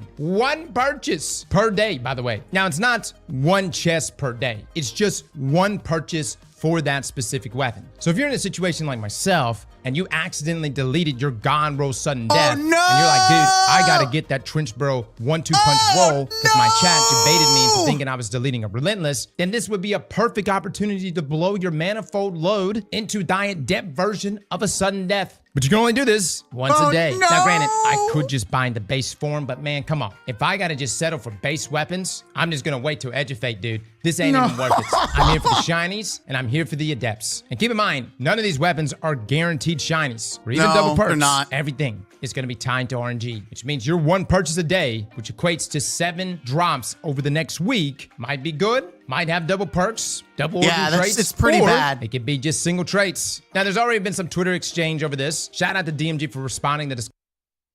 Guys, feedback has been heard. Comments from username Jello117. Hear the feedback. It's been passed along. Lootapalooza was focused on activity drops. The team juiced currency drops, weapon drops, and hollow foil drops. But these chests hollow foils by 1.77%. No, 0.077%. Remains at 1 pool a day. Hope you feel the loot raining down as you farm checkpoints or run full dungeons. Now listen, I get it. The main point of farming the dungeon for weapons is to actually play the dungeon. But the reality is, if we're also getting increased currency for these completions and a new chest room to spend them in, it is a bit disappointing when we go and farm for manifolds to just have the ability to only purchase 1 chest of the specific weapon we're trying to get a drop of. And if you're like, Cross, but there's multiple chests, brother, dude, like 80% of all these rolls here are garbage.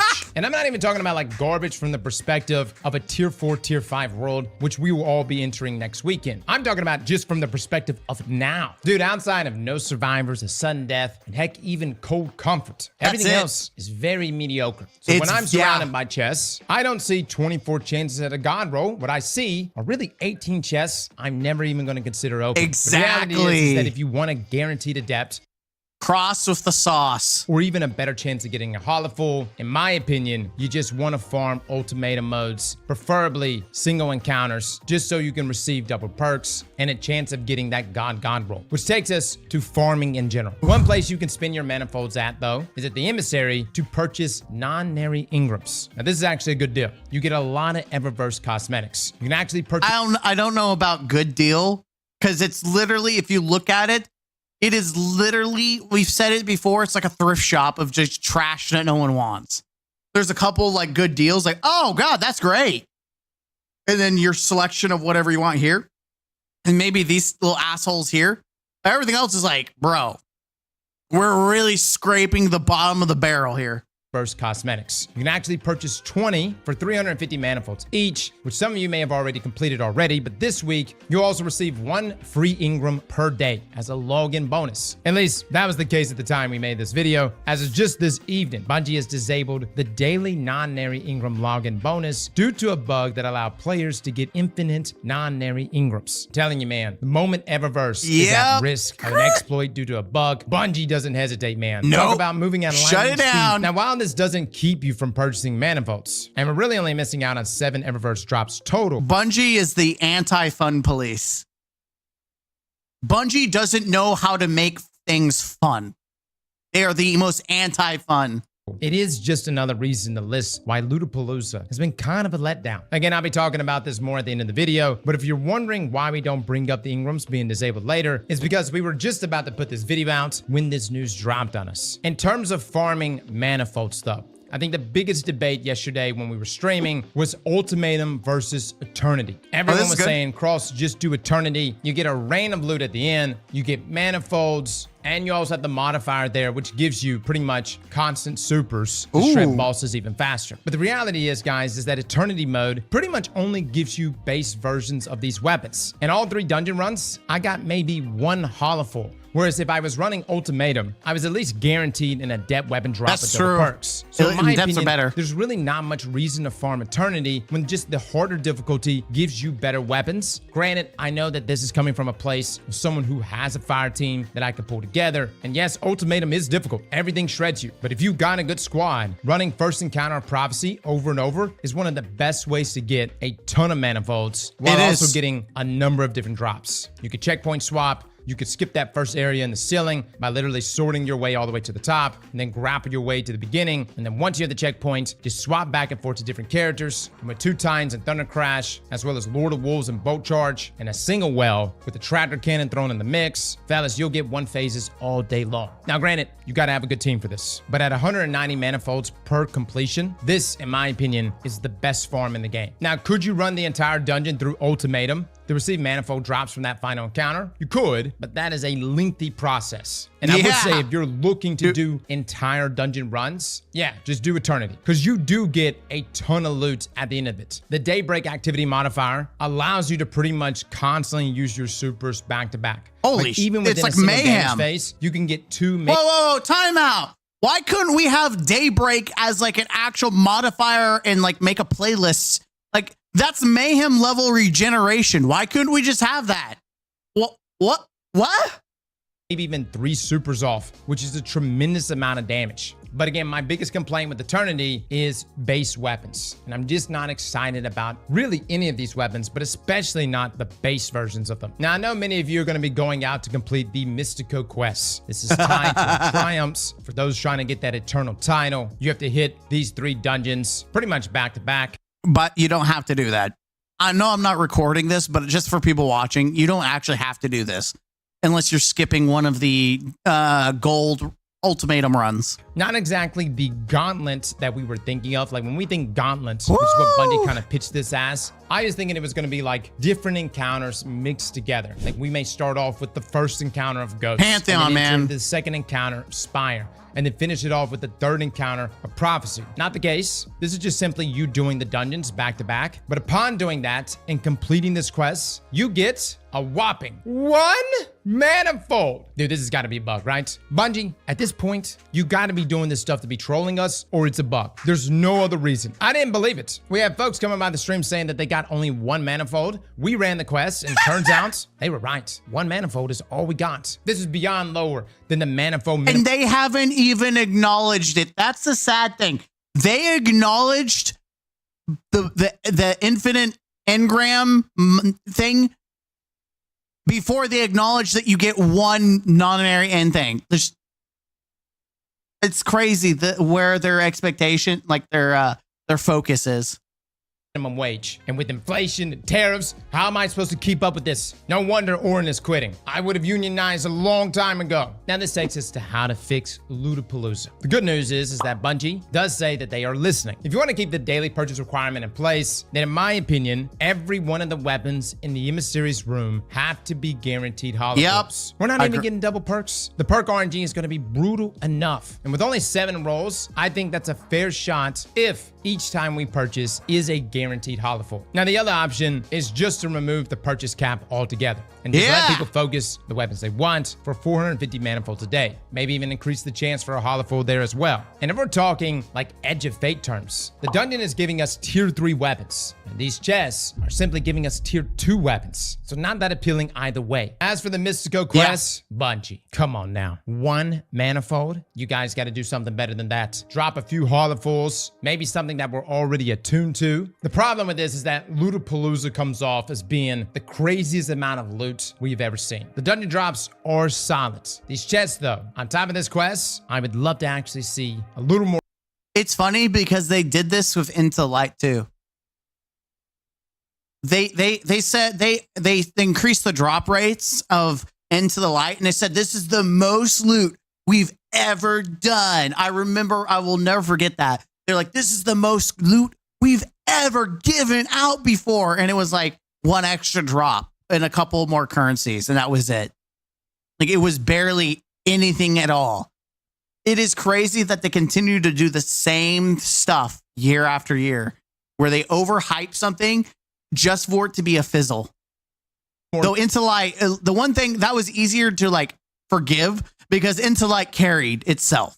Love thrown its way. So guys, that's it. That is Lootapalooza for this week. Let me know in the comments below what you think, fellas and ladies. Yeah, that's just crazy. That was just me reviewing. We already made a video about it. I don't want to make 2 videos regurgitating on it. I did want to react to it though. So I want to go here. We're gonna have some simulation Okay. Okay, never mind.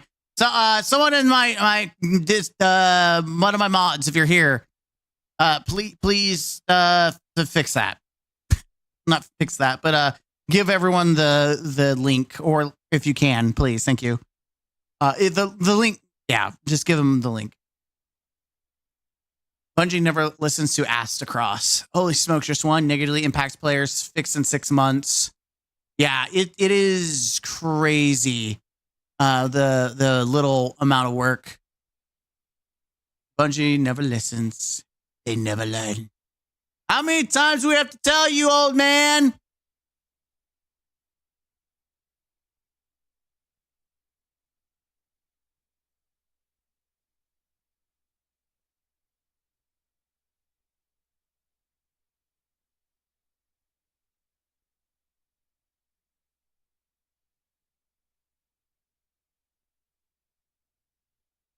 All right.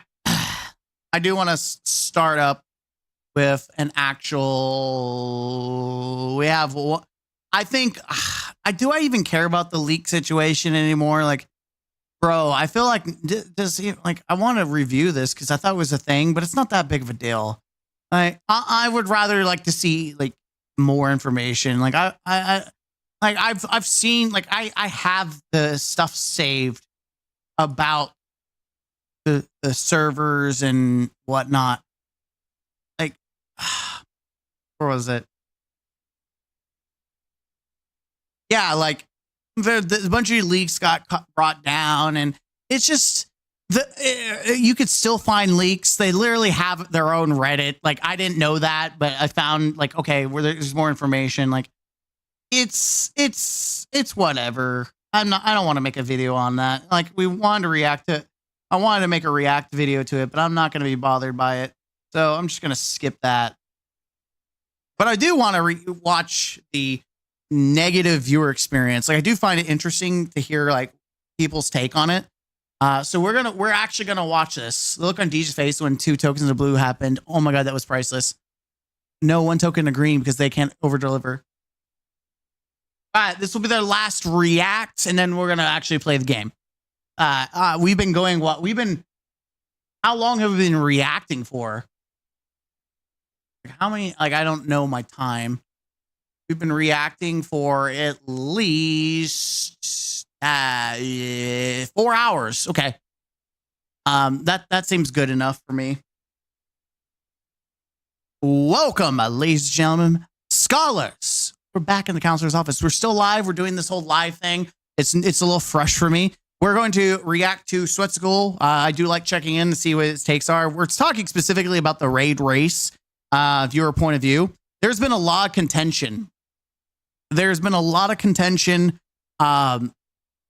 About how things are gone over with the raid races and how people, like streamers who are competing, how they've been treating it. And my team gave up.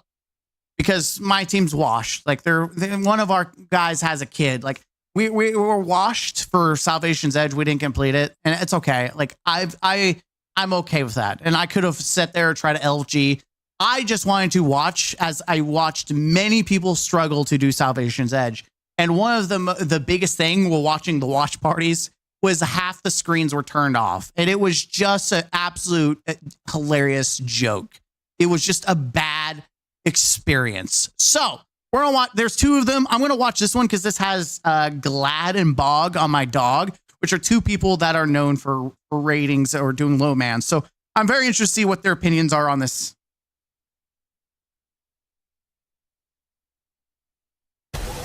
What are your thoughts on the whole? Because I know Evan. I know like Evan and I were talking about it the other day, and I saw Sweat was ranting about it on stream. What are your thoughts on the whole people blocking out their screens for day ones? You honestly want to know my thoughts? I want to know your thoughts, bro. I think it's a complete plague to the community.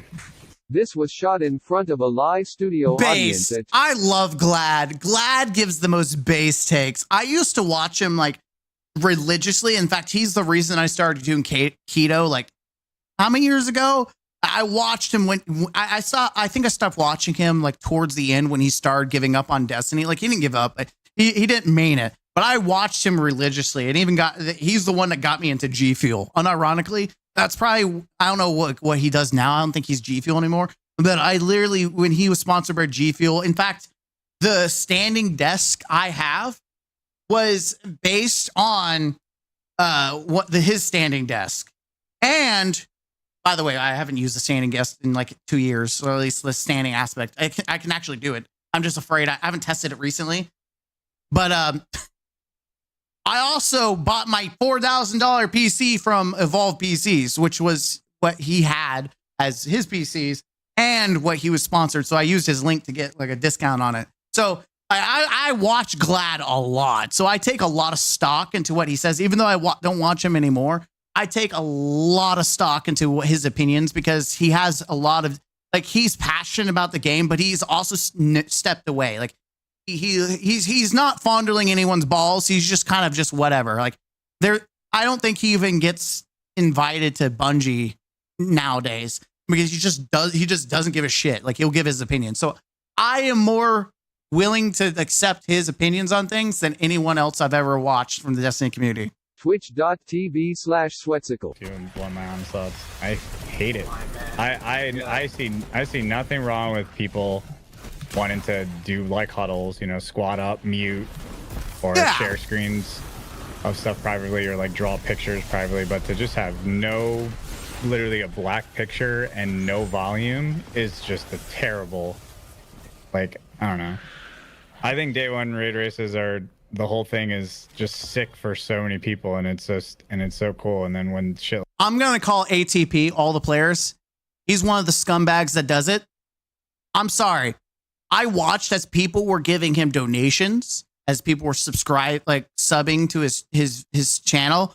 I watched like people doing super chats or whatever. Like people are investing into you, and their entire experience is a black fucking screen. Like that's the part that I don't like. I hate scummy I'll get to that in a minute. Scummy pieces of shit. Like, you have people supporting you. Like I don't even watch them. I just saw like I was going through different channels to see who was close. And I have no respect for bottom feeders and cesspool like ATP and people like that. Like, if you're gonna do that, turn your shit off. Make a recording of it, but turn that shit off. Like, absolutely turn that shit off. You don't deserve any money or monetary gain for a fucking black screen. You are a cesspool. You are a degenerate. You are a piece of fucking shit. And that is me being passionate, because there is nothing shittier than milking your audience for fucking money, and you're not doing the one damn thing that they're there for, which is to entertain them with gameplay. This right here, black screen, that's not gameplay. I'm sorry. I will call out shitty Destiny content creators who do that stuff. Like, ATP is an absolute dumpster fire human being for having his community watch a black screen while they support him at the same time. I get passionate about my community and how I could support them and bring stuff for them. You won't catch me dead doing shit like that. Holy shit. Sorry, I called him out. I don't usually do it, but he's the one person that I saw abusing the shit out of it. Like that happens, people are going to follow trends. And I'm not like blaming anything or anybody. It just really sucks that that's how it is now. I wish it wasn't like that. Demon Shark, thank you for the 4 years, bro. That's how I feel about it. It is just not acceptable. Like, I feel bad for the viewer now. Exactly. Like, they want to watch their favorite people run, but they can't. Yeah. I mean, not everyone does it, but... I mean, you got to understand, though, I really do think it's going to lead to a decline in people wanting to watch. Exactly. Absolutely. Yeah. It's just a negative... It is in every way a negative experience, and yeah, it's just dog shit. Yeah.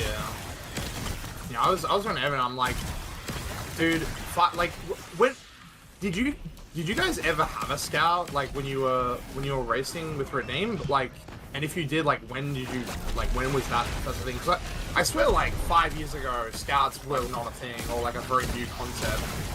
And then that evolved into like everyone has a scout. And I was about to say, I don't think people had a scout back then because it was just for fun and challenging. But when we translated, okay, so when we talk about OG Destiny, people were just learning to stream, and it wasn't necessarily about, it wasn't a business for these people. It was just like a hobby, a thing they were doing. But as things became more lucrative, especially on the Twitch side of things, and people are making bank and are able to live off video game creation, like content creation, that's when the scummy shit started coming in through the gaps. It became more about money than the actual game itself. And the fact that there's literal scouts now, like, brother. So everyone's getting every piece of information, and they're like, well, if everyone's out, then I can just like block out this parts of the screen and obfuscate and then it's just led to like, oh yeah, we just black the screen out. The first time that we did it, people called us fucking cheaters in VOW. And then the next raid race, everybody did it.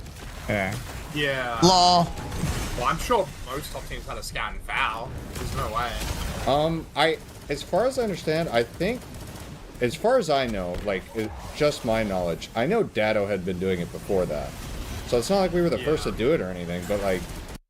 Listen, I guarantee Datto, Redeem, Salta Greppo, all these people who literally make bank on day one raids absolutely have a scout. There's no shot that they didn't have a Discord or someone helping them out. There's no freaking way that for the clout, the views, and the fact that the richest part of their lives come from day one raids. Do not see content like day one as a fun, exciting challenge. See it as Christmas for content creators to make bank, especially if you're actually competing in day one stuff, right? Like these people who are actually capable of making day one, like first place. These are the people who are making absolute dollar signs. They are pinging the dollars. They're raining. So that's why I don't put a lot of stock into content creators or encourage anyone to put a lot of stock in these people, because it's literally their job. Obviously, people are always looking for a scapegoat, and it's like, you're calling us cheaters for doing it, even though we didn't come anywhere near #1, so I just didn't really understand that mindset. But, I don't know. Just easy goofy. Target. Yeah. Yeah.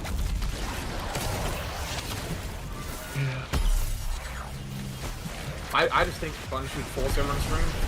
That's what I think there should be one per team. Ultimately, you can't really tell people how to run their streams, right? You really can't. Yeah. But I do think that I think as a community we can absolutely call out and shit on the content creators that do it. I absolutely do. I think you should absolutely call out every content creator that does it, shit on them, because they're willing to shit on their community by giving them a black screen on day one, especially when they want to get. I am pro calling out people that are doing scummy shit.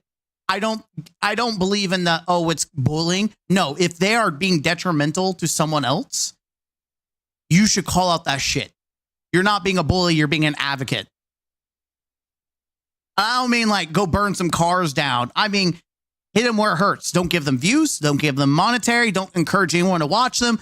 Absolutely do everything to make sure that they don't make bank. It would go a long ways if Bungie said, like, you know, even a comment or remark like, hey, we would appreciate it as a big community event if, you know, you would think twice about that. I think that would at least set an example. And then the community can shit on the people who ignore it. Yeah. Because I don't know, I just feel so bad. Like day one raid races, you know, were at one point just so many people. It was a big community event, and now I feel bad for the viewer because people can't even watch who they want to watch anymore. Nope. Like I've literally had people, like, heard of people going into other people's streams to watch them, people that they didn't even want to watch because their favorite streamer, they just couldn't watch their favorite streamer. And I'm like, that sucks. Like, it does. It's such a shitty experience. For sure. Thank you for the 3 months thumper. And Pound 6 for the if you want gifted. another hot take from me, Ooh. People that do that, you're not helping yourself. You're not in terms of like streaming, you're really not helping yourself. You're not doing your channel a favor. In any way. You like because what's going to happen is in the future people aren't going to watch you because they know what you're going to do. They know you're going to be the shithole that puts a black screen up. They're going to preemptively go watch someone else. They're already scouting. In fact, you could be doing much of the opposite. You want to hear something insane as well? I know of other people also banning other people's scouts from their stream, like they're banned their Twitch accounts. Yeah. No. What? I mean, scouting is just something you can't really do anything about. It's just part of the game. It's gonna happen, right? It's not a big deal. How would you even know who's a fucking scout though? That's the part. Like I could literally go scout anyone's channel myself. How are you gonna know that? It's out of anyone's control, but deciding to just stream a black screen with no sound is just don't stream, bro. Don't stream it. I feel the same way. Go just record it. Just admitting to whoring ads at that point, which is like, again, if you're trying to get the bag, you do you. I don't really give a fuck at the end of the day, but it's like you're just gonna make viewers upset. You're a plague to the experience. Is how I feel. Your existence is a plague. Yep. I don't like. Yeah, I see the side of the like the person doing it. I'm like, I don't really blame you. I just think the whole situation sucks, and I feel like the only actual solution is Bungie basically saying, you have at least one POV. But that's an unwinnable take, unfortunately. I just don't think Bungie will ever do that because they know Bungie knows that it's not in their place to tell people. I also think you can't tell people not to stream. You can't require people to stream because you have teams that maybe they don't stream or don't feel comfortable streaming. Like there's a lot of aspects that Bungie has to be careful with because they can't police someone else's channel. They can only police the game itself.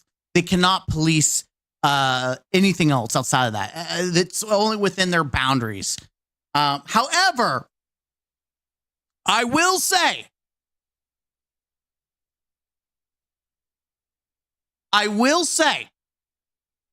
what Bungie can do that they didn't do and they should have done is tell CGB Gray or whatever his name is and the raid race host to not advertise those channels. I don't know how often they would go to the freaking screen or have them on the screen was like ATB and all these other people were doing all this bullshit. You need to just, if they're not going to do it, don't give them any attention. Don't give me any recognition. Act like they don't exist. That's how they should be treated. That is something that Bungie can control. Like, hey, you're doing like a partnership with us. We don't want to support that kind of content on our stream.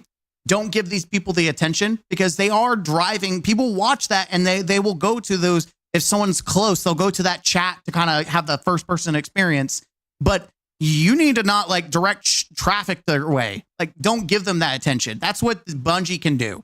And when you start neglecting and you are not focusing and you are not acknowledging certain creators, you're going to worsen their viewability, and people are going to start, calling them out too.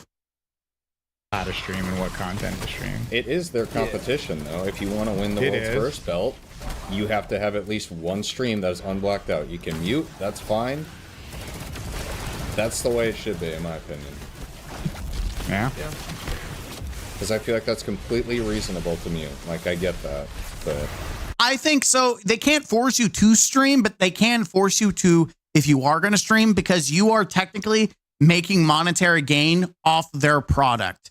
Like, you're playing Destiny, which is their IP, and you are benefiting and you are making a profit off that IP just by recording and streaming it. So they have the intellectual property. They can go in, any game developer can go in and say, like Nintendo, and say you can't record or you can't showcase gameplay. They can do that anytime they want because it's their copyright. They can decide who infringes upon it and can't remove that. They can do that. They just choose not to because that's pretty shitty and scummy. However, for this competition, they could say, hey, you're going to stream our game and participate in our competition. You have to abide by this. And if you do stream and you don't do this, then we are not going to you know, X, Y, and Z. Like you can provide some kind of punishment. They have the ability to discourage and encourage certain behaviors based on their IP.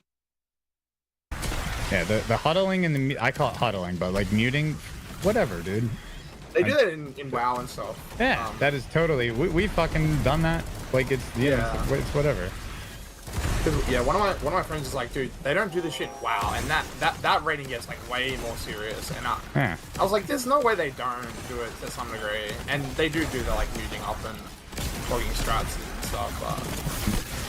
But you don't see half the fucking top leaders with black screens and no, you sure don't. It is definitely like a heavy Destiny thing, and unfortunately, if one big person does it, or successful raider does it, or top contender does it, it's going to encourage others to do it. So until they stop doing it, it's going to keep happening. And in fact, it'll just get worse. Yeah, it gets, that's my like huge thing about why I think it's such a big deal is because I feel like Carnage, thanks for the tier 1 kerosene. Thank you for the 53. Like, good no to see you, bro. Absolutely. Like, I feel like Elysium could have blacked out their screen at Crota Challenge, for example, right? Like figuring out the challenge isn't that hard, but you know they could have been like, what if this is a really hard to figure out challenge and we could black out screens and then like people don't just get it immediately. Whereas they didn't. But I feel like if we had Crota now, like everyone would do that, you know? Oh, absolutely. And like I don't care near as much, just so we're clear about like hiding a buff or something, right? At that point it doesn't even matter, because like what's a buff really gonna do? Like if you don't, if you're not actually way over the top, it's ridiculous. Yep. What's that? Like that's like hiding buffs is way over, like it's ridiculous. Like I mean, you're gonna get there, you're gonna see the buffs anyway. Like, yeah. Dado did it too. Dado hid buffs. It's funny. I think at some point there should be like the friendly competition, right? Friendly competition, but people take it way too far.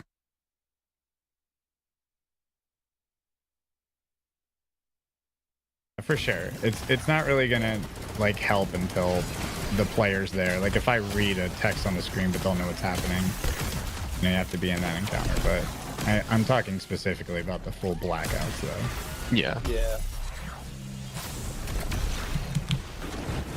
I also think that no team has ever won a raid because they've blacked out something or hid something. Fair. I think that if you wake up that day and I do find it funny that the people who did win Salvation's Edge did not black out their screen. That's what's funny. Gonna be a winner, you're gonna be a winner. And it's hard to really have any documentation of that or proof, because like the last raid, for example, is a good example. But would they still have won? Would they still have won though? I mean, maybe, probably. Like, dude, they fucking killed it. And as soon as people saw that like you had to walk through the thing, it's like they probably would have won, but like there's still like I feel like there's a pretty good chance that they could have lost. I don't know. Yeah, I wouldn't even say pretty good. I would say maybe the chances would have gone up, but that's a winning, bro. They were onto it. They had the I still don't think that like if you're gonna win and your team is just in a flow, you're gonna win. It doesn't matter what you're doing. Yeah. Like it's momentum. In Wolf, day one thanks raids, for the gifted momentum subs. is the biggest thing, and if you just have a clean day where momentum just keeps moving and keeps moving and keeps moving, it's a great feeling, and it just flows and you get a win. But if momentum isn't on your side that day and you have some hiccups and team morale starts to go south. Again, I'm more willing to listen to Glad because he has multiple day ones, and he's passionate. He does low mans. Like he's part of he's always been part of the community, even though he stepped away from Destiny. Like he did it. Like I think it's great. He's probably better. His mental health is probably significantly better than the rest of the people that continue to play Destiny mainly. I'm more willing to listen to this man because he knows more about the game than half the people that are doing content creation now. That's when teams start to break.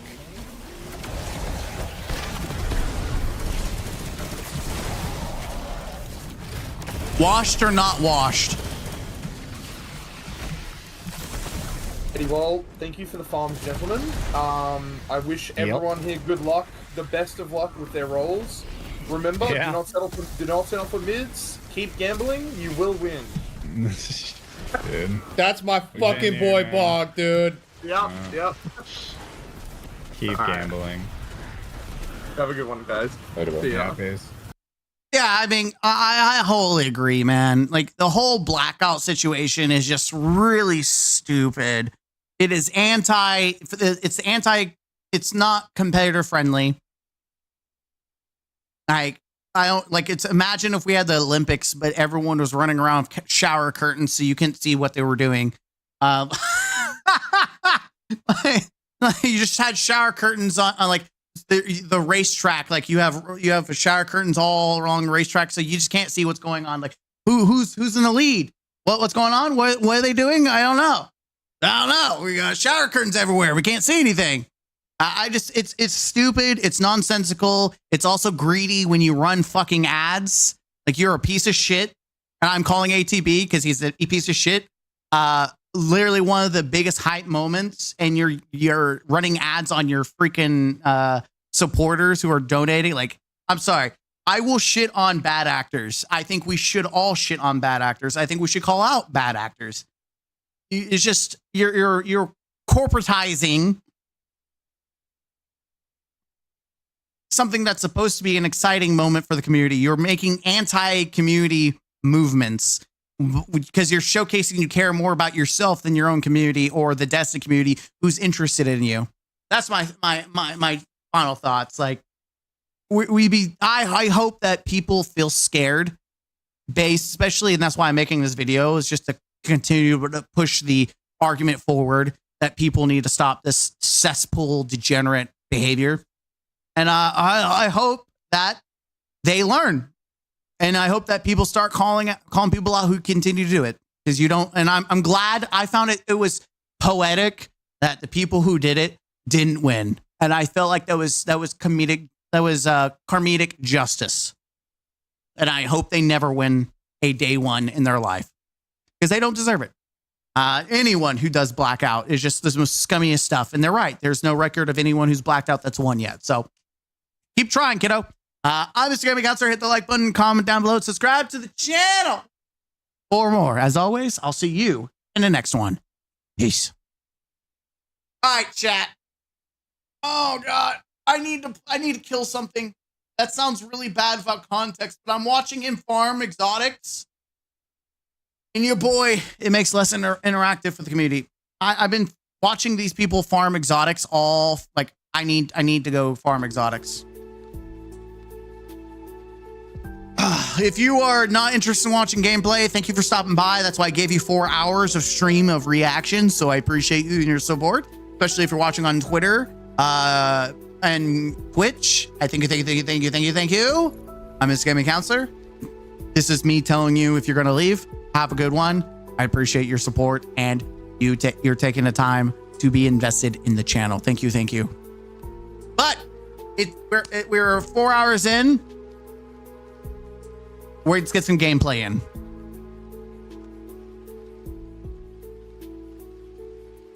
All right. It makes it less interactive for the community. Yes, you're right. Isn't it time for a new story, kiddo?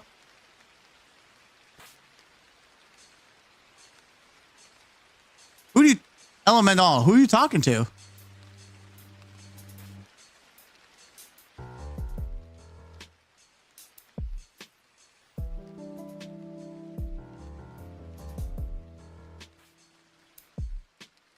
Elemental, who GM or Lost Sector?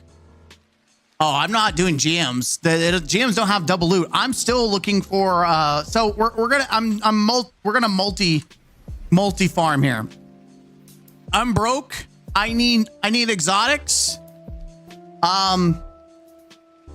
Is Mr. Firestone, are you still here? Mr. Firestone? It's the Owlweir phase in Warframe. Oh, phrase. I was so confused, like, what'd I miss? Also, I found out I have I have rights. Oh, wait.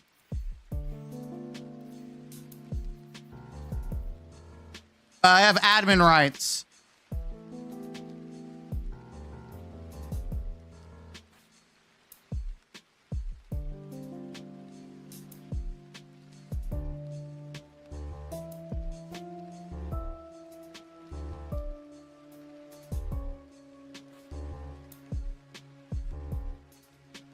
I don't know what's going on.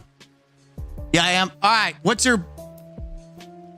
Well, what do you want to do? I'll tell you what I need to do. I need to get Glimmer, and I want to multitask. So I was going to try to open a bunch of chests and farm for an adept LMG in the Nether. So I was going to do the expert of the Nether, open a bunch of chests, get Glimmer. And then at the same time, if because you said you want it, your clan is kind of poo-poo or not dead. I don't know what you said exactly, so I'm putting words in your mouth. But I want to be able to work on some clan bounties too at the same time. I need Glimmer. You can join up. That's fine, Hades. But I need to work on some bounties. So I'm looking for people to join the clan so we can knock this out.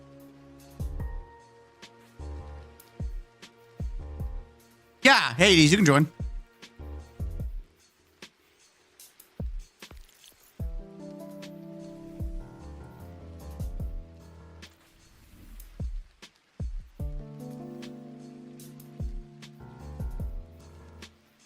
So I don't know what you're wanting to do, Firestone, if you're wanting to play or not.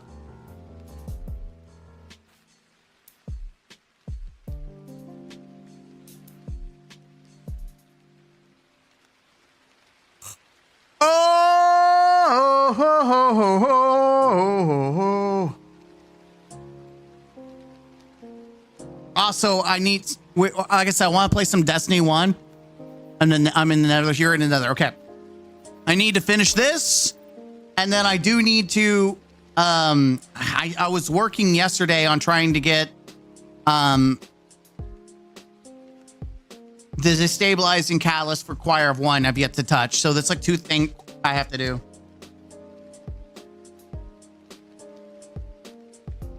I think I got the point with day 2 that I'm burnt out.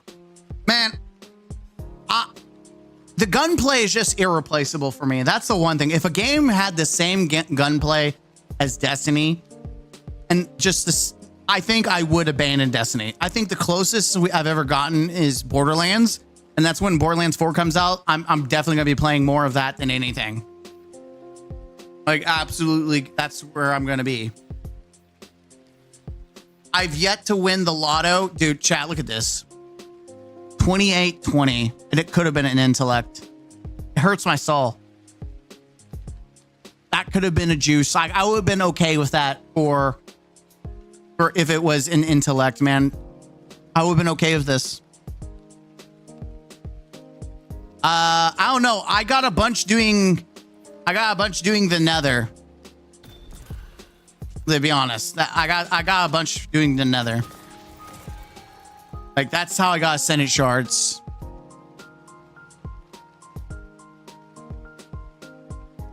Look, dude, look at how many freaking enhancement shards I have. The amount of farming I've done. Also, our failsafe engrams are up.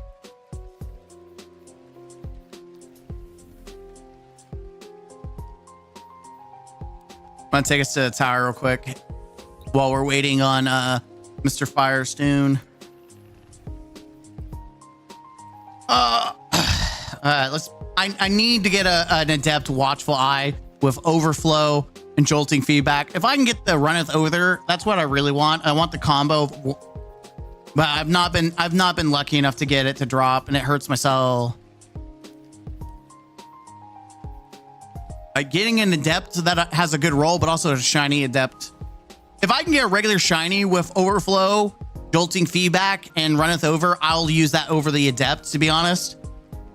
But it hurts my soul, man.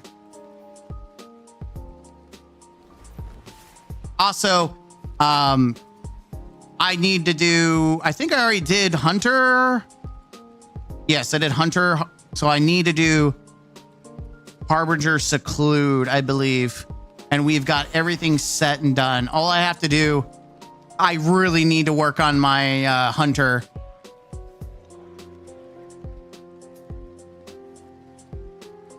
I missed a bunch of bounties, which hurts my soul, but it is what it is, man. How can anyone take his voice? Who are you talking about?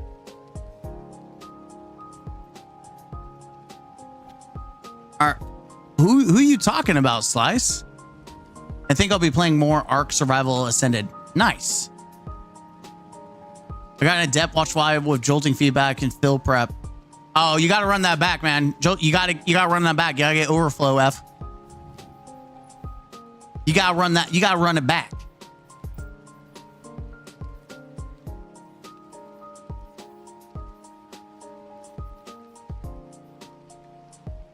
Well, what are you? What's going on, Slice? What's going on, little buddy? You have something to say? Are you we just covered Glad. Are you talking about Glad, or who you talking about? Glad who?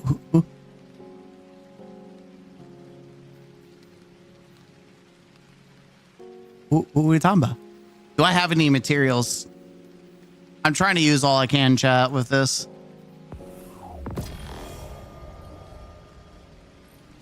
All right, we Gamba, chat.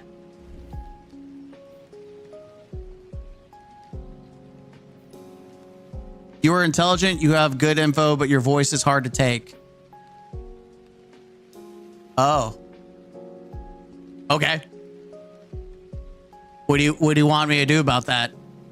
You're starting D1? Yeah. I mean, that's you're not being an asshole about it, so I don't know why a Retro Electrical, he's not being an asshole. Why would I ban them?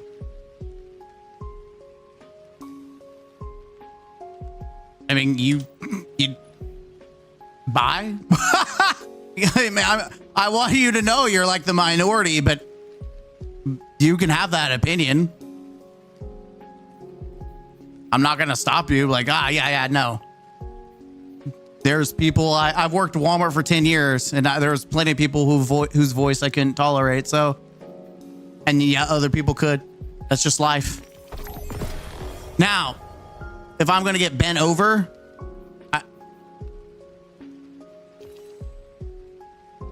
okay, chat. This is the best it's ever gotten. I'm a fan. How? Okay, well, I'm not upset. Like, you know that many people have said like mean shit to me working at Walmart for 10 years. That's why, like, when people say stuff in comment section, I just laugh at it. Like, I'm not offended. Like, it's whatever. Can't believe this. Imagine Chris on D2 while playing D2. L streamer, shake my head, man. I can't believe this. Imagine criticizing D2 while playing D2.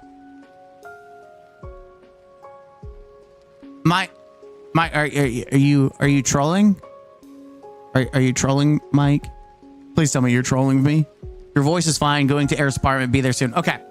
Chat, this is the best I've gotten so far. Just wanted to say thank you for shining more light on the Bungie shenanigans that helped me make my mind up about staying away from Bungie games. Listen, I have over 11K hours in this game. I'm too addicted to this game. There's hope for you. There's no hope for me. Plus, I play this game mostly because, one, I like the gunplay, and two, I review this game. And unfortunately, I'm not like a journalist, right? I'm not a journalist, so people aren't going to be like, yeah, that's a journalist. By the way, most people don't like journalists anyways. So me reviewing Destiny in a sense of a journalistic way, people wouldn't give a shit, especially if I don't play the game. So a lot of time when I give feedback and criticism and reviews, it's based on my personal experience because I actually know what I'm talking about. I'm trolling. Okay. It sounded, Mike, it screamed I'm trolling. I had a friend who ran digital delivery for Walmart, got up pretty high, but couldn't take Walmart and quit. Yeah, you have to have resilience to work in customer service. Like, you have to really have resiliency to play to work out like customer service. Yeah, that I'm deleting. I've just gotten nothing but dog water. Like, look at this stuff, man. Like, this is probably the best I've gotten 2014. I've just been dunked on with my hunter. My warlock had some decent rolls. 22, 16. Like, that hurts my soul. That 29 could have been immobility. I just want you all to know that it hurts my soul. This is like the most, outside of resilience, 23, 20. It's not great, but it's still like usable. The bait, yeah. The SNRT guy had an annoying voice, as does Paul, but you sleep, but you to sleep, Tassie. Oh, Paul puts you to sleep, Tassie. Oh, okay. Look, I'll give it up, and I'm sorry, but you can't you just relax your volume a bit? You have a nice voice, but the edginess is.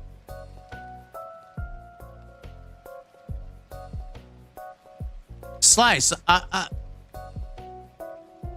not. What you think I'm going after you?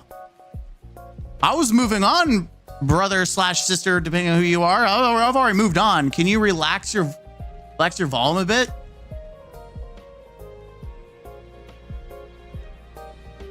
Do you not have volume control?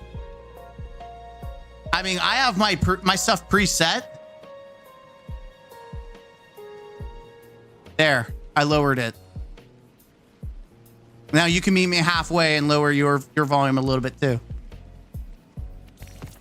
Because it's mostly just the music. And if I need to crank up the music for you so you can lower it, then I can do that too.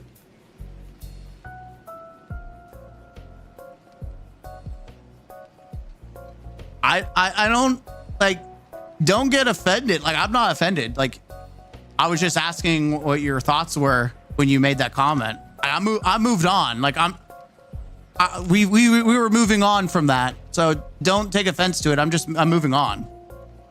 Like, you're entitled to your opinion. I'm just telling you, like,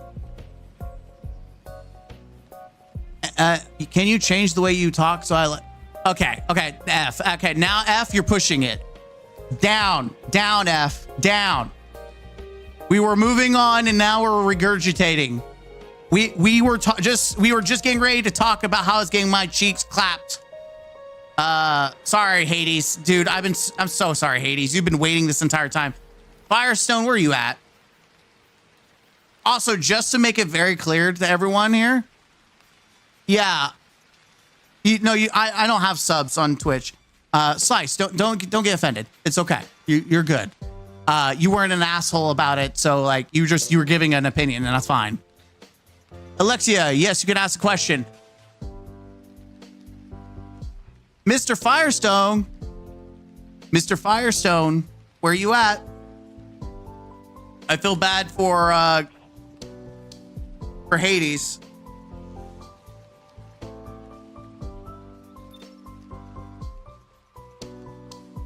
I'm just looking up stuff. That's fine. Look, I'm number 47. You're going viral live.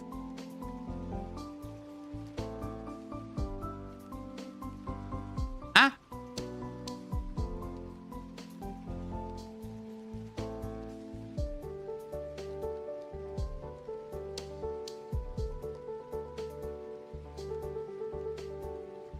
The video you did 1 or 2 back, the second half of it was genius. I appreciate it.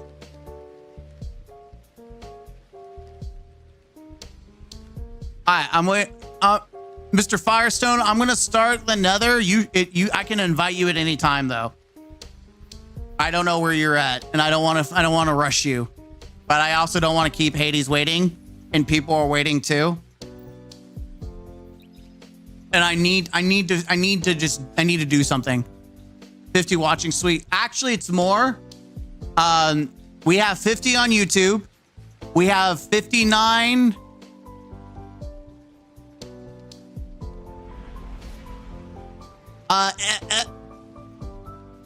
PB French fries. if any other FPS franchise like Borderlands, Titanfall, Halo, every COD made a carbon copy of Destiny in their own franchise universe with PvE, PvP, I'd leave in a heartbeat and spend another 10 years elsewhere. That was on Twitch, by the way. Sorry about that. I usually have the chat up and I see you. Thank you. Yeah, we have a total of 59 people. We have one or two or three on Twitch, and then everyone else is on Twitter. So we have about 100 people watching between YouTube, Twitch, and Twitter.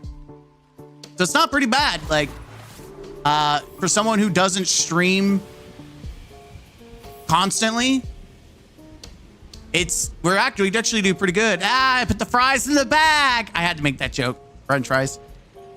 Hold on. Let me get Hades. We're gonna kind of like loot every chest possible.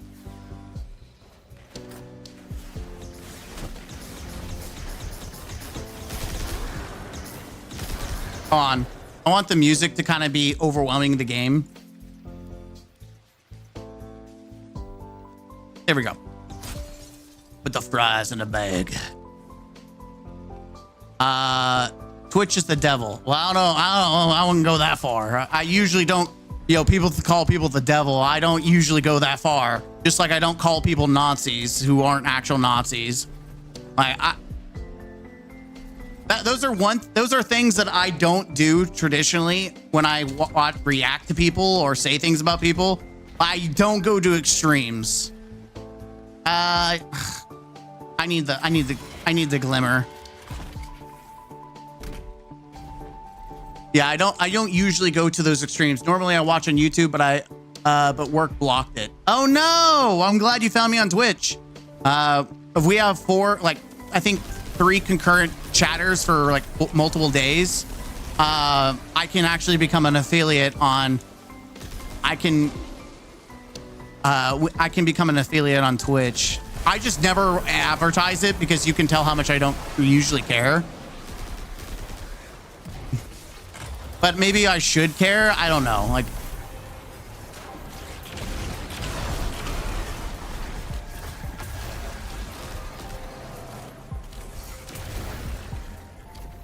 maybe I should care, chat. Maybe I should care more. Leaving my clan now. 50 likes, 50 views. I gave the stream a like. W. 07, you got it, sir.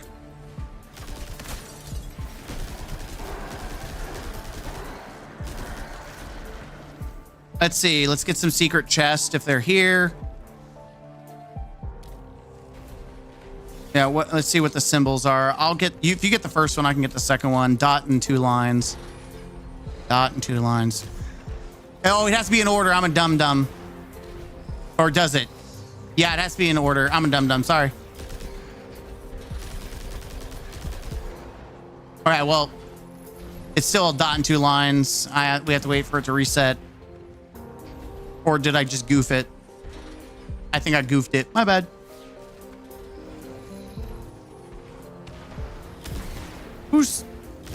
Stop it. Get help. Oh, yeah. Oh, it's back now. Put the my Bungie name is okay. All right, a dot and 3 dots. Dot and 3 dots. Dots and 3 dots. Then it's a dot and 2 lines, yeah? And then it's line. There we go. Easy. What's your least favorite raid in Destiny history? Mine is Spire of the Stars. I don't know. I like Spire. I just hated the community. I'm gonna be honest. I like Spire. I hated the community. Let's see. Star, Dragon, Ranger, 90. Yeah, I mean, I think Rooted Nightmares is the one I hate the most.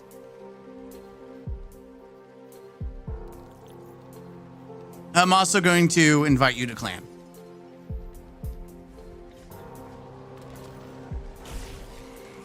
Vol Glass? Are you serious? By the way, you missed my question on YouTube. I'm here to add to the current Twitch. Well, I see Twitch. So if you want to add, you go ahead. You can add your thought, like your question. Like I see it. The chat won't, but I will. So like you go ahead and tell me what your question was.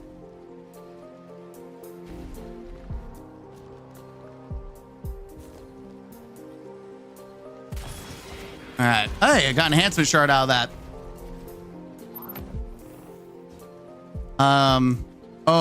At least would be Ron. Right? Yeah, I was about to say, there's no shot you're gonna put Root of Nightmares ahead of Vault of Glass. Like you can definitely not like Vault of Glass. That is an acceptable opinion, as long it comes after Root of Nightmares. Root of Nightmares is essentially a dungeon. Oh, let's go deal with that.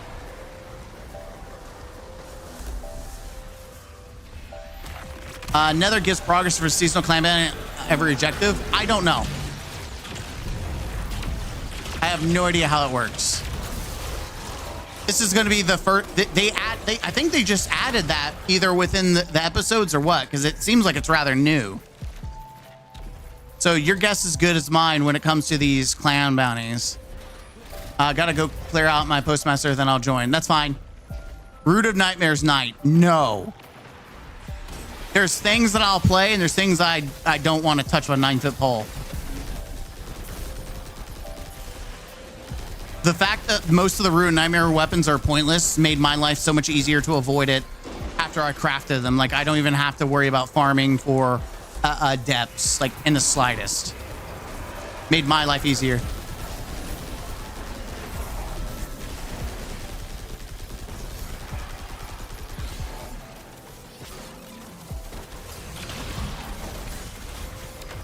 Ooh, I'm getting low.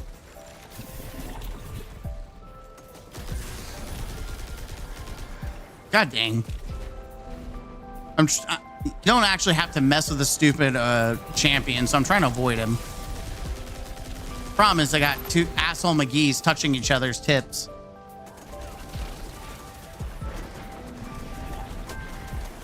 Hello? God, I hate the mantle in this game. It's so garbage.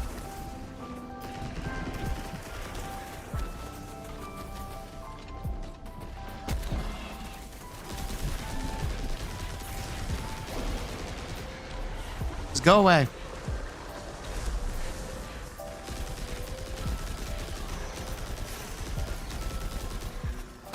I hate this strictly for the fact that they're so tanky. And then they do this crap where they give everything overshields. Go away. All right, where's the pool?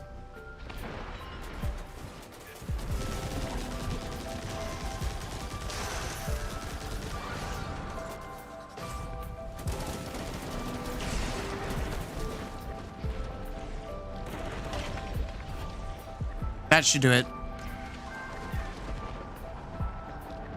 No more not and because of the glitch. Yeah, Bungie removed that. Glitch took it away. Root of Nightmares Night. Nope, we said no to that. I said hell no to that. The other encounters are baby's first raid encounters. They are. That's why I think Root of Nightmares is one of the worst experiences, because it just made everyone assume that all raids need to be at that level, in which I think we just need Explorer mode to make raids better, in my honest opinion.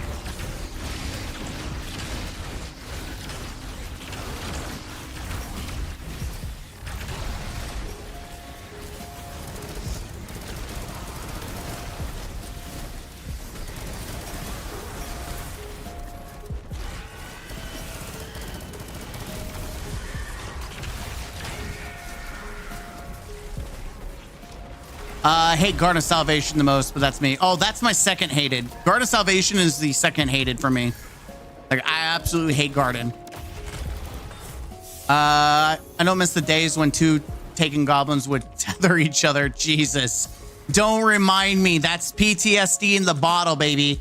Alexia, question. Is all DLC being free normal for the last week of the season on D2? Yes. Well, I say normal. They started that with the final shape, and it seems like they've continued the chain. So it is a new normal, I guess, is what we could say, right? It's the new normal.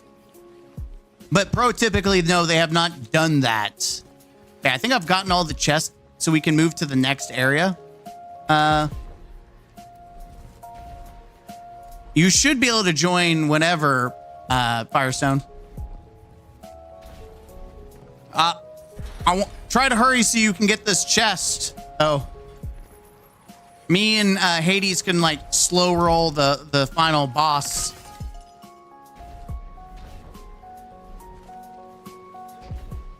But gotta join up. Gotta join up.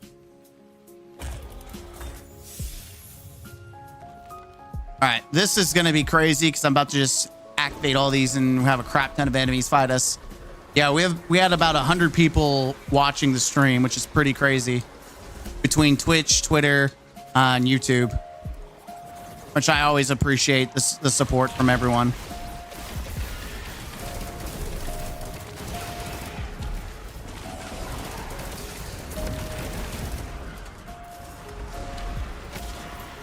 There you go. Now we got Mr. Firestone. Even though your name's Dragon, I'm still gonna call you Firestone because it's better.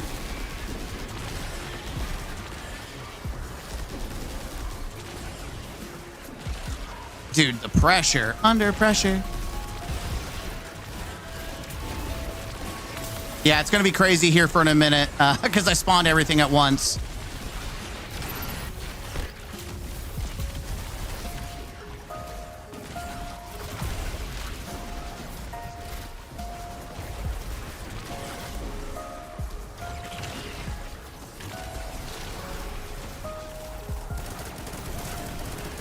Bye-bye.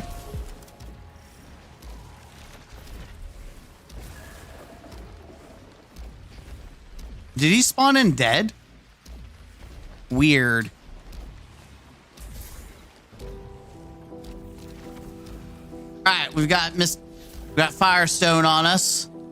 Oh, that did count progress. I'm at like 39% now. Nice.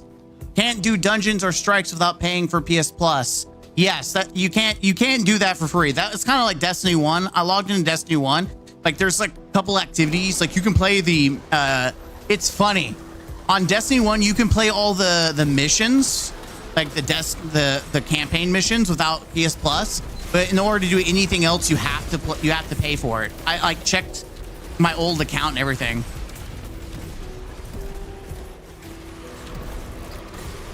I think that it's starting Lightfall, not seasonal stuff, but all prior DLC. I think you're right, but I think the seasonal stuff was Final Shape, like to get people invested. Because I remember Season of the Wish, people were like, Bungie's like, play Season of the Wish now.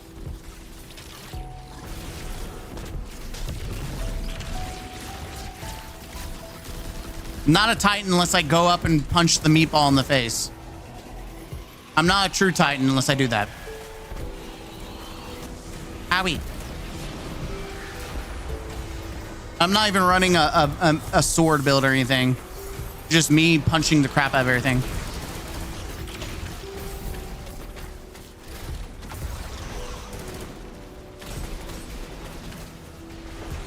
Overflow jilting, I do need. Absolutely. I'm wanting an Adept shiny.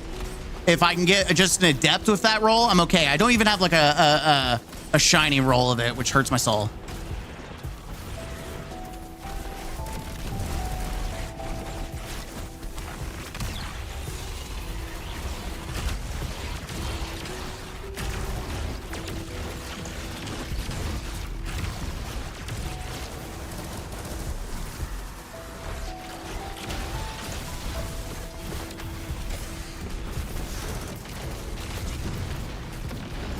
I'm just being so aggressive. I knew I was gonna die because I just ran in there punching the crap out of everything. I just knew I was just gonna go start punching everything. Give me something. That was a lot of junk. I just ran in, guns a-blazing, punching everything in the face. Yeah, I'm soft locked on subclass new light quest. Wait, how are you how did that happen? How are you soft locked? How do you even do that? How does one do the soft lock?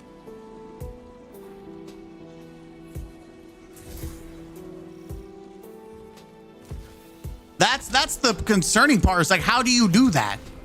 I did the new player experience and never had that happen. Where are we supposed to go? Up, I think, around and up. Ow. What the hell? I guess that was a bug.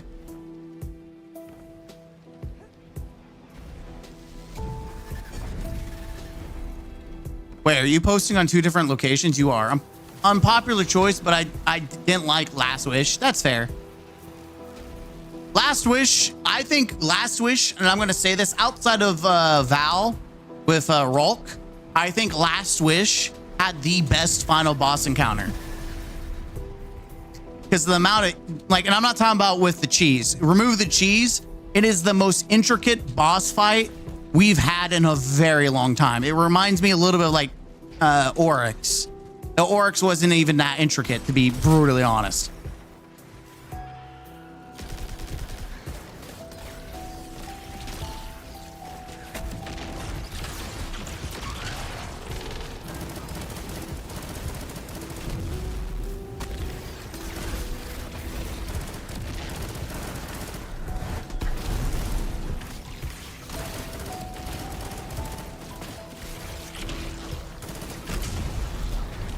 Get wrecked, kid. I need to do the arms dealer strike, but PS Plus to do it. Yeah, you can't do any strikes without anything of like the sort. I'm just gonna pull these on the off chance that I get something good out of it. But I'm mostly here for the glimmer. Like, I'm popping every chest possible. That's annoying. Stasis was not the smart choice to get. Yeah, sorry, I'm both YouTube and Twitch right now. I noticed.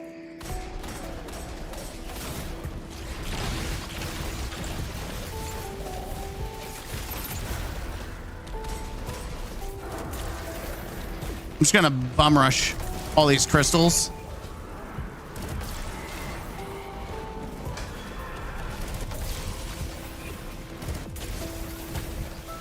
Dude, Lord is so good now. It's crazy how good. And it's not going to get nerfed, hopefully, again. Like, it's still going to stay this. It's like, it's in its prime right now. Like, I actually enjoy using it. Like, even with the nerfs, it's still good.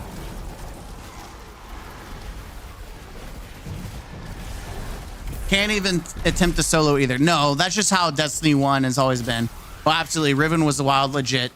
I've done it legit, and what a cluster it can be, or what it is. Yeah, I mean it's great. Here's well, we're just kind of shooting the shit technically. I think Bungie should be investing into Explorer mode. Absolutely, like it's crazy to think that raids are some of one of the like content that people least use. Yet they put the most emphasis on. Like, if you all realize that Bungie puts so much emphasis on raid content, yet so little people actually invest in it. Like, it's actually kind of crazy. I do think that they should make Explorer mode, and what they could do is just, you can't wipe, you can't fail it. You have infinite lives, and you just keep going until you get it, and you get like tips on how to do it and whatnot.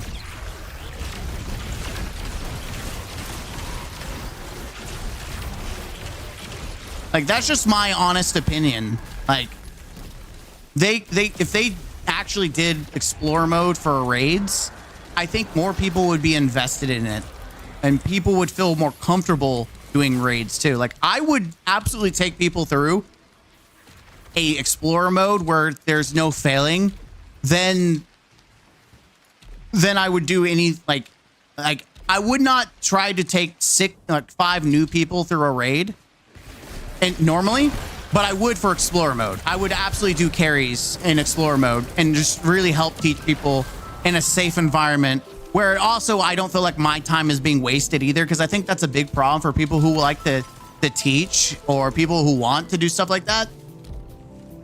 I just don't have the energy or patience on a video game level, like I've worked on Walmart for 10 years. I am very patient. I work with kids, but if I come back after working with and being with kids, my patience for like Destiny players is just down the toilet. Like, I'm gonna be brutally honest. I already babysit kids. I don't want to babysit grown men and women playing this game.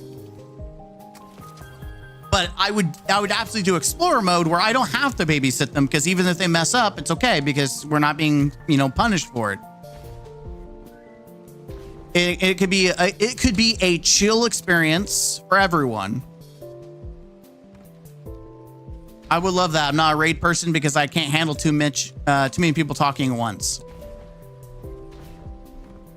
I feel like they have potential, and the fact that Dungeon Explorer is being like sunset is just crazy to me.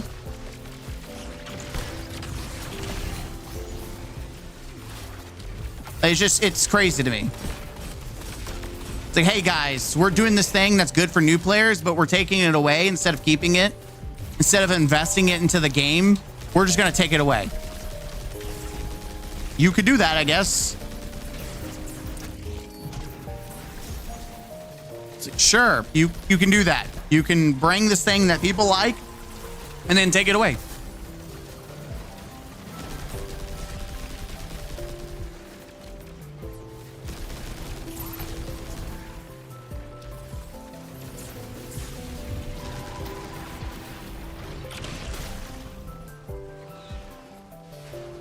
See, for this one, you want to run strongholds and a sword with flash counter because you can just never die. But I'm just too lazy to swap my stuff around. So I'm just going to kill these guys as quickly as possible.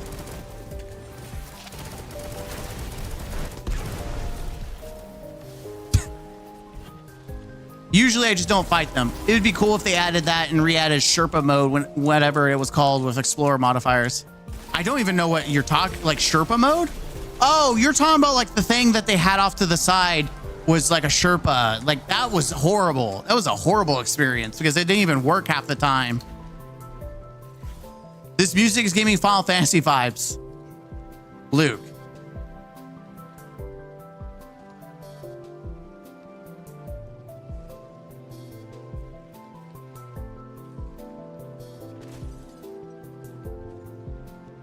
Sorry, I just had whoops, wrong thing. I had to do it to you. You would be correct. Oh yeah, we need tutorial versions of the raid so new players can learn the mechanics instead of searching up a guide. Yes, I still think that a game that doesn't teach you how to do a thing is bad. And there's going to be a lot of WoW players that are going to argue and say that's not true. I don't care about what WoW players think. I just fundamentally think any game that doesn't teach a player how to play the game by playing the game is a bad game or has bad game design that needs to be fixed. That's my personal motto for games. You should be able to learn the game by playing the game. Doesn't matter what a company can do or should do or what. I think you need to be able to play the game and learn based on playing said game. Where's the last one at? Where's this little sucker at? Oh, it's over here.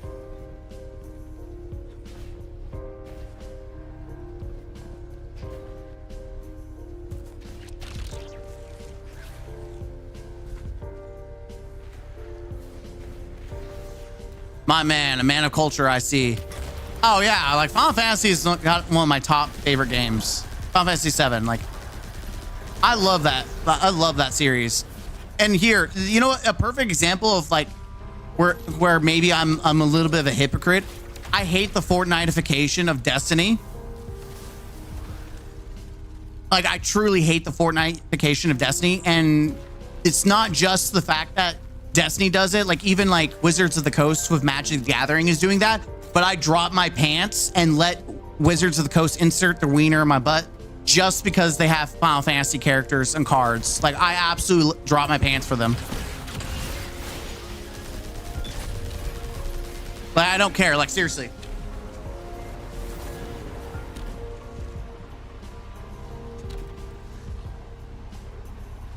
Like I went absolutely ape shit for this. I have the Magic the Gathering Commander deck.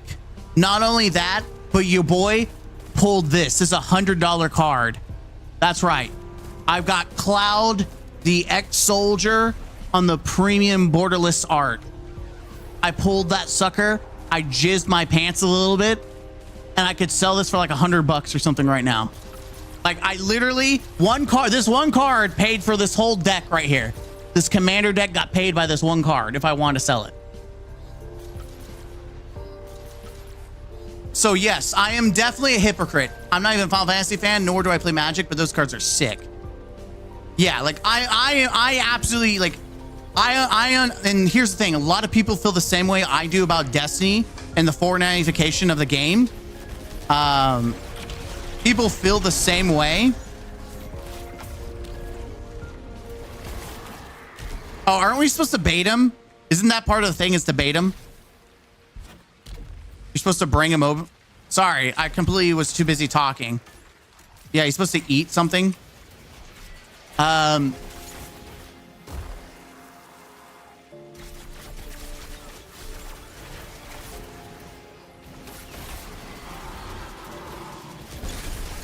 I murder this guy? Can I murder him?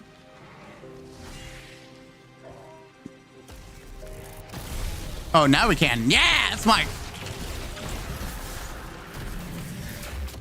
Magic cards of other franchises goes cool.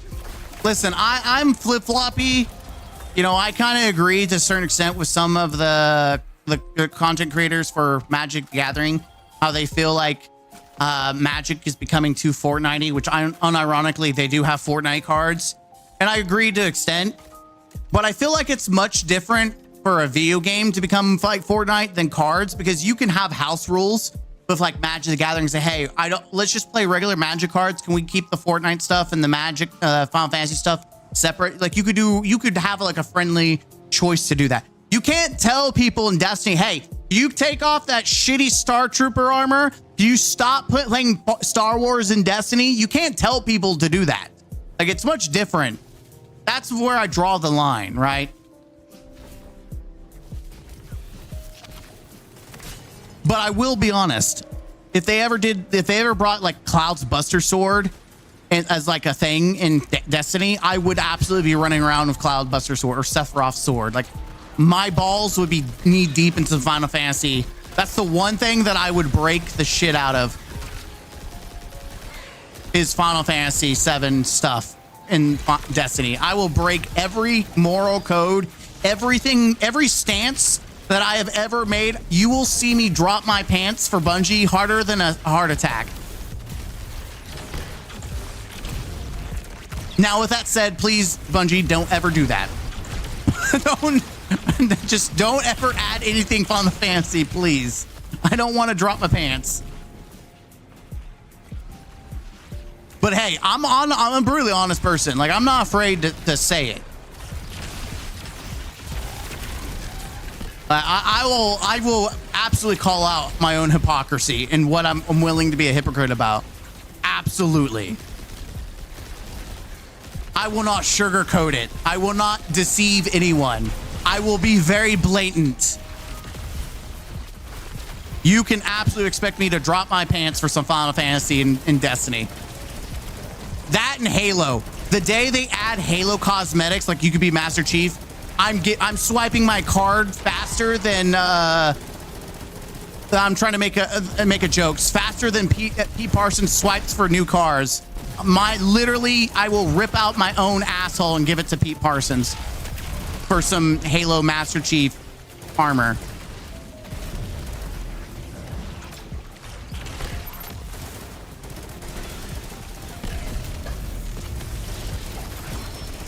Go get your bubble and go away.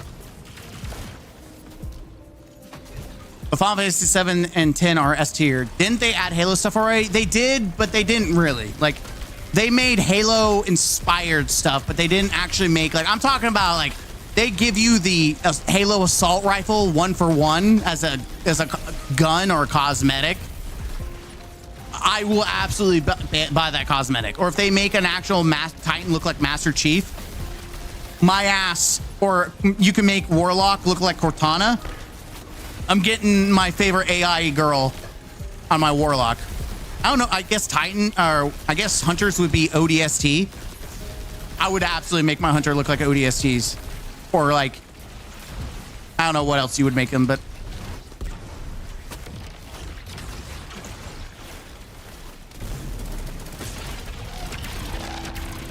Remember the Halo stuff in Fable 2? No, I never played Fable 2. I stopped playing after Fable 1 because I saw that Fable 2 wasn't nearly at the level of Fable 1. So I never played Fable 2. Next Star Wars DLC for Destiny, and it's Final Fantasy themed, and you fight Shinra with Avalanche.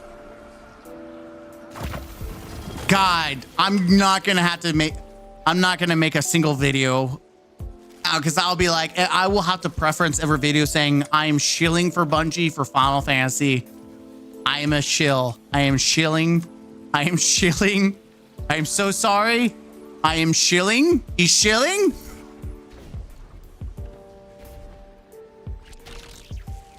Oh my God, he's shilling. By the way, this would have been done faster, but I spent like all this time yapping, so it's just taking like 30 minutes, and this wouldn't take nearly that long. Nah, Titans be more brute, low key. Shh, Master Chief, because I'm playing Titan right now. There is no shot a Warlock or a Hunter would ever be Master Chief. GTFO, brother. Unless they just made everyone look like Master Chief, but Titans are literally the Master Chief. Oh, joy, we're playing this. Let's kill these assholes because they're going to be more annoying than anything.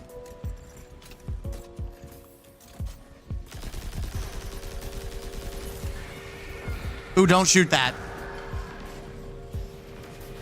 Just in case I need to hop off. Make like a spin to win run.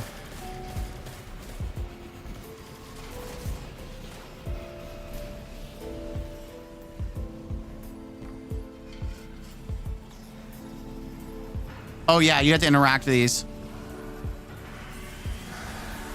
Also, strongholds would be really good for this. Owie! Help me! No! Well, we both died? Brother.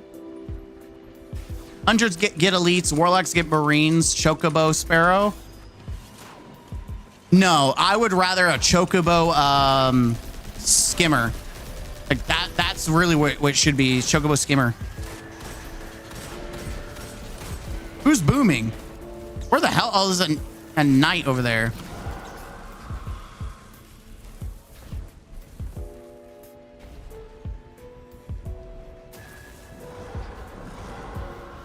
Okay, I gotta do this fast before I die.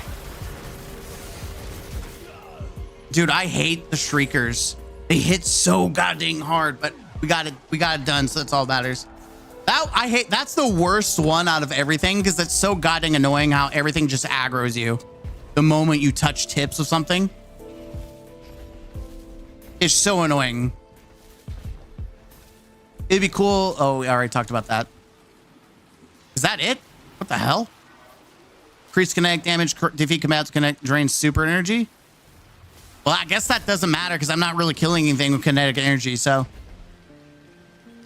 No, but like, people think that I'm just unreasonable, but I'm like very, very, very honest, like with myself and with everyone. Like I don't have any reason to hide or lie or try to, you know, be sneaky. I'll straight up tell you, I'll suck some dick for some Final Fantasy and Halo. Don't clip that. Bungie, don't clip that. Bungie doesn't need any ideas. They don't need ideas. Let's stop that. Just stop. Get some help. Half the time I don't remember what this is. There's like a secret or something around here. Ah, critters. Yeah, I'm going in circles. Firestone. Oh, this was the secret area. This is one secret I've never done. It summons a bunch of like invincible things.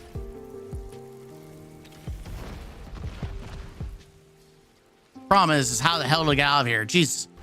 Secret gate on me. Yeah, I know where the secret stuff is. Secrets. They said the thing. Secrets. They said the thing. I can't believe they said secrets. I'm just making sure there's no other like hidden juicer stuff here.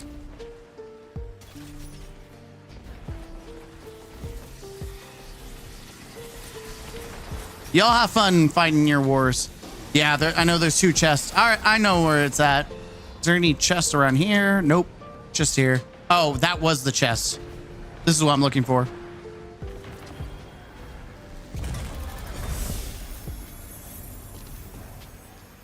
Glimmer! Dude, look at 20k Glimmer. Let's go.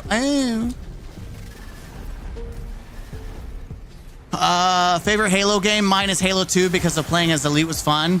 I'm sorry. I'm a Halo 3 stan. I still say Halo 3 is the most iconic, the most hype Halo we've ever had.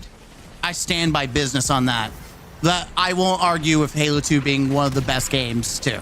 Like Halo 2, definitely one of the best. Personally, I say 3, but I would not argue or like tell people they're wrong for thinking that Halo 2 was one of the best. Because it's just, there's so much iconic. There's so many things about it that are iconic. We need to kill this or we're going to lose all our tokens.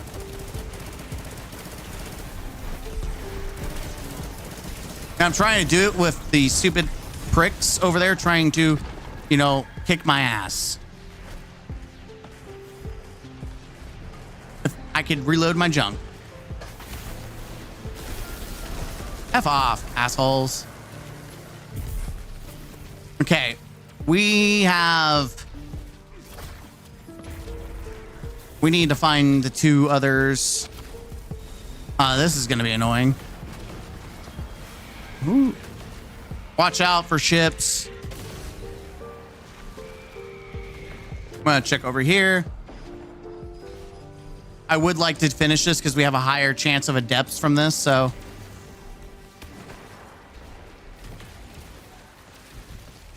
You know what? I feel like for the sake of like survivability, I'm just gonna do this.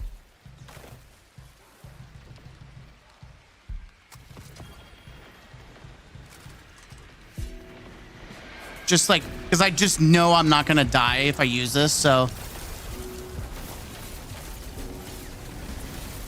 Just for the sake of survivability. This is why I love this build. Just doesn't matter. Does not give a shit about anything you do.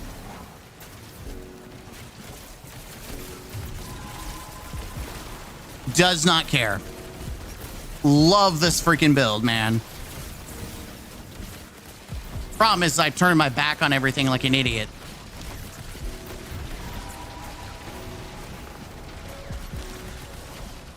I can only tank so much at a certain amount of time. Yeah, that's the problem, is getting freezed.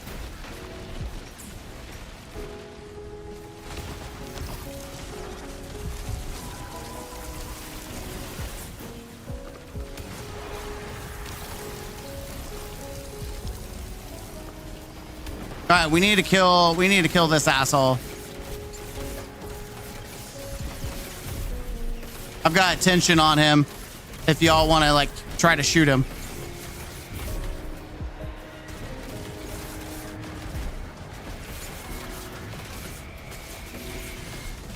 Dude, I hate that the ships do so much goddamn damage to you. By the way, I'm just doing like residual damage by blocking with flash counter.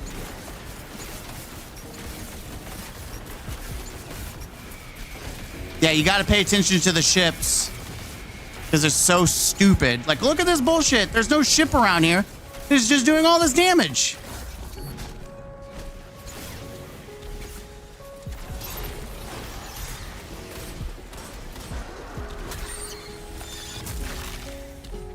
Yeah, you guys got to be careful. This is the last room, luckily, but we can't afford to lose very many like lives, unfortunately.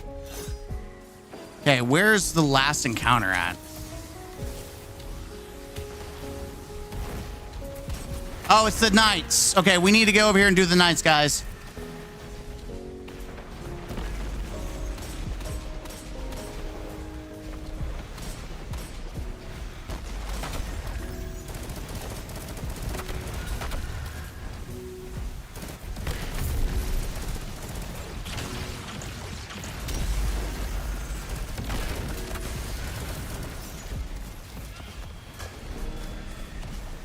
Watch out for the explodey, guys. I don't have unstop. I don't. Oh!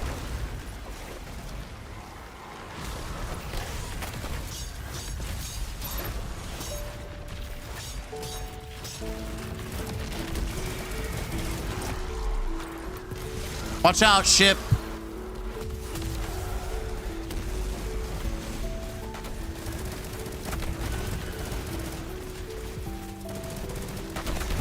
There we go.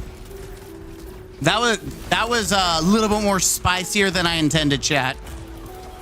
I thought that was definitely spicier. All right, let's kick this stupid prick's ass and go.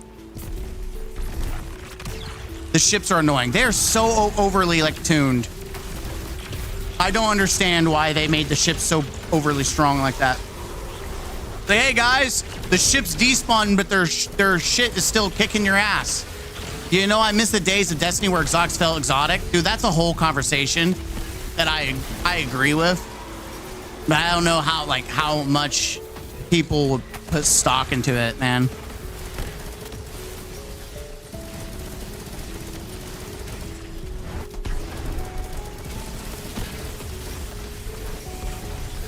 I mean, I can sit here and aggro her and keep her attention if you want an easy target.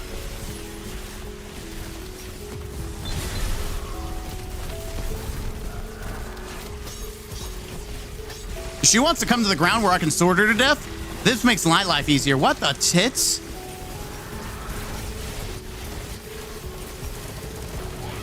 It's all good. We did it. Nice. No revives needed. Easy game, easy life. Easy game, easy life, chat.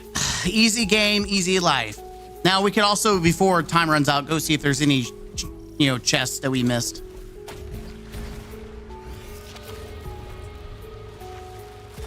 Adept?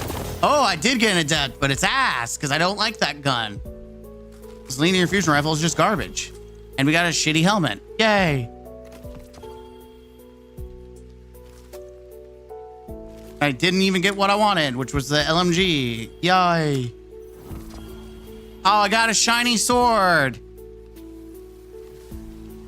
Brother.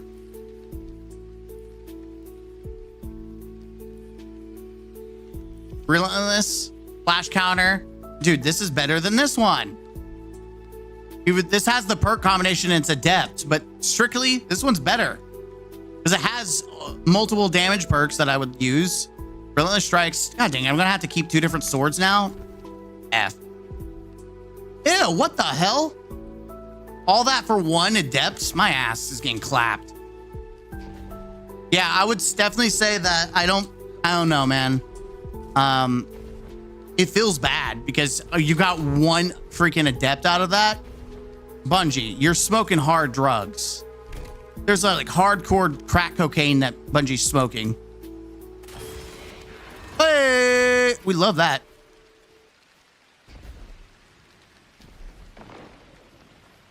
Hades is finding secrets over here, which is funny because I don't remember how you open this door, but I know it's a secret. Shh, it's a secret. Oh, well, hello. Please, God, give it. Fudge, dude. Just give me attrition orbs and reciprocity, not circle of life. Give me reciprocity, asshole. Like this, I would be okay with a regular version of this gun with run of over attrition orbs and reciprocity, but like this game wants to slap my butt cheeks around.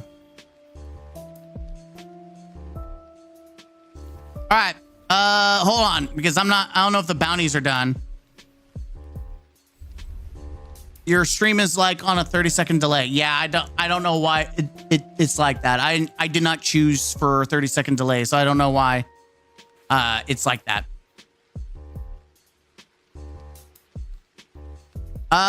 Yeah, that's not bad. 3K. Let's go to the tower real quick.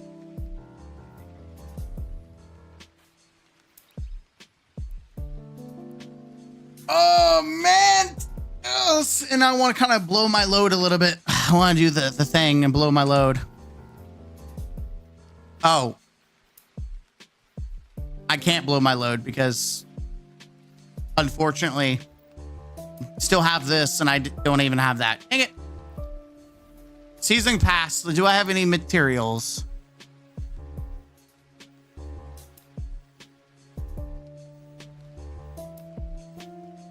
Yes, I do. Do I have one more? Just give me one more. One more. Dang it. I don't know why the stream is on that much of a delay, chat.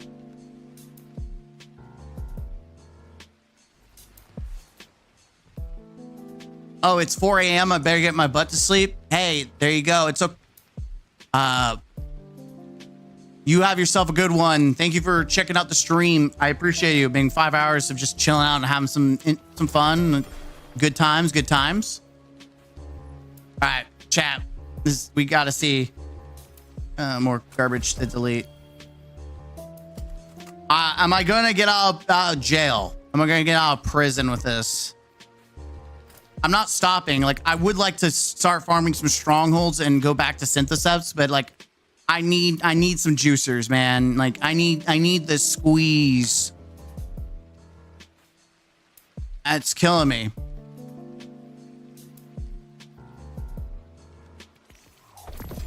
All right.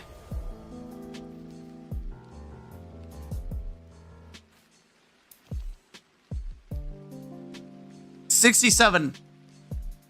10 in resilience, which sucks ass. 11 in strength, which is not bad, but 2022. The one I just got, though. What was the one I just got? 22, 20, I think it's 25. No, okay, so I'm keeping both because I don't know. Like, it's losing one stat and it's going towards mobility now. It's not what I want though. It feels bad. I got some challenges done with that and got some curios of the 9. Joking, you could join me on Prophecy. No, I don't know about that one, Chief. I'm at 57% with this bounty, by the way. That one leaves in 13 hours. I don't want to do Gambit though. Not right now. Well, I need to go see what bounty she has this week.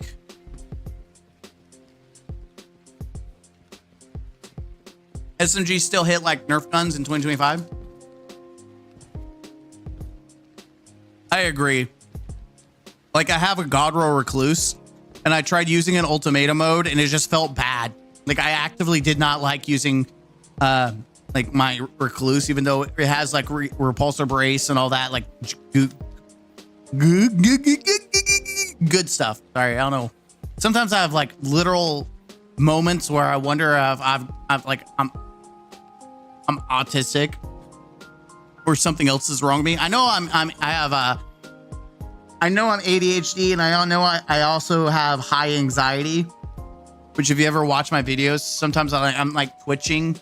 It's easier for me to stream and look at the game than to look at a camera, because you can just tell that I'm blinking like 20 miles an hour. See, the joke is I can matchmake and probably can't find fire teams.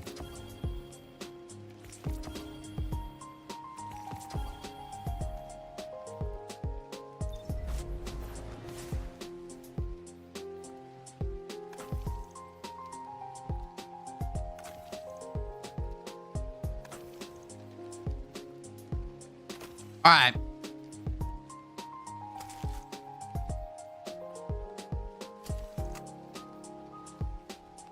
All right. Here's the deal. I don't know what you guys want to do. Let's check here and make sure I know anything. That's why I figured nothing but garbage.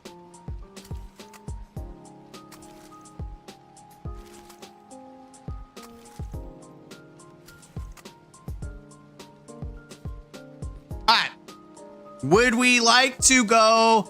I've got 2 of those Mahis, 2-round burst hand cannons with repulsor, and decided that I can't take off. Oh, yeah.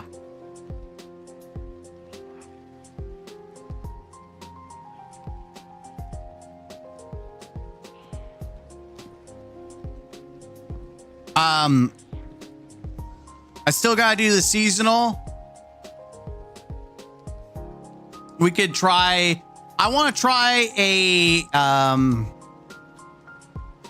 quarter blades. Can we try quarter blades? I don't know how this is gonna go, but I want to try quarter blades and just see how we do.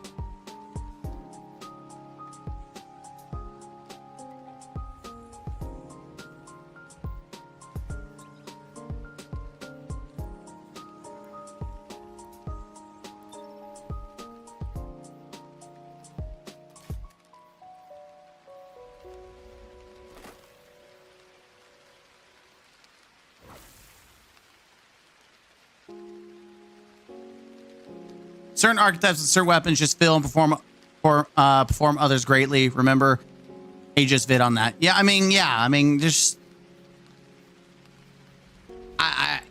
SMGs just don't typically feel good in general, unfortunately. Especially when you look at SMGs compared to like auto rifles. Auto rifles are better to use than SMGs. Like you're better off using a 720 auto rifle than you are an SMG, because auto rifles have longer range than SMG. And usually they don't, like SMGs in general, one of the biggest drawbacks is that reloads are incredibly like bad on them. Like the reloads on SMGs are just bad. Like they're like bad. Whereas you can get an auto rifle where the reload doesn't feel nearly as bad. My PC pooped out on me, and those hand cannons with non-vertical recoil feel so good on controller. This is my first time in court. Oh, well, welcome to the party. If we fail, it doesn't even matter. Like, honestly, I don't even, like, there's no real failing. There's just how far can you go? And how fast you can kill shit.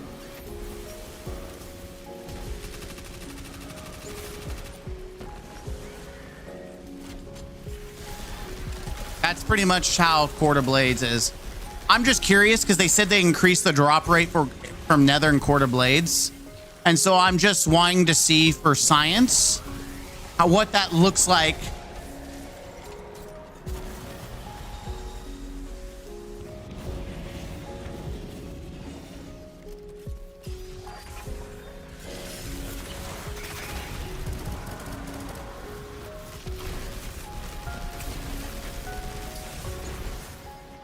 You just want to try to kill. It's a boss rush. I need to start heresy to do the court. Yes, you have to do all the way to act 2 for court.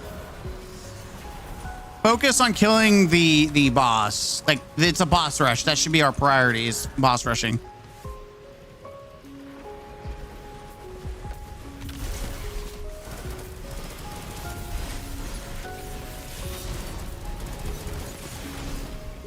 God dang it. Of course he pops this super at the wrong time, man.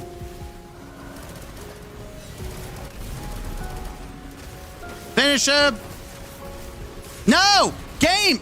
Brother! It's high lift, you son of a bitch. Finish him! Finish him! Guys, why are you not finishing the boss?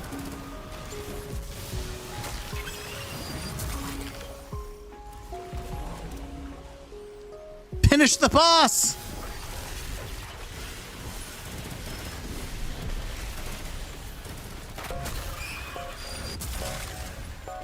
You gotta finish them.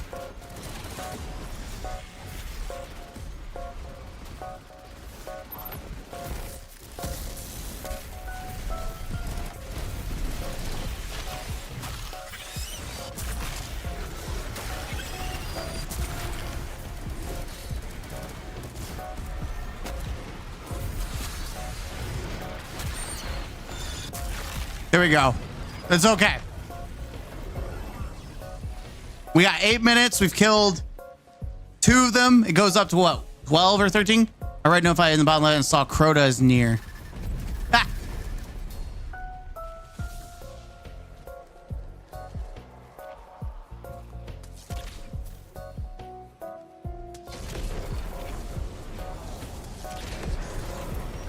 All right, there we go. Now I'm gonna go upgrade. Let's see what we have. Powered melee, final blows. No.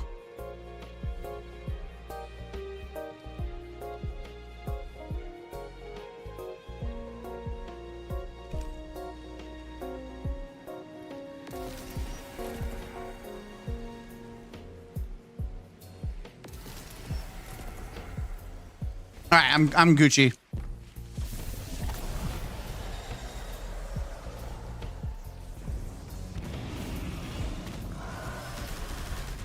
Oh, just don't die. We gotta get the knight. Kill the knight to bust the shield to do more damage. Damn it. I'm telling that Shrieker just hit so fucking hard. We need to kill the knight and shoot off, like, blade the guys. Yeah, just kill. We have to hit the crystal to kill the knight. And we can nuke the Shrieker. God, I fucking hate Shriekers.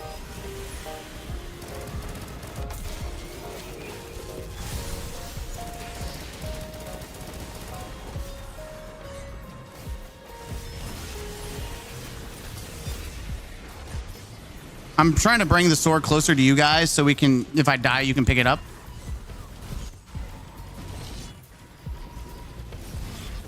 All right, his shield should be down now, so you guys can go full effect on him.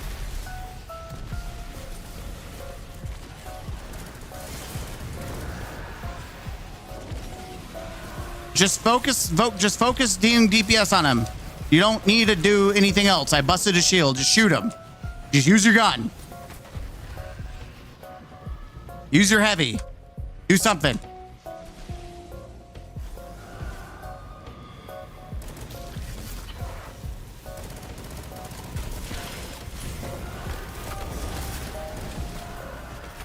This works because we can peek around the corner to kill him.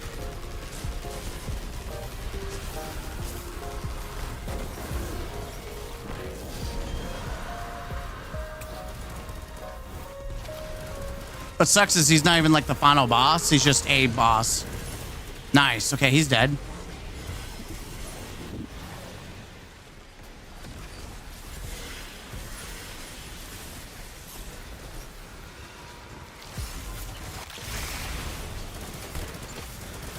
Just gotta nuke him.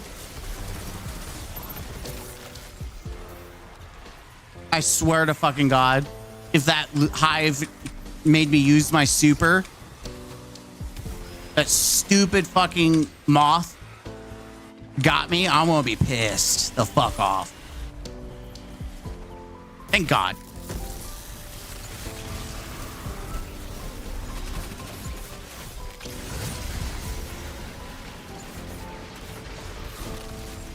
Okay, boss is almost dead. Where the fuck are all these moths coming from? Like, that's what I want to know is where the fuck are the moths? Like, don't worry about the champions. Kill the boss. The sooner you kill the boss, the super the champions fuck off. That should be our priority, is like insta-nuking this asshole.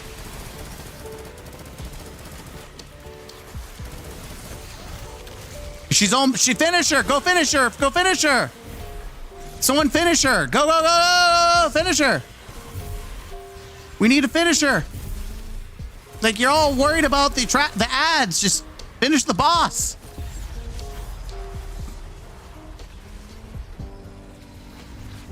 Now we have to whittle her down again. Like, this is a boss rush, not trash ad. Like, fuck the ads.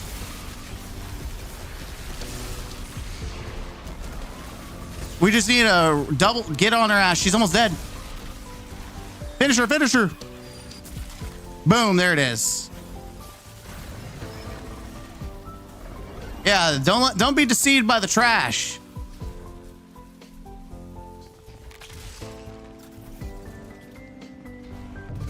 Do not be deceived.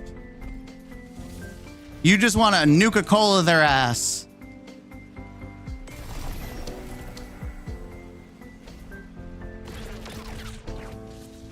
I don't even know if this is going to be... I don't think it's going to be worth anything, but I'll take it in anyways. See ya, bears! Darn, this guy's too loud. This guy is too loud. All right, bears. Learn to use your volume control. There's a button on the bottom that you can lower your thing. Bye. Bears love gaming. Well, apparently they don't love sound or know how to use sound.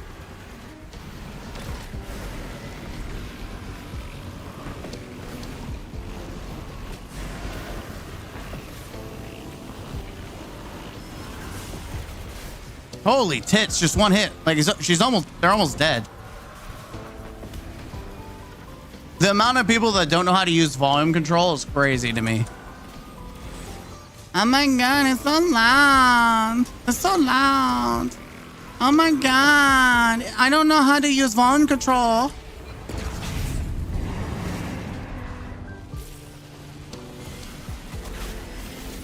It's the wizard. Where the hell?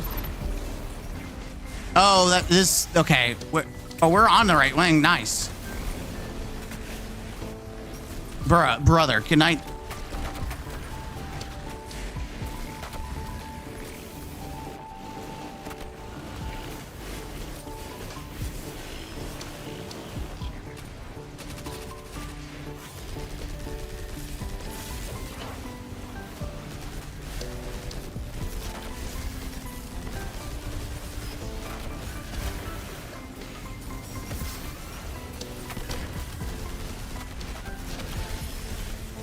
I hate that she's moving all the freaking around, dude. Get out of here, bitch. All right, symbols changed. It's now A. Who has that ass? Ass is over here. Ass is over here.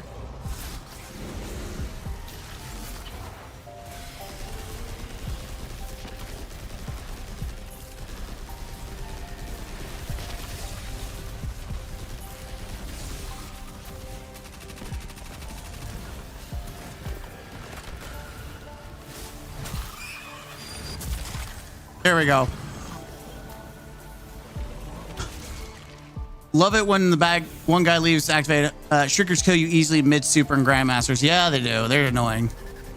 I just love that people who just show up and chat. They're like, dang, this guy's so loud. It's just, are you stupid? Later.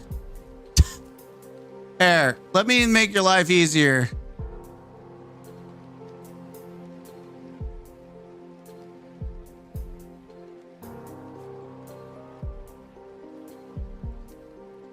Why does it not let me do anything in my own chat?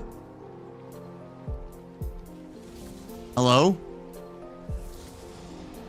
Yeah, I need to do this. My bad. We'll worry about that later. Dum Dum doesn't know how to use the mute button.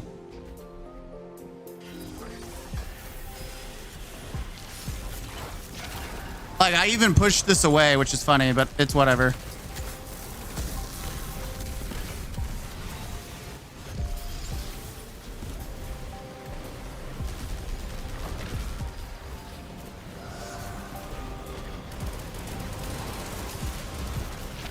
Yeah, we've got to nuke the boss as quickly as possible. We could focus on killing the Shriekers if that's what's killing everyone. But we really do need to kill the boss. The shield heals the boss. Like, we have to kill the boss.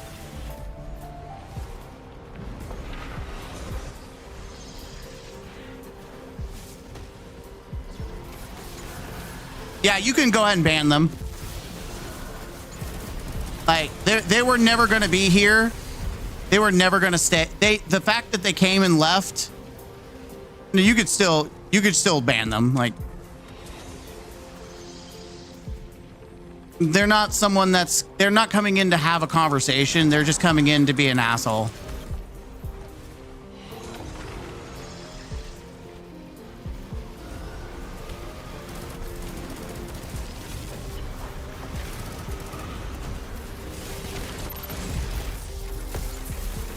Are you? What did I hit? I don't understand Bungie and making invisible walls. Like literal invisible walls. Yeah. I would say that we should definitely not do adept quarter blades. I would have a more, I'd probably ask for more of like a more like sweaty group for it if I wanted to take it seriously. Plus myself, because I want to murder those fucking stupid ass motherfucking shriekers. I want to shove my freaking finger up their blowhole and make them talk like freaking Elmo.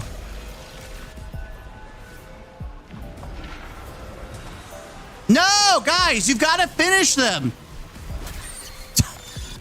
It's like, please finish, pay attention to the bosses.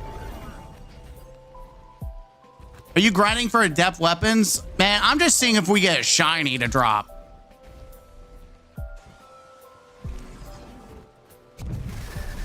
But I don't think, I'd be surprised we get shit. I don't think we got gold. Like, it's not, unless you're running with a sweaty team, it's not worth doing quarter blades on it for expert. I actually got an adept, so there we go. I mean, no, not what I want. All of it was ass. Yeah, I would just not say I could get more AFKing.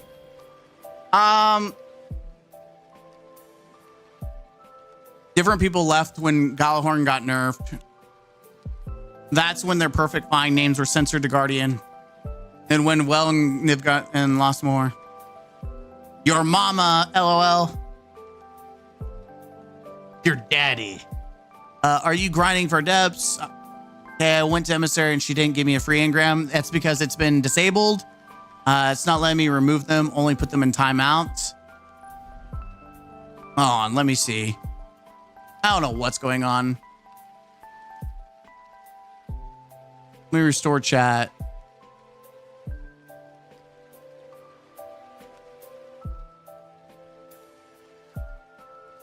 There, I hid them. It's okay. I got them.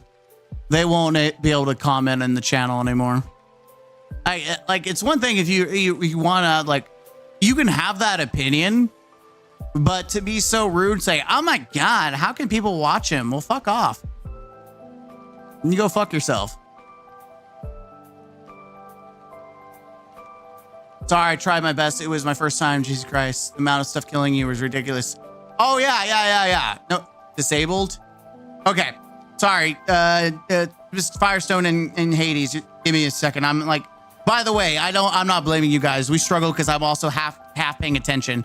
So let's go.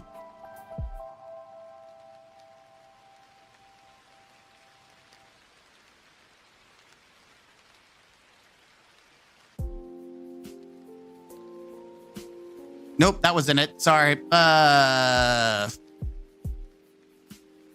me just go to the thing.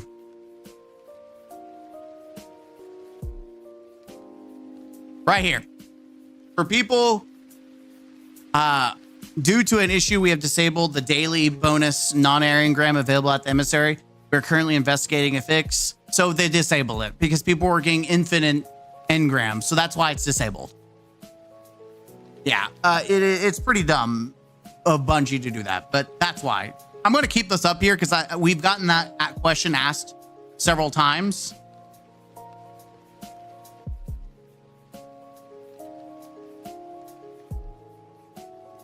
All right.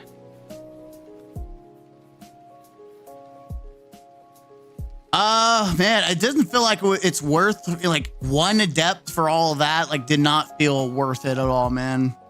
We did get, oh, I popped that. I don't know. Free event. Yeah, free events. What happened? Oh, troll. I'm trying to think, man. Oh, no problem, G-Fresh. No problem at all. Some people don't know, and so it's fine. That's what I'm here to help. Oh, man. I'd just rather do another expert nether, to be honest. I felt, even though an expert nether wasn't as very lucrative either. but I would rather the machine gun. Like, it just feels bad. The drop rate, everything about it just feels bad. I did calculations, figure out you can get a 10-point multiplier to concentration with knockout, 1-2 punch, since it's passive.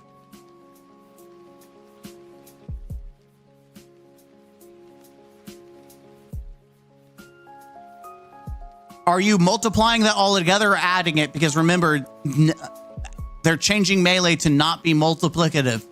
The final total can be a is the multiplier. Like so add it together and then get it. Wow, man, we're gonna find out next week. All right.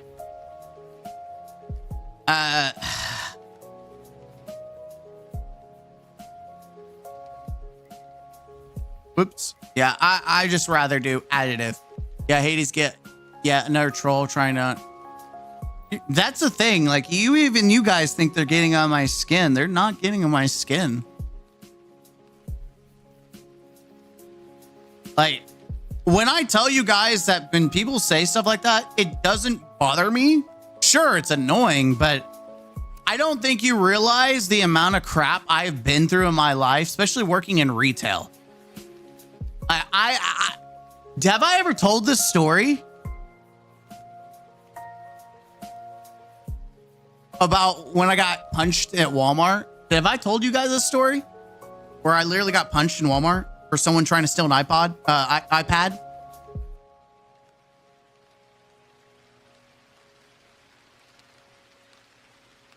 Yeah, well, that's exactly what I think. I think they're nerfing melee and all this stuff because there's going to be a punchable boss.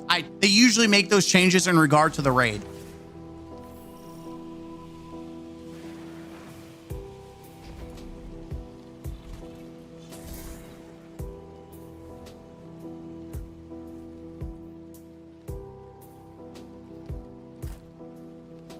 Wow.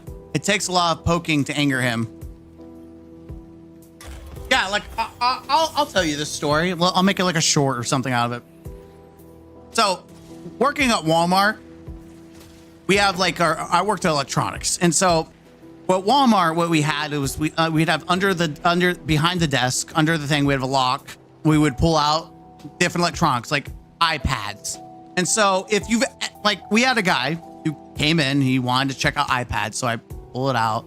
You know, everyone's kind of working where it's a slow day. Hand him the iPad, and he's flipping and looking. And this went on for like 20, like not 20, maybe exaggerate, 15 minutes. If you guys have ever seen an iPad box, you know that there is nothing on it. The front is just the front, and the back has the most minimal representation of anything. There's just like a fine line of like small text. And this guy, he's just looking, and I'm like, okay. And I asked him like, sir, you need help anything? He's like, I'm waiting on my grandpa. He's down in TLE, which is where the tire and lube, right? Look down, I'm looking, and there's an old guy at the counter. Okay, checks out. So we do this. We keep going and we keep going. And essentially, sorry, you guys go ahead and you can explore around. I'll catch up in a minute. So eventually I'm like, okay, sir, are you going to buy that? And he's like, I'm waiting on my grandparent. Like he started walking away with it.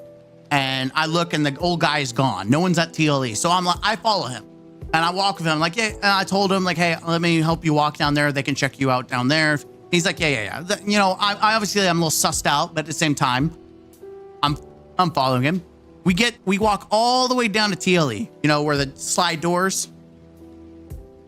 And he's walking, and he takes a turn and goes toward the tires. And there's like racks and racks of tires. He goes in between, kind of in the back. And I'm following him where I'm sitting there talking to him like, hey, like I can go get someone at the table, help you out. Turns around. Literally punches me. Bam. Just turns around instantly. Bam. I fall. I'm caught off surprise and I fall back. I'm like, Like my glasses get thrown off. I get knocked to the floor, completely off. And then just like, it's reflexes like a cat. Like I'm like a cat. I reflectively jumped straight back up, scared the shit out of him. And it happened really fast. I scared the shit out of him. And he jumped backwards. He's like, what? You want some? You want some? Like he thought I was getting ready to fight him. And I was just reflexively getting back up. Did I just get punched? And he's freaking the crap out. He's like, you want some? Huh? And I'm like sitting there in a daze because I'm like, I just got hit. What's like calculations are in my head going on. And he's freaked out. So he's starting to walk away. And I see, and I started saying, I need a manager. I need a manager. Like I'm shouting just to get attention to people. One of the big boy, like a big tall boy. He's kind of he's a little fat. Got his little country hat, like his camo hat. And he's sitting there. He's like, he's at the desk because he's seen and heard everything going on. Like he saw me get decked out and come back up like it was nothing. He's just like, the guy tries walking out the double doors. And here's the thing, the guy tries walking the double doors. It won't open. They have to hit a button to open the door for customers to leave. And so the guy's like hitting it. He's looking at the guy. He's like, open the door. And he's just sitting there. The TLE guy, he's like, no. Because he's more of in a daze than me. And I'm looking at him and I say, hey, call for management. And he's just like, he's like a deer in the headlights. I'm handling it better than he is because I'm back on track saying, hey, we need to get someone. I will never forget this. I will never forget this. Whenever the police came, and I'm gonna say it based on what I saw through the camera, and the police came after the guy had run away, right? We go in, we watch the cameras, and it just exactly how it happened. The guy turns around from the door. He takes the iPad and he tosses it into there's like a stack of tires. He just tosses in there. I kid you not. Whips out some sunglass shades. He goes, whips them on like some cool ass guy. I would never forget this. Then he just starts strutting away. Like he starts strutting like nothing happened. And you could see on the camera that he's just casually walking until he gets to the intersection where if you go straight down, it goes to lawn and garden doors. As soon as he gets there, as soon as he's just like strutting, he just rushes. He just beelines and runs. You could just see him run like a Scooby-Doo villain out the door. Like me, the police officer, the asset manager, and like the assistant manager, we're all like, what just happened? Why did he do that? Why did he toss the iPad, then casually walk out after putting on sunglasses? Like he did this like Mission Impossible like flip and just puts on the sunglasses and just starts strutting and then beelines out the door. It was the craziest crap I'd ever seen. And what's worse is my assistant manager was literally on the other side. Literally, she was working on like, I forgot which section it was, but it's over there in hardware, which is right next to TLE. And I'm shouting, I need a manager. And I walk up to her after all this has happened, after the guy ran, and I found her and she's just sitting there stalking stuff. I'm like, I just got hit by someone trying to steal. She's like, you all right? Like, yeah, I got a headache. She's like, you need to go home? No, I think I'll be all right. Okay. I was like, brother, I'm right here shouting for, I need an assistant manager. I got punched out. Oh, scaring the shit out of the guy who literally tosses the iPad because he's scared shitless about what's going on. It is. I'm telling, and that's not even the craziest experience I've had. That is not even the crazy. Well, okay, that's one of the craziest. I think when I worked since I was in high school. I worked in Walmart since I was in high school all the way through college until like I got my master's degree. So when I was in high school, I could only work like smaller shifts, and I would usually work the night shift, especially on like weekends to like midnight, because you could only work so many hours and you had to get off at a certain time. So I would like on weekends work to the point where people would essentially leave for the day, and the night shift would come in. That's when I would get off work, is when the night shift came. Well, there was this one, and usually, especially on weekends, one thing you learn at Walmart when you work on weekends is that you get the crazies. Like, obviously, there's no longer, Walmart closes that early, but back in the day, it was 24 hours. People remember that, right? 24-hour Walmart. That's when the crazy people, you get the people that work night shifts that come in, but you also get crazy people, the people that are like, they're intoxicated, they're doped up. Like, you get the crazy bin loonies. And I've gotten them, but the one that I remember the most, anyone remember the 10 items and less location, right? The little small counters and everything. It was like 10 items. It was supposed to be the fast lane, and only the people with the fast lane were supposed to go through that if you had 10 items or less, but you still have assholes who would decide to show up with like a cart full of stuff because they were assholes. Yeah, I remember that. Hated that because it always pissed me off. I'm like, I'm in the fast lane, asshole. Why are you here? But yeah, you would have people show up in the fast lane. But it was night, so it was slow. And this one guy had like about 10 things or less, right?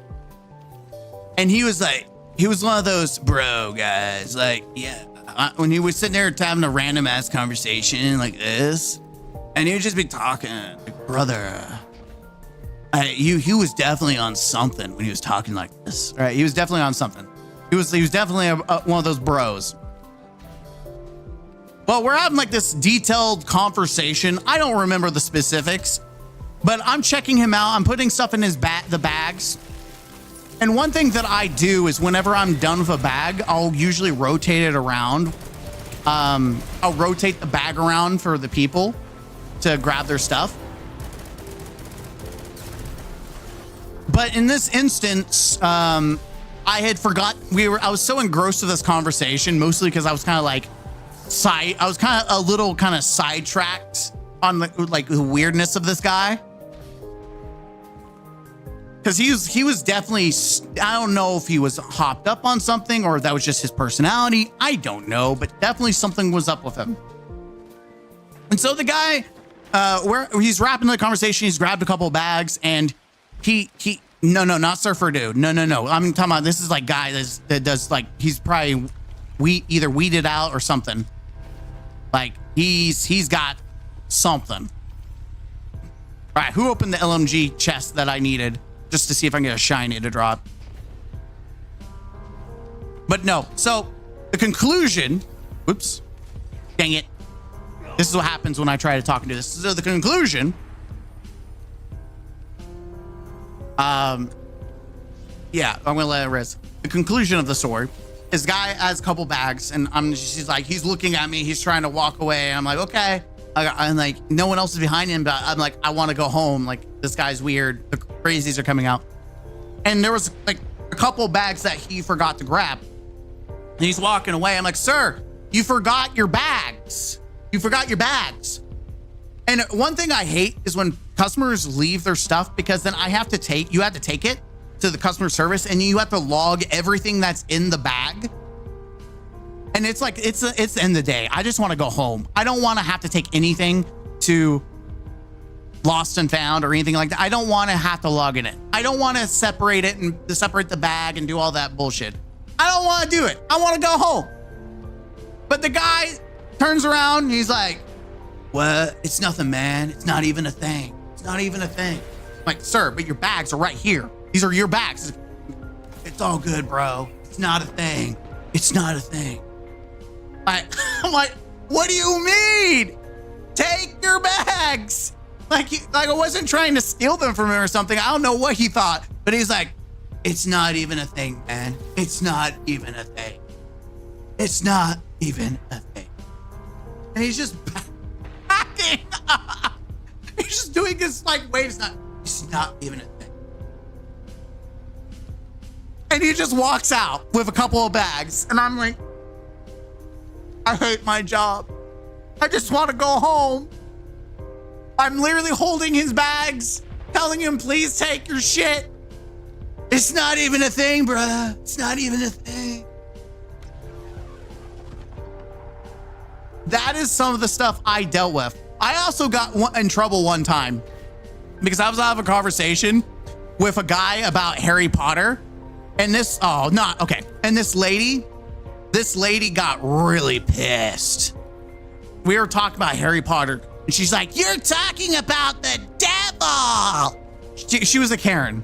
For all intents and purposes, she is absolutely a Karen. You're talking about the devil.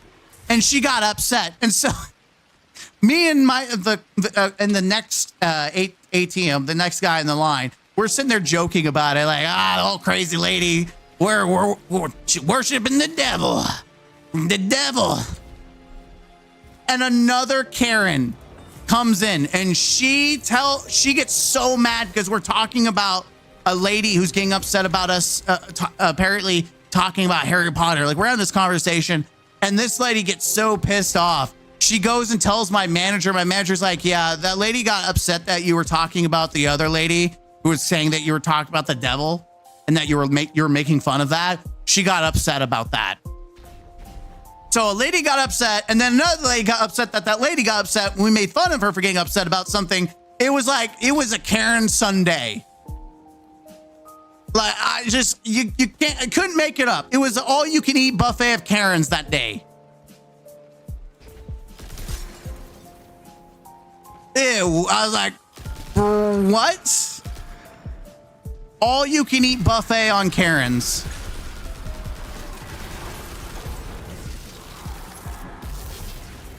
I'm telling you, the amount of people I've dealt with, like, that's not even the first, like, one of the last Karens. I moved different stores I went to one store to a different Walmart in a different town. And this lady, like, she wanted help with electronics and I'm just helping her. And she is freaking out. She's getting upset. She's getting like, huh? Okay. Yeah. She's getting upset for some reason at me. She's like, I'm old. I don't understand this. Like, I can't handle this. It's like, okay. And then after I was like, here, let me take my time to step by step explain this to you. And I finally got her to understand what I was talking about. And at the end, after I get her checked out, she was like, I'm sorry, sweetie. I didn't mean to yell at you and get mad. I'm sorry. Like, I was like, I'm out here doing my job and she's having a midlife crisis in electronics. I don't know if she was bipolar or what was going on. Like, it was a night, just how she treated me at the beginning and at the end was just night and day difference. I was like, where are these people coming from? Oh my God. That's not even like, there's even like, oh my God. I think I've told this story, but I'll tell it again. That's your bag, sir? Oh, you the Geico Gecko. I filed a claim for my car with the Geico app. Only took 2. No.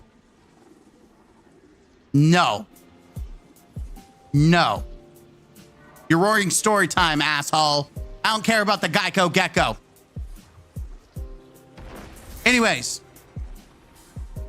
I think I've said the story, but I'm recording it for it's a fun video. So my time in like customer service at Walmart, not customer service, but like just like the customer service industry in general, like especially electronics. So I'm in electronics. This old guy comes in and I think I've said this, but I'm saying it again for the recording. This old guy comes in and needs help, right? He needs a new phone. I think he wants to look at iPhones. I believe it was iPhones. So we're walking over. Walking over to the iPhones, and he was talking about like he can't, like, he wanted to buy a new iPhone, but he couldn't afford one. Hold on, don't go in yet. Okay. He couldn't afford an iPhone or something like that. And he's like, I need to figure out about replacing this phone. And like, I don't know what's going on. It's messing up. We're like, okay, let me take a look at it. He hands me his phone.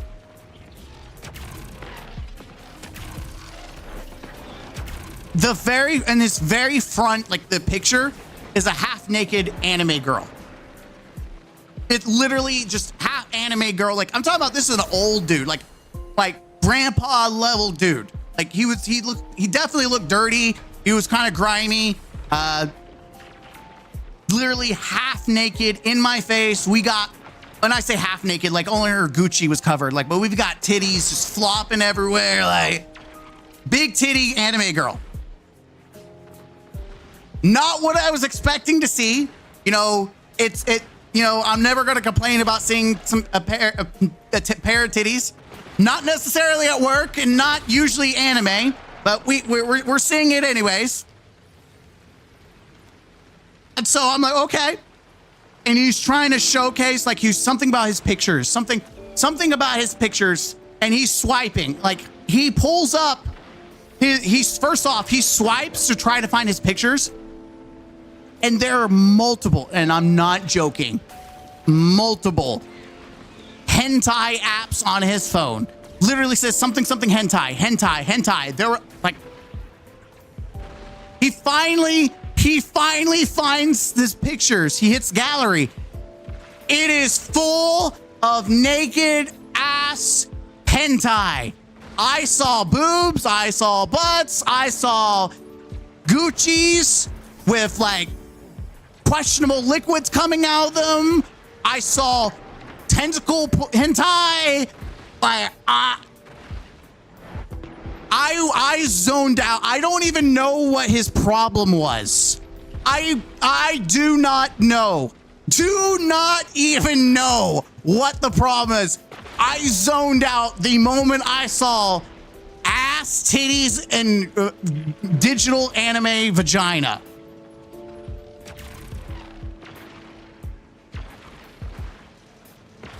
He had 200 pictures of hentai.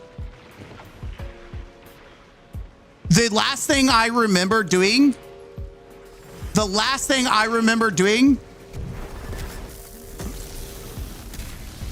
sorry, I'm trying to help. The last thing I remember doing was handing him back his phone.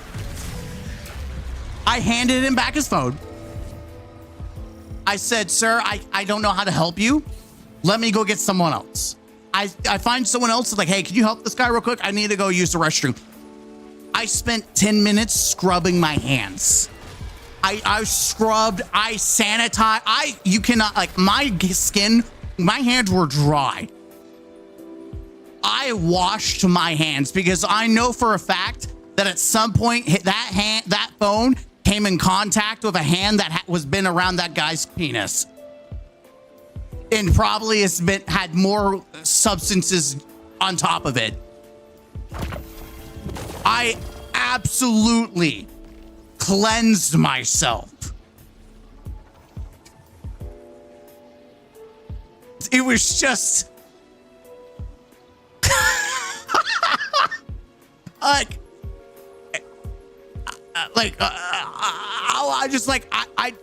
at one point I'm creeped out and grossed out. At the other time I'm a little bricked up, so I'm like, I don't know how to feel here.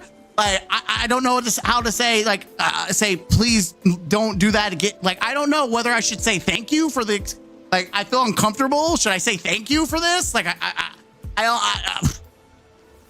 it's like it's definitely a good Wednesday for someone. You'll never be clean. What's sad, that moment, I actually remember what the girls look like. I remember the position. I remember all of it.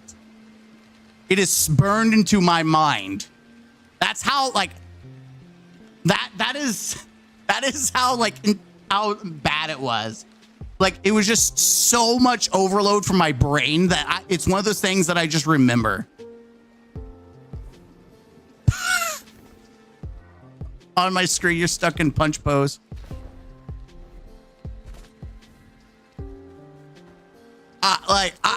yeah. That's not the only story. I have like, once you go manga, you never go back. Like,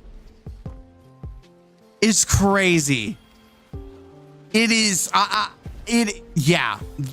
I have so many different experiences, but that was just some of them. So I hope anyone watching on YouTube, I hope you enjoy. Just know that I've been through a crap ton of stuff. I've experienced a lot of hate and shade and a lot, like, when I tell people I don't get upset about the comments, like people who are douchebags or trolls, like none of it will ever have an impact on me at all. No matter how much of a troll or how toxic you try to be to me, I have gone through crap that I don't think anyone else should ever have to go through, and is nothing compared. Like, comment section will never get to that point. I have thick skin.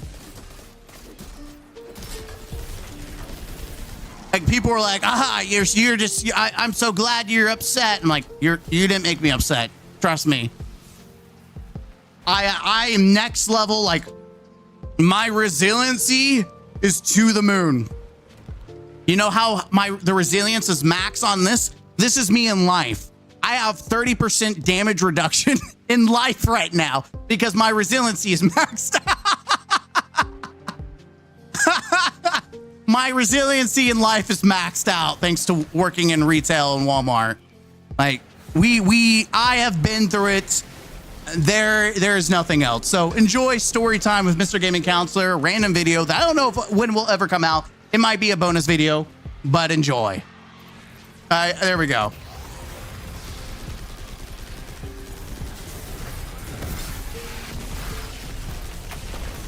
I have lived a very interesting life.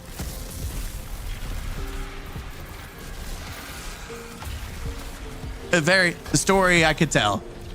Dude, yeah, like,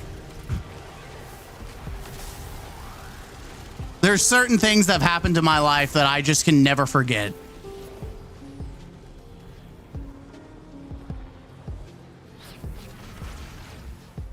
As an anime lover myself, even I'd be like, chill, Gramps. Listen, if you are, I'm not gonna mock anyone who's into like hentai and stuff like that. I just don't want to touch your phone. Like, we understand, right? I just don't want to touch your phone.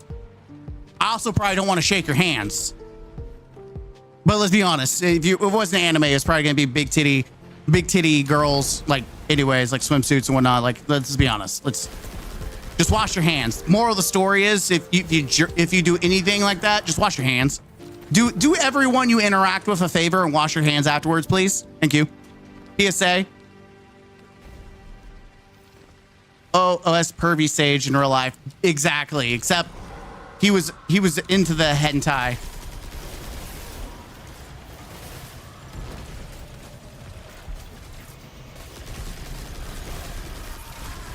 So I'm gonna continue recording this, so I'm gonna add it in later, but talking about anime, I actually have two different stories.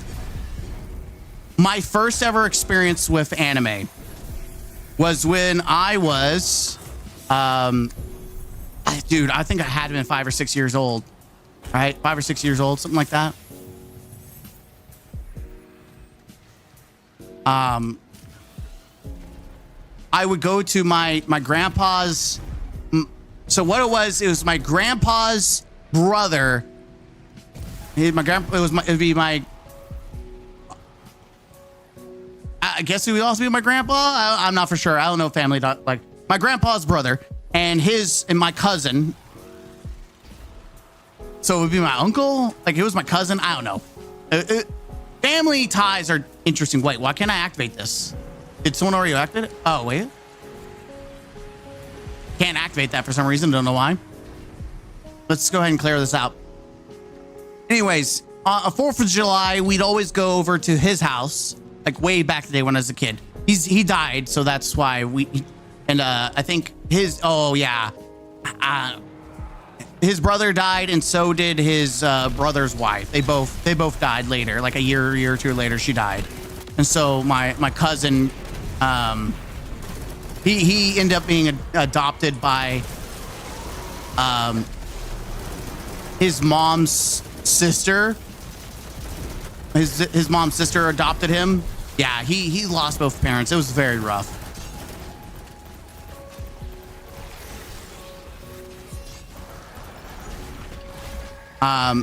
But this is before she died and he died. Like they're both still alive. After we go to 4th of July, and this is I remember 4th of July because they always spent a lot of money. Like they spent a lot of money on some big ass pools. And this, like, I remember, like, it was the pool was so deep. Like, they had a deck and then stairs leading up to another deck. Like, that's how one of those big ass pools. Like, I'm almost interested to try to see if I can find it.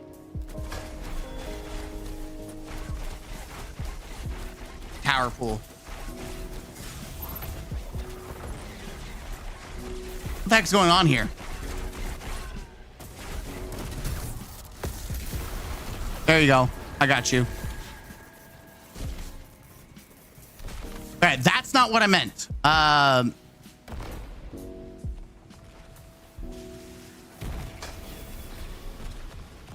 What?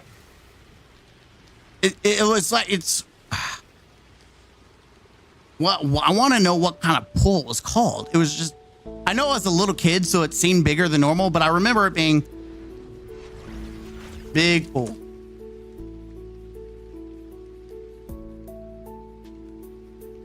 It's gonna drive me crazy. Like it was a much bigger pool than this. It was a big one. Big above ground pool.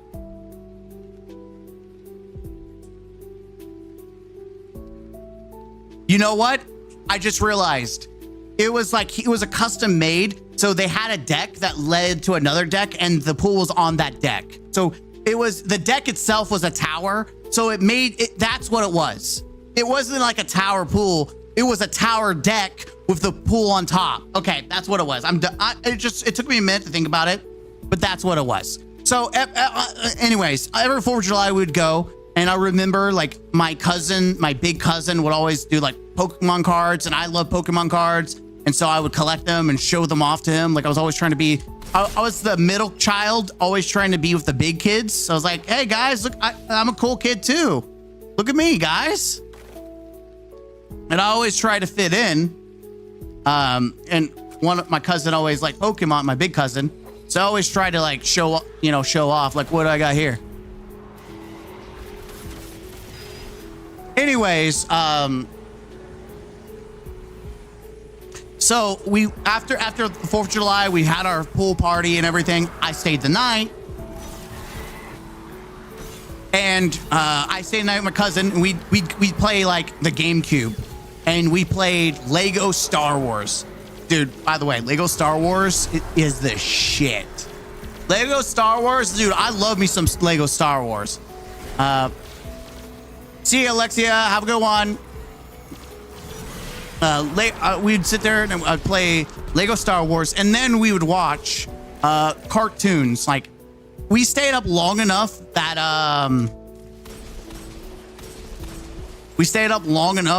we end up. Sorry, guys, we're taking much longer because I'm doing story time. We take much longer than normal. Like, we stayed up longer than normal. That Adult Swim came up. But I'd never watched Adult Swim, so I didn't even know what was going on. And one of the first things that came on was, I'm going to say it wrong because I always say it wrong. Inuyasha? God, if I saw the name, I'd say it. Which is crazy because just like a year ago, I actually watched it again for the first time. Could you?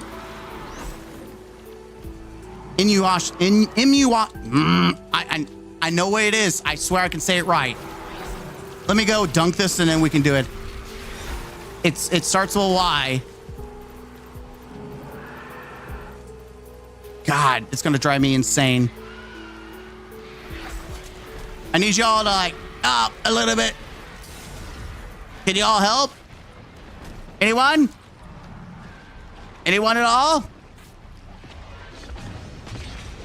Okay, I got it. Never mind.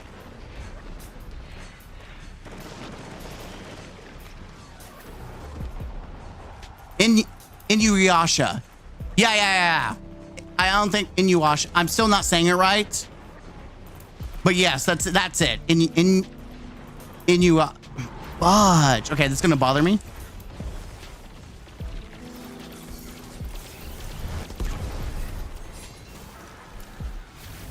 It's bothered me so much that I'm gonna do this.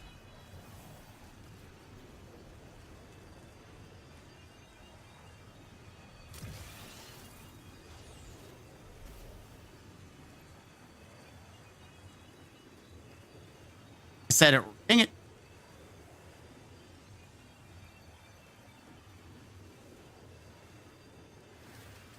What the hell? Why does that look like sword art?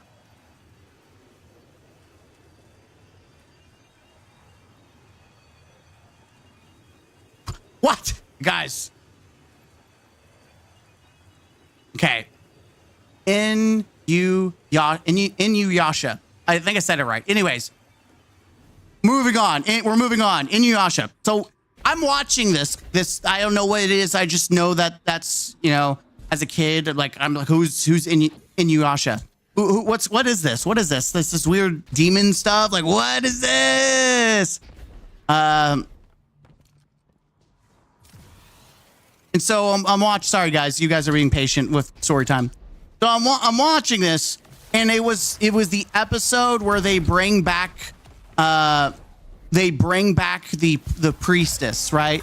Where Kogami is being used to sacrifice to bring back his girlfriend. I forgot what Inuyasha's girlfriend's name was. I forgot already, but she's the original priestess.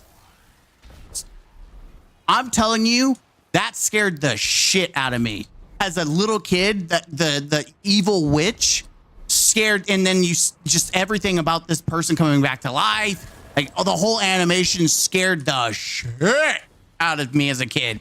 And I had nightmares for months.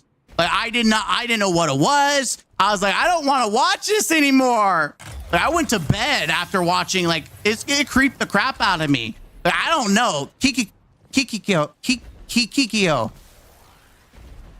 Yeah, it literally got me. I got as a kid. Again, I was like 5 or 6, right? Like, give me a break, right? I'm not like, I was 10, I'd be fine. But that was my first ever anime I ever watched, and I got nightmares from it. Yeah, I absolutely got nightmares from it. It's crazy. Yeah, I haven't watched the spinoff of the daughters yet. I heard that it's a mixed bag. I hear a lot of people like it. I hear a lot of people don't like it. But that was the first one. The other one is when I was in high school. And this is before I watched Naruto, which was my like official time I binge watched something. But before that, I always thought anime was weird. The second it's not even anime, by the way. Like, so I'm watching like 10 or something, and this guy in the neighborhood wants to hang out. We're watching. He's like, yo, you've got to watch this. And I'm like, okay. I kid you not. He showed me cliche, but Dragon Ball Z. Oh yeah, I hadn't watched Dragon Ball Z. The guy in the neighborhood literally had me watch hentai. I didn't even like anime back then. I thought it was stupid. But literally, I had this guy in the neighborhood that I was friends with, and we watched a whole ass episode of hentai. I was like 10 years old. We were in a tent together, and we watched hentai together. Funny enough, rewind to the future, like when I was I graduated high school. I looked up some of the people I went with in elementary and middle school and tried to figure out where they were. Come to find out, the same guy that introduced me to anime girls and like hentai, like the one time I've ever watched hentai, which was not intentional, but I thought we were watching anime. Turns out he's gay now. Was the Bible black? I have no idea what that is. I have no idea what you just told what that is. Yeah. Yeah. The guy that's like, yo, watch this with me in a tent. We're watching Big Titty. I don't even remember what it was. I can't even tell you what it was because I don't even know. But it was it was literally anime girls. Big titty anime girls. And then I guess he just couldn't get anyone to, you know, connect with his desire for anime titties. He just couldn't get it. So he's like, you know what? That's okay. I'm just gonna become gay because that's exactly what happened. Like, I eventually down the line, like he's gay now. So okay. Also, to come to find out, one of the cutest girls in my school at that time. Was a really smart, I'm talking about like she was hot. I was a 10-year-old, right? You know, I was interested in girls a little bit. But when I get to high school and after I graduated high school and I looked at her high school pictures, like, god dang, she turned into a hottie. Apparently she had a crush on me. And I'm like, son of a... Of course, the one girl that's like really cute actually has a crush on me and nothing ever came from it. And I've never been more disappointed, like, to find something out like that. It's like, bro, there was a chance, but instead I spent my time with some random dude that wanted me to watch hentai with him. Fuck!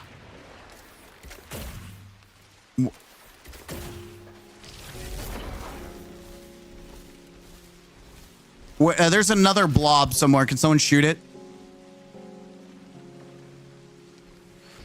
Where's the blob at? What the hell?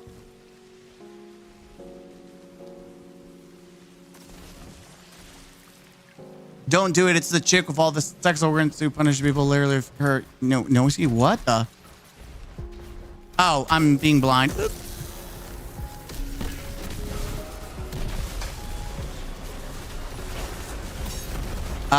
Well, he got comfortable watching that crap. Couldn't do it. Didn't turn my page. Love action. Samurai, X-Trust, Betrayal, Sword, Interest, Brave. Way of the world, huh? Dude, I have some very interesting, crazy stories. Enjoy that, YouTube. This is just random moments with a counselor. I'm telling you, I have some random ass things. But yeah, those were my two experiences with anime. One was my very first one, which is Inuyasha, which gave me nightmares, and the other one was hentai. Now, unlike the old guy, when I was like obviously in college, it's easier for me to remember. As a 10-year-old, I don't remember what we watched. I don't know the name. I did not ask. I did not care. I had a lot of questions. I had a lot of questions. I had a lot of questions as a child. I also wondered if, like, I always thought women were all flexible like that. There was a lot of things that left me questioning. Oh, do you have to go? I'm going to eat, have fun. With you too. Sorry about that, Hades. I took so much of your time talking. Yeah, we'll probably call it like the nether run. Like, I think we've got to be close to being done with this stupid bounty. If not, we'll have to. Yeah, we're almost done. We're learning stuff tonight. Oh yeah, we are. We're learning all the stuff. Oh yeah, hey, by the way, hi, Flaming Skull. Me too. We're learning a lot about it.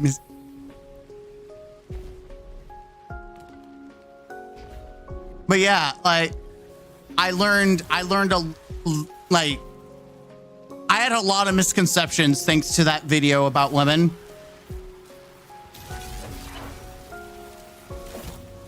And just knowing that women aren't flexible like anime girls is definitely one of them. The more you know. Note to self: don't watch hentai to learn how to be a woman.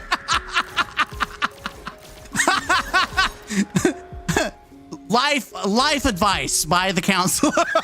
Don't watch hentai to learn how to have any kind of relations with a woman.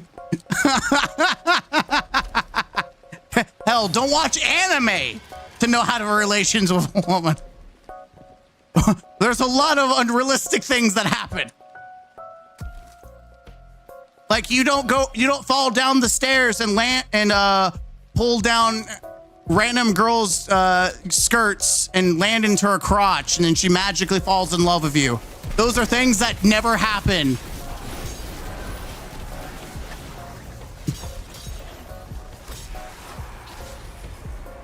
It's like, I know some people are going to be really disappointed about that, but you really don't just fall into the crotch of a woman and then you're meant to be in love. That's not how that happens.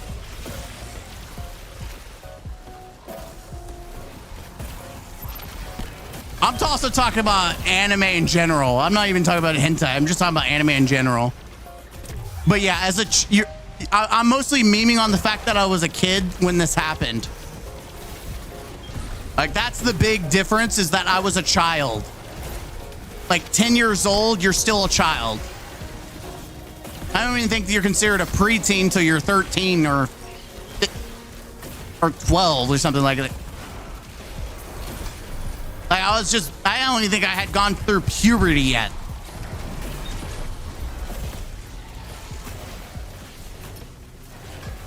Which makes it, when you think about the context, I wasn't even looking at girls in that way at all.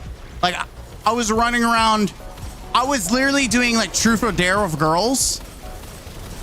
Running around in my boxers in the street doing truth and dare, door dashing, like pranking in my underwear with girls. And yet not a single like sexual thought was coming to my mind because I was just a young boy. So watching stuff like that from that, because of that guy, like it went way over my head. Dude, I really did. Y'all think I was a late bloomer.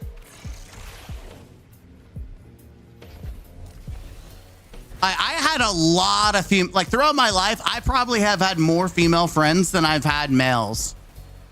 Like I've had a lot. Do we have the magic button? Hey, we have a magic button. This is like the third time I've ever seen it. Magic button go butter.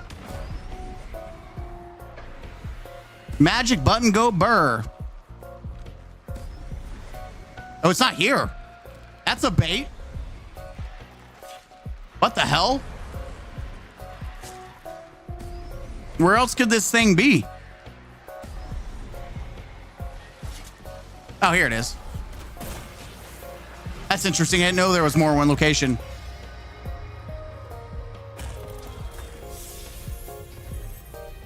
Yeah, it was a crazy experience. I've had some interesting things happen in my life.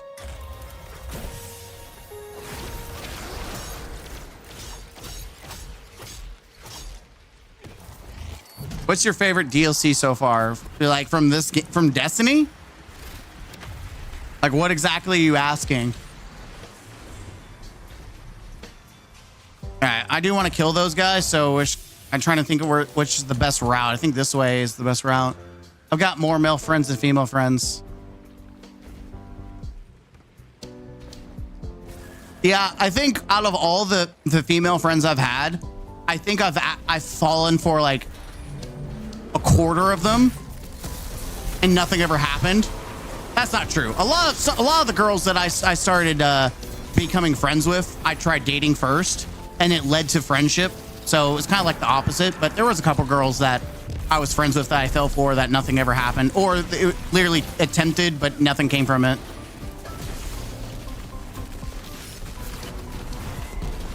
Thoughts on Bungie's disabling the free non-aired engrams?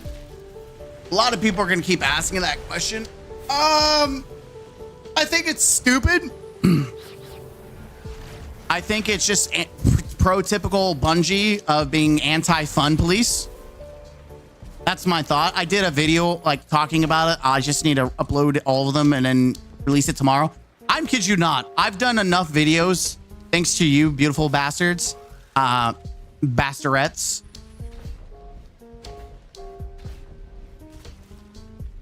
That I don't have to worry about. By the way, it's like getting late. My filter goes out the window. I don't know if anyone realizes that if I ever, you can tell when I record at night versus when I record during the day, because in a video, you can tell that my filter is like gone. It is down the toilet. It is obsolete. It's bye-bye.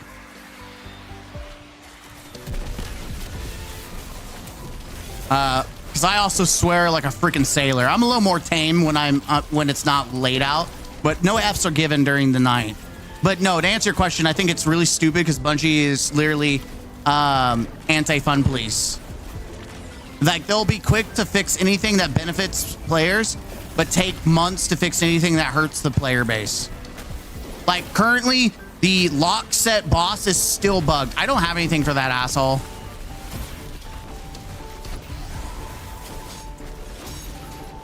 Why is he stunned and still spinning around? That's annoying.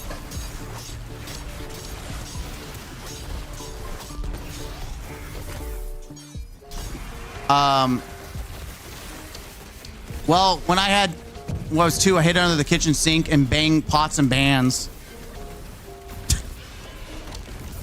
Ah, the poor innocent Hades hiding under the bed, making noise, ruckuses.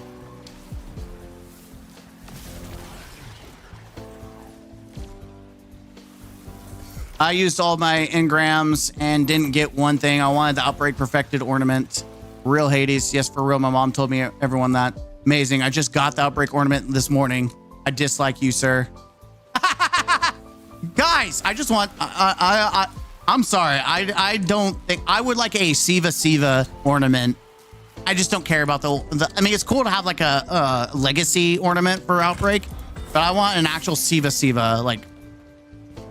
Like... I want it to be extra Siva-fied. I'm done dicking around. We could try to finish this. Mr. Firestone, we spent like almost an hour in here, and it's mostly because I've been chit-chatting instead of actually focusing on the thing, so we can just try to finish this up. Asshole!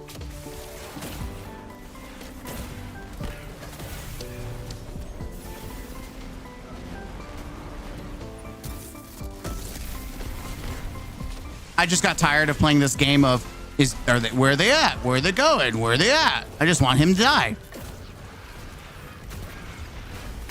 Where is this other knight at? Where'd he go? Brother. Where are you going, asshole? Bro's just sitting there having a good time. He's like, nothing to see here, chief. There we go. Like,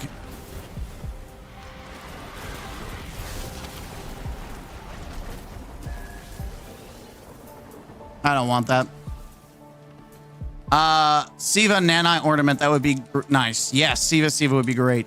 Well, when I was younger, my brother asked the bin man to take me away because he wanted a baby brother, not a baby sister.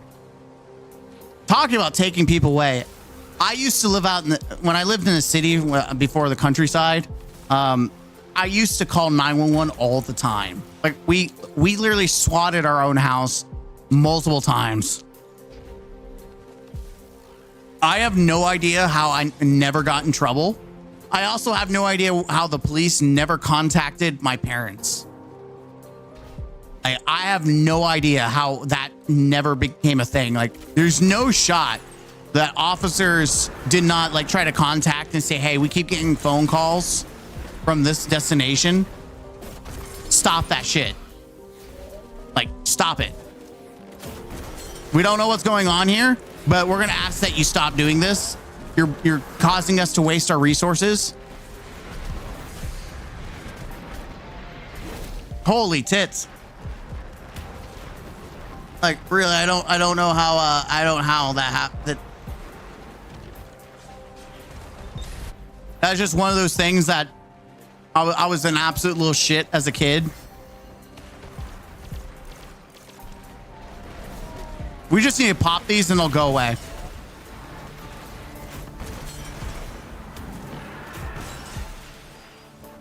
There you go. Now they should dip out. Oh, well, we got to kill this asshole first. That's right.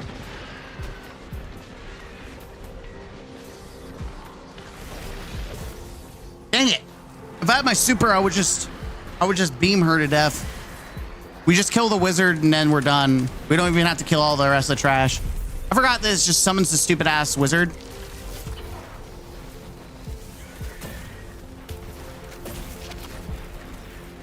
Dude, I can't see anything. Why?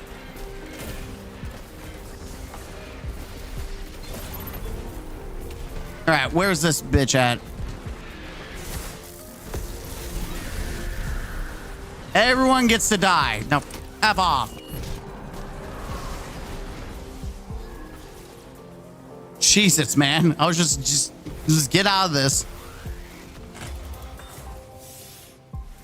Always called the fireman and ambulance service. Yikes. Kids have less of a filter. I remember saying stuff that I would never say now.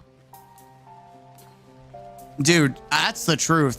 Working with kids, there's some of the stuff that they say is just like, what?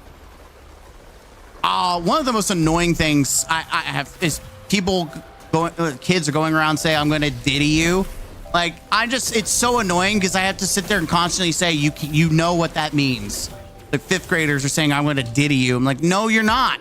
You know exactly what you're saying. Stop that. You're not going to ditty anyone.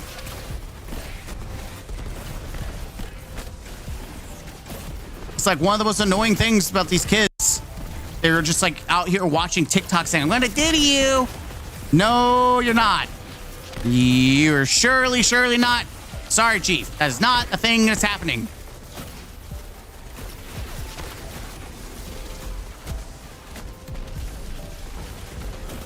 I feel really annoyed that I just got booped off. Nice.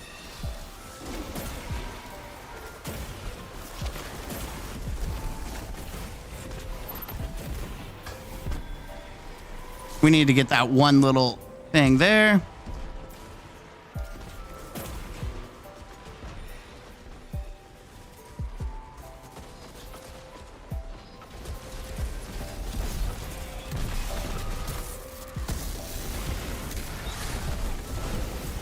And it goes for the big boom. Oh, there was that asshole on the side. That's annoying. Brain rot. Hey, counselor, have you tried Warframe? No. What is what's Warframe? I've never heard of it about it before. I've never heard. What is this? What is the frames of that war? What is it? What does this mean to be a frame war?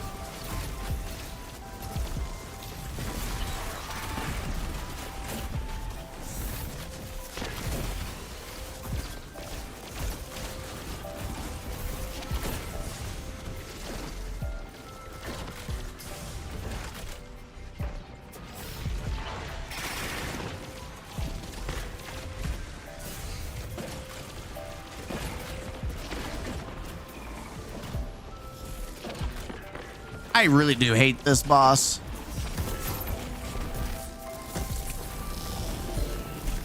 Get out of my neighborhood, bitch. Yes, best about it, he will probably get off scot-free from all the charges. Oh, Diddy. That's, yeah. I see what you're talking about.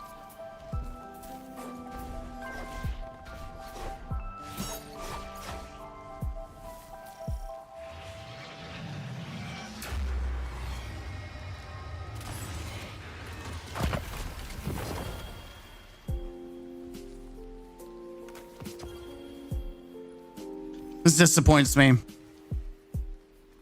Ass. Dude, that was it? That whole thing for one freaking adept? Brother, you've got to be busting my balls. Jim. At least, we're capped out in Glimmer. Yas. We love to see that. All right, let's go to the tower. That was an hour-long experience, and it was mostly my fault because for 30 minutes, I was talking nonstop. So that's my fault. Did we complete the bounty? Because if we will literally do basic quarter blades, we will do the most basic quarter blades. I do not care. Son of a bitch. I don't know how much you need for your bounty. But I'm about to say we're about to do some basic ass quarter blades.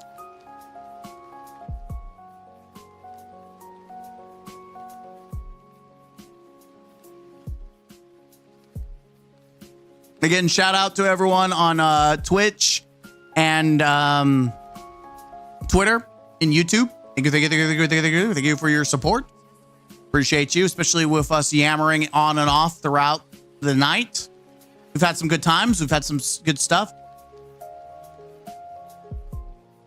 Oh.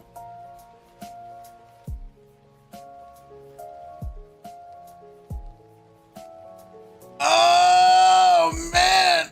Oh.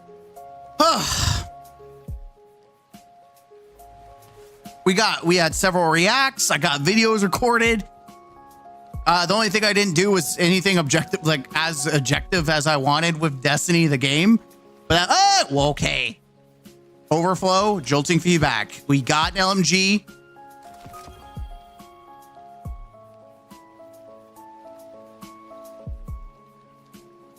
I don't care. Yes, I want runneth over. But that, and it has extended mag. Stay winning, chat. Just stay winning. Just stay winning, chat. Just stay winning. It's that simple. It's that easy. Just stay winning. I don't know which one I like better. I really do like this one. Like, I like... Just stay winning. It's that easy. I really do want runneth over. Like, I kid you not. Like, I'm going to keep this specifically. Yeah, why am I keeping this? Runneth over. I mean, it's not that big a deal. Like, goodbye. You served your purpose. You've done so well for me. Thank you. Do I want to get it? Like, jolting feedback and eddy current is still pretty good, though. I'll keep it. I know I shouldn't, but I'm going to keep it just in case anyways. Now we got the new main. We got the new bay. We're going to enhance it right off the rip. Stay winning, chat. Never give up. Never surrender. I got 2 adepts that I wanted. I'm happy. Sure, it's not the true shiny. It's not a god like runneth over all that jazz, but at this point, a brother can't complain. Literally the combination I wanted. Overflow, jolting feedback. Unless I get something else that's crack cocaine, like a shiny or something, this is good. Especially with a magazine of 91. Then overflow that to like 180 with jolting feedback. Mwah. Sexy.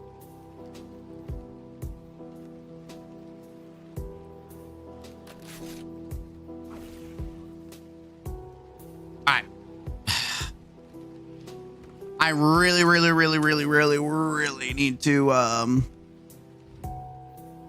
need to get some big, I need to get golf balls. I need golf balls. I need to put the balls in the bag.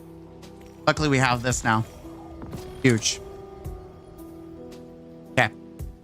We need to hit pay dirt, chap. We need to hit pay dirt. Now I could, yeah, we need pay dirt here. Give me, we're all winning today. Winning the lotto. Come on. Lotto.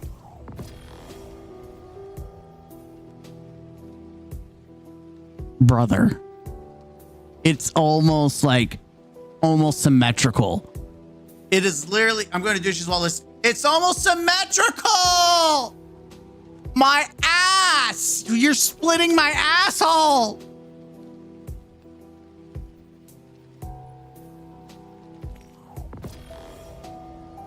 Clearly my asshole's being split. This game's splitting my ass.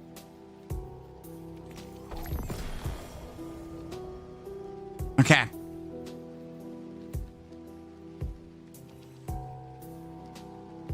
I've been farming this nonstop. Why you no like me? Why you hate me like this? Let me check Discord to make sure that.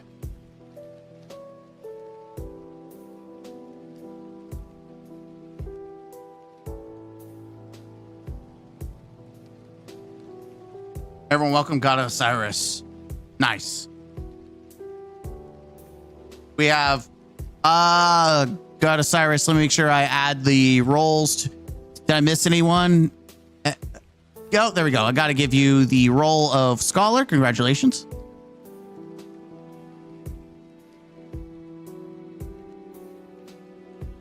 Oh, brother.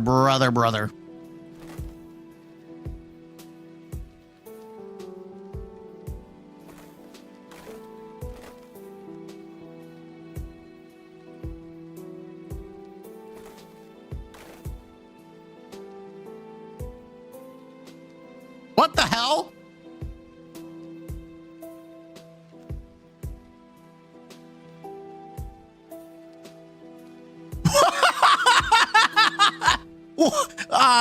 Yep, nothing is ever wrong with Destiny, chat. We heard you like boots.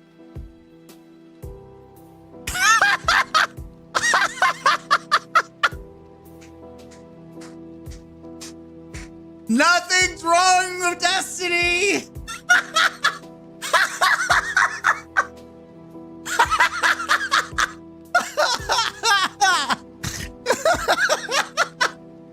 Guys, I got so excited. I saw people were turning into like guns in PvP. I turned my character into a big boot. Hell yeah. Yeah, let's go. Yeah. Living the best life. Wait, what happened? I just realized, chat, you're not on the screen. Why not?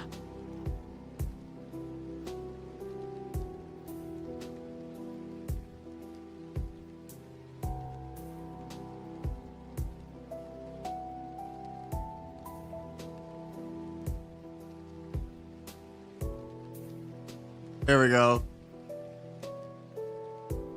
I was wondering this whole time you weren't on the screen. It was a little weird. Yeah, big boob, baby. Wait, does it? Yeah! It's fashion show time, chat. Oh, yeah. Let's go.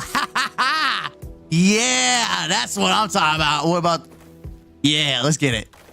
Yeah. Yeah. Oh, man, I wish I had more boots to show you guys. Yeah, this is the best boot. Yeah, that's what's up, baby. I bet you're jealous. I got the fashion show, the boots on the ground, chat. Boots on the ground. Oh, look at that. Edge of feet, chat. This is what happens when you pre-order Edge of feet. Y'all didn't realize this, but Bungie was keeping a secret. If you order the expansion, you get premium access to feet. This is every foot fetish's dream right here, baby.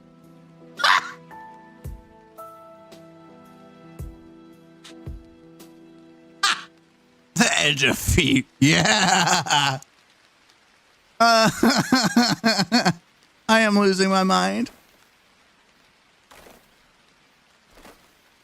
I don't even know who I am. Who am I? Where am I? I'm scared. I'm scared. Someone help me. I'm scared.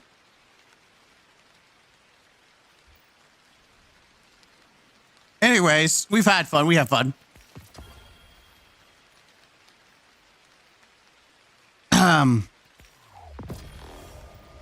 I need to keep. I'm gonna keep trying to focus it. Come on. Give it to daddy. Give it to dad.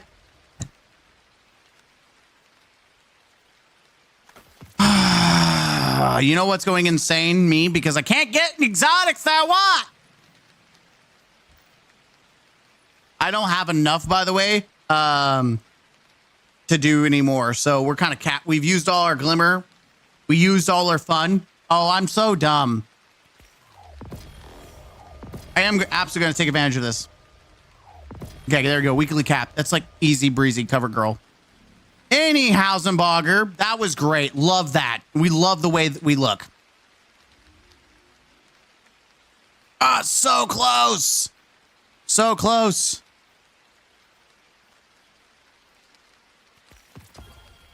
I'm gonna pop a couple of these just to see if I can get the legend reset so I can get this free exotic. You know who's the one who's still having something worth doing in Destiny 2 despite everything going on, Edge of Mine? The fashion people. Yeah, I think fashion, like, if you ever ask anyone who plays Warframe, fashion frame is the end game. It really is. A lot of people see like fashion as the main, like the end game for a lot of games.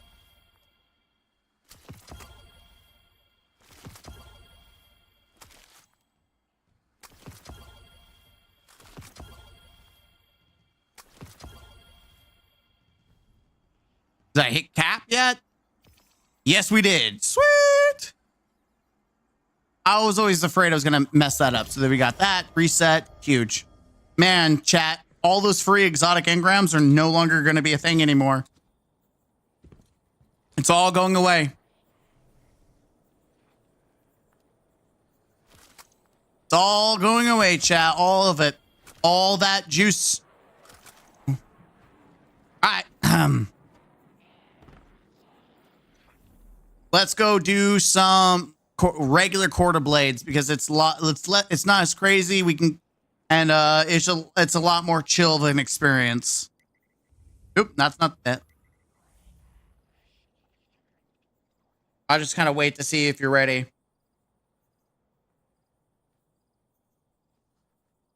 Actually, while I'm waiting on you, I'm going to use the restroom too because I've been going for a minute.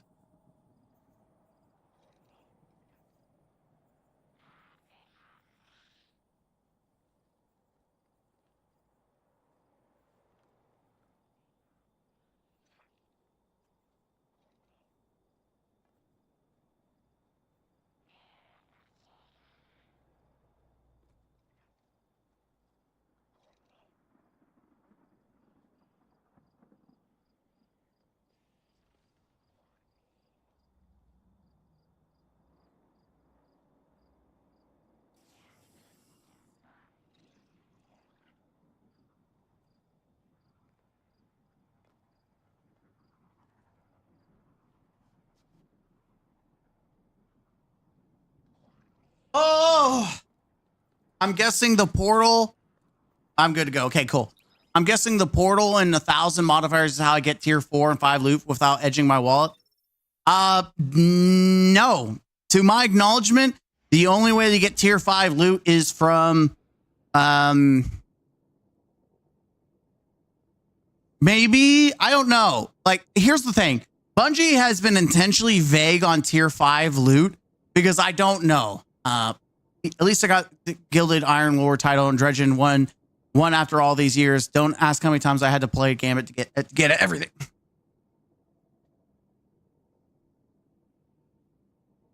Yeah, Bungie's been intentionally vague on hello? Oh. Yeah, Bungie's been intentionally vague. Do we have any other?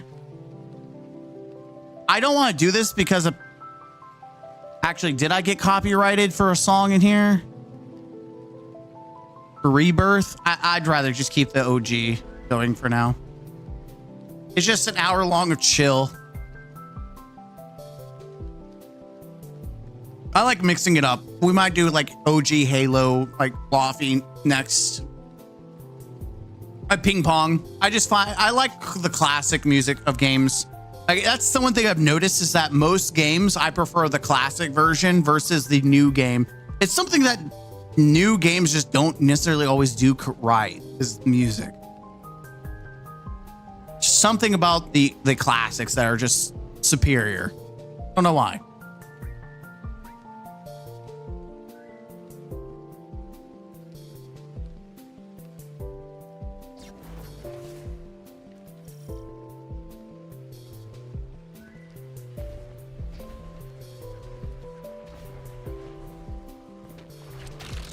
That's not what I meant to do.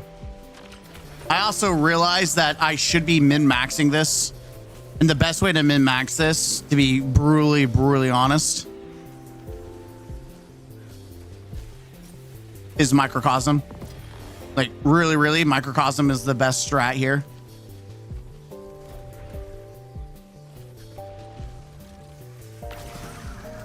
Because it just destroys a lot of things with literal, like, no effort at all.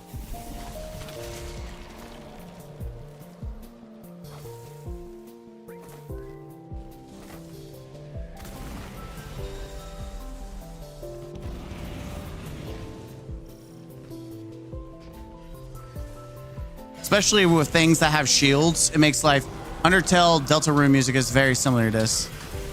Yeah, and like indie games like that, like Megalovania, I've heard about it. Like, you know, it's pretty good. God dang it. It's always the stupid asshole streakers too.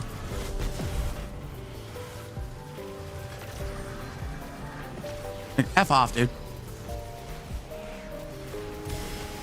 We need to break it. The shield. Here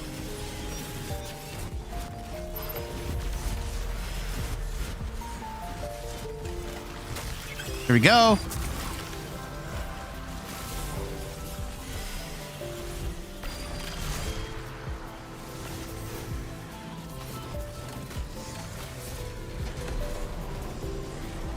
Savathun's gaze. Hello? No way. Oh, it's right there. I was about to say, I was going to be really annoyed.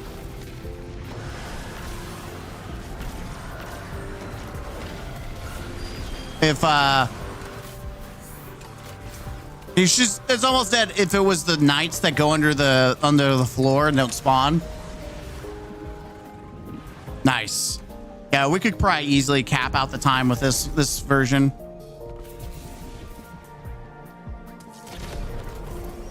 Which is fine. Like, I'm more just doing this just to see if we get some shinies. Ooh, scriptures. We also want that.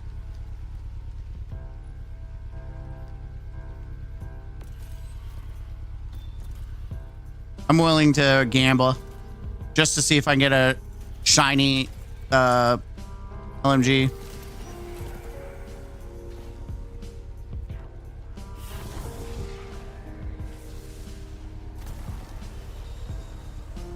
Oh, I need to put this on so I can boost our stuff. I'm mostly just seeing how like the shiny drop for the normal versus everything else. We have to separate these assholes, so.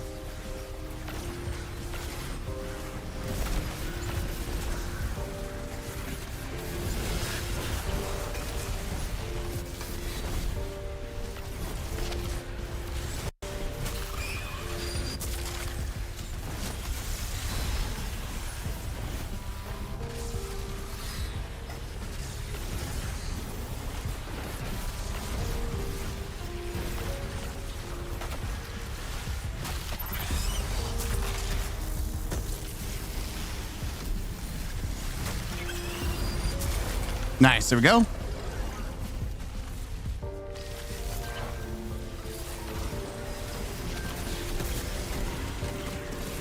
Just cook her ass. Yeah, we just... You guys got to remember to start finishing these guys, though. Southern Jason reminds me of a strike. Yeah, where have we heard that before, boys? Man, who's this? What's... that sounds really familiar, huh? Back in my day, Savathun's Gaze was a boss. This is some bullshit. Not my Destiny Minecraft server.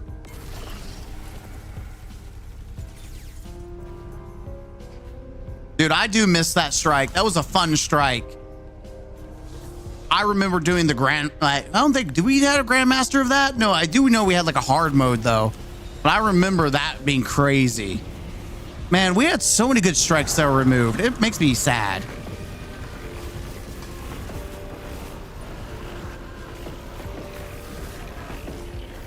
It really, for real, does make me sad that we lost. We lost, like... All right, what are we needing to pop here? Oh, I think we need the... Oh, yeah. We need X. X marks the spot. Down here, over here.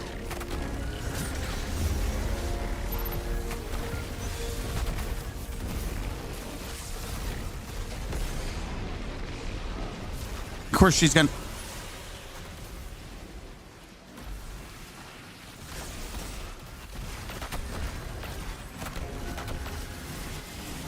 All right, next symbol is going to be, I don't know, it's not popped up yet, which is annoying. Jesus Christ, where's the freaking moths coming from? I just love how they just spawn out of fucking nowhere. All right, it's the double lines. It's right here.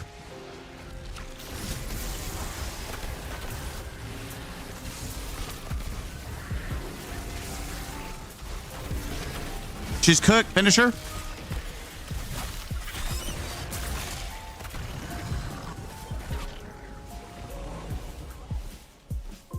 Well, there we go. We have 6 minutes. When you say that there's a Destiny Minecraft server, I bet there is.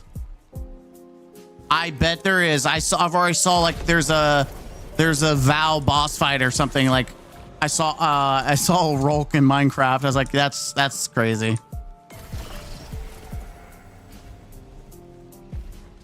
Crazy. Lightblade?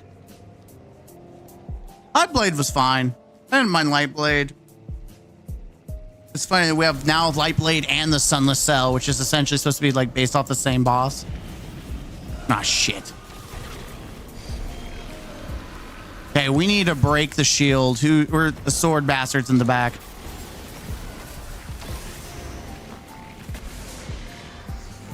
Get out of the way, asshole.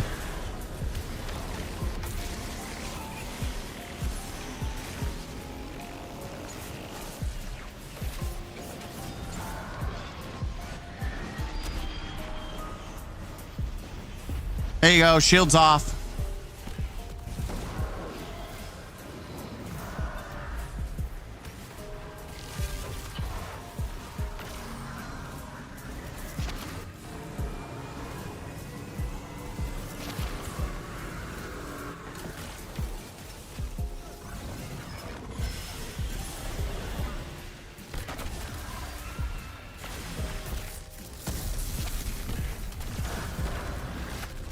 That was easy. Why was that the final boss? I'm not going to complain, though. I'm not going to complain. That was easy as crap. Thanks for that. Yeah, I don't know what I'm expecting from this chat. I just want to see if we get any shinies, because apparently Bungie increased the drop rate of shinies. So I'm just really trying to figure out if that be true.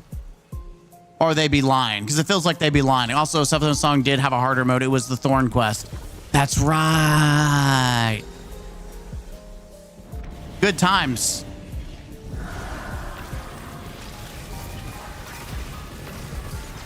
Holy tits.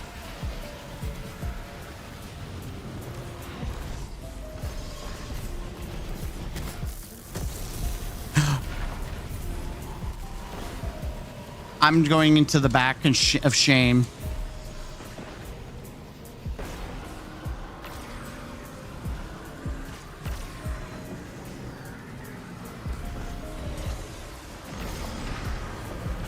Literally, I'm shame.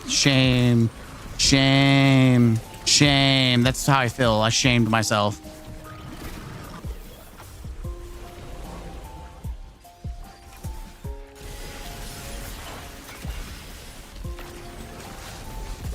Okay, there's got to be a sword dude, right?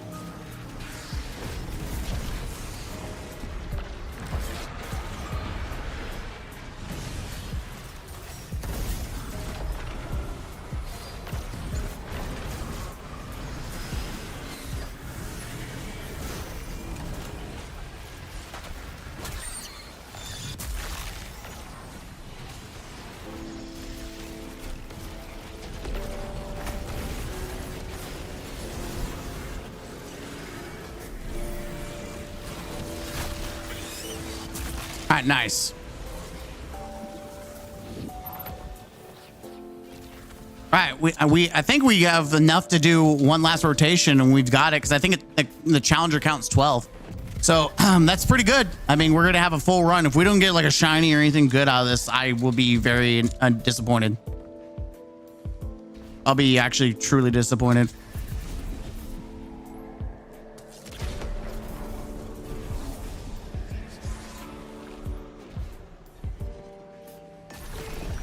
Might as well go for the freebie.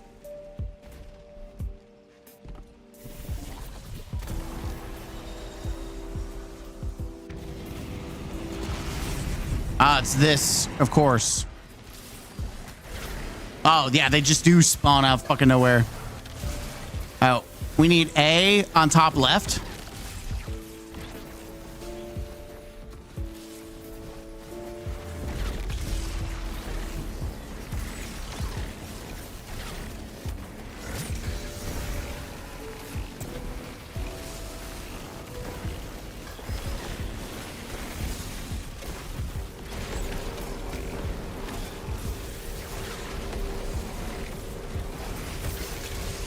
That was kind of a late well because we're kind of done now.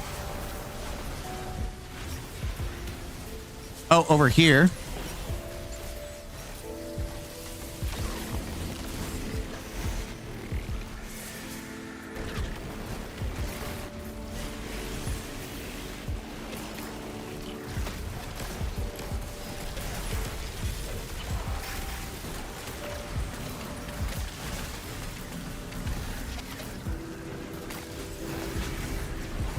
Okay, that's nice.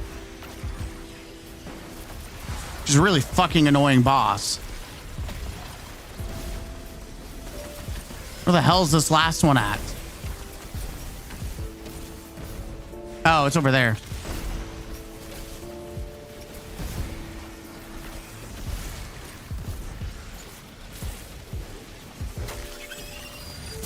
All right, now we should be on. This should be the last boss.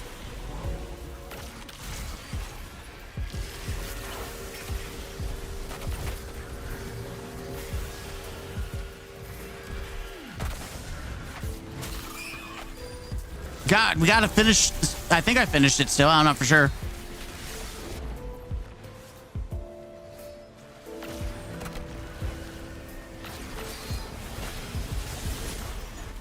Jesus.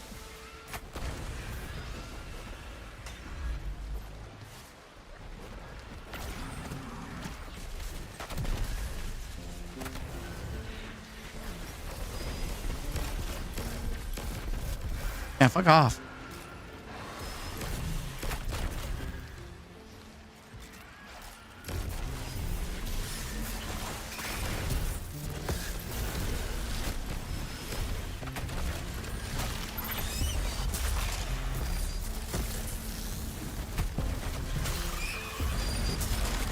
Fuck you.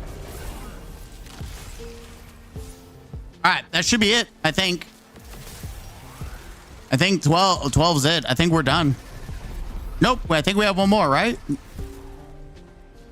No, that should be it. Am I wrong? No? I guess it's 13. We're at max, okay. So this should be it.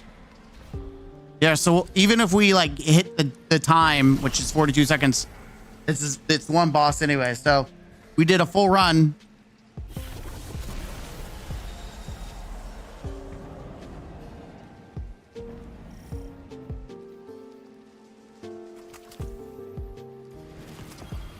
What the hell?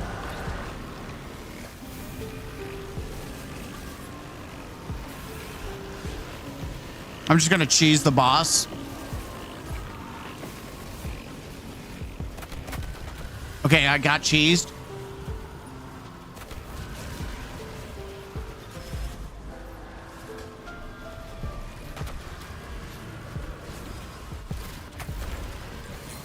I was playing comp and they caught me.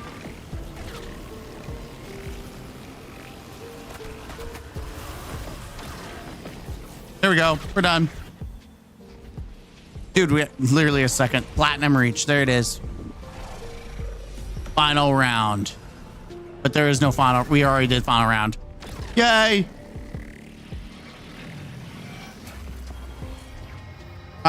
Division. Look at all that garbage. Chat. Isn't that great? Dude, what a most unrewarding garbage tier activity. I cannot believe how unrewarding this garbage is. It's insane. how unrewarding this activity was. Holy shit, dude. Yeah, let's not waste our time on that garbage. Yeah, where's your damage, brother? 8 mil. Come on now. Where's your damage? I'm gonna go see if she has engrams for me to drop.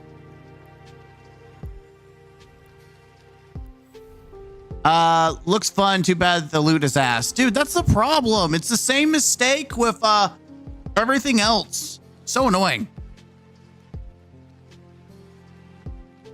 It's so crazy.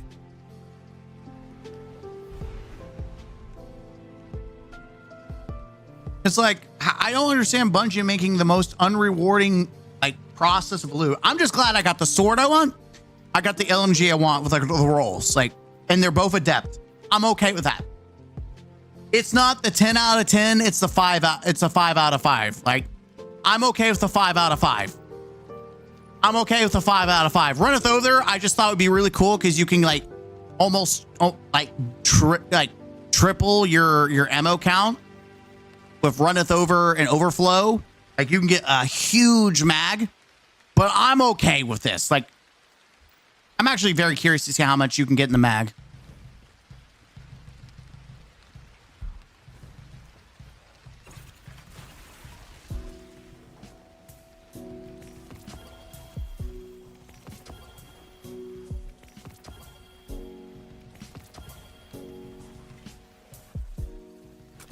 Oh, I didn't get an adept bow. I just realized that. Shoot. I didn't get an adept bow. Fudge. I actually do want an adept bow. That's the sad thing is I actually do want an adept bow.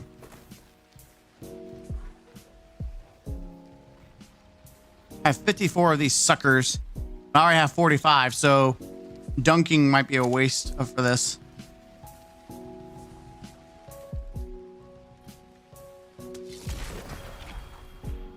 There's 5.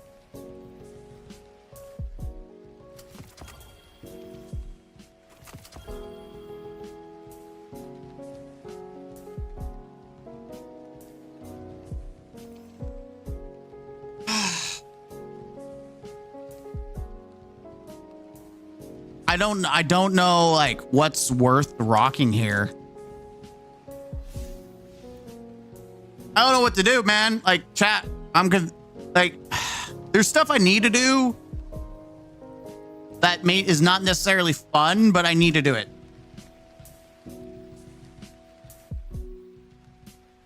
Hey, you wanna run half of a? Do I run? Night. Oh yeah, you can get scriptures. Do you want to run a Sundered Doctrine? I don't think I have to complete it. Maybe I do. I don't think I have to. I just need to do Control Chamber, and then I would have to do a complete run of the Drowning Labyrinth. All right. Let me pull up a video because I don't remember how the hell to do this.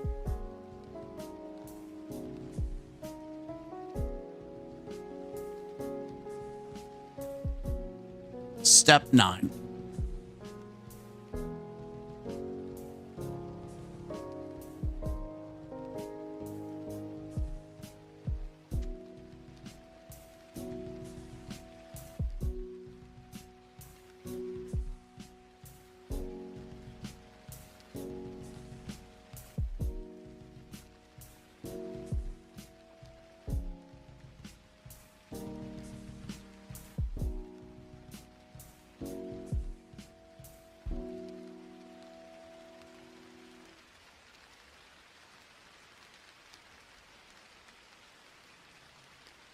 I'm watching just to double check.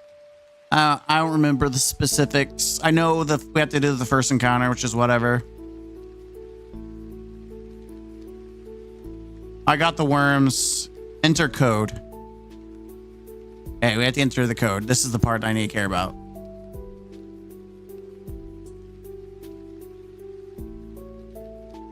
All right, let's load us in there.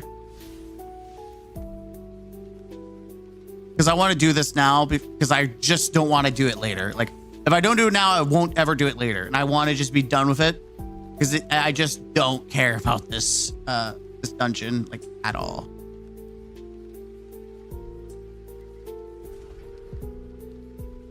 Oh, you don't have it. Okay, never mind. That's fine. That's fine. That's fine. Then we can do something else. We can go get Choir of One Catalyst, I think. Can I? Okay, let me go to the back to the tower. That limits what I can do.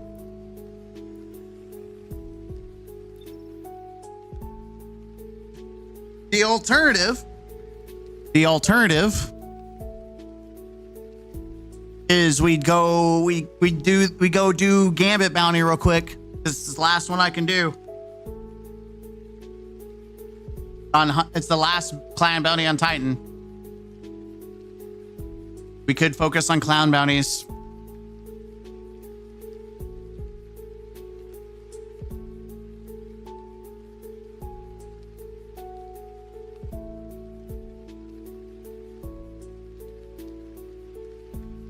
I wish I kept the Season Slayer, man. That feels bad that's wasted. I miss Tag Team. I miss Season Slayer. It feels bad. But I got a crap ton, man.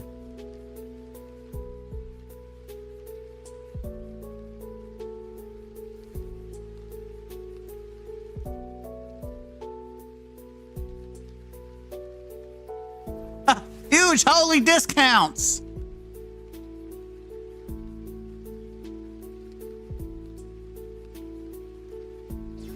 All right, so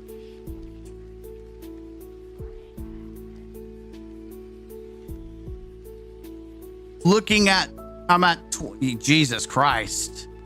I'm overkilling it. Look at that, chat.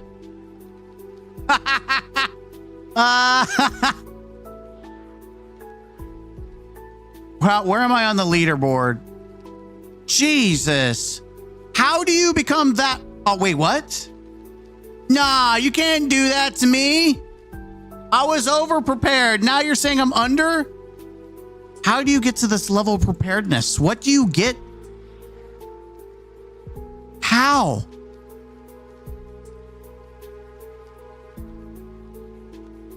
Oh, well, probably Ascended Shards. Let's be honest. That's probably why. Prison's probably why. Upgrade modules probably why. Also, I don't know who determines all this stuff.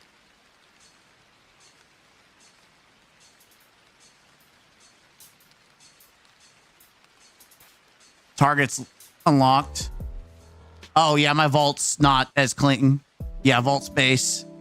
Probably should definitely delete some things. Resources. I'm prepped, though.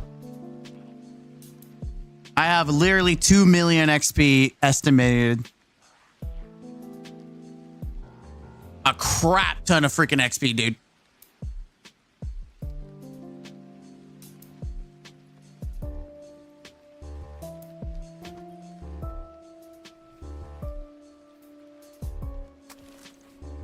I'm trying to think. Why did it come to the tower?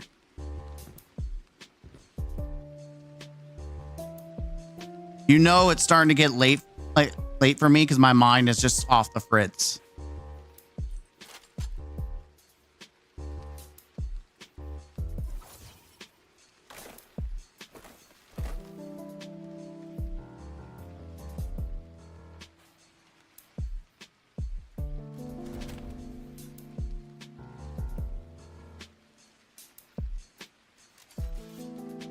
I'm gonna go double special because I'm just gonna go melee everything to death and then ice break everything for free while using this for heavy. Let's see how this works out, Cotton. I don't think it's the greatest thing, but we're gonna do it anyways. Yeah, because I don't know what else. I need Glimmer, but I don't want to do that right now. I do need to farm more exotics because we're getting kind of railed.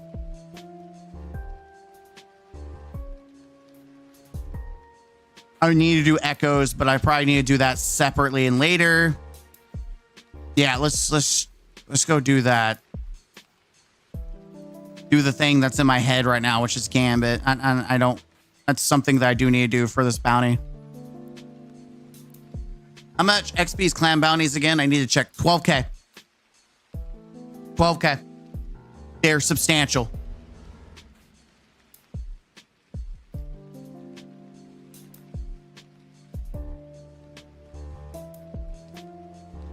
The one mod that's going to matter the most is the one that gives you Radiant 24 hours, 24/7.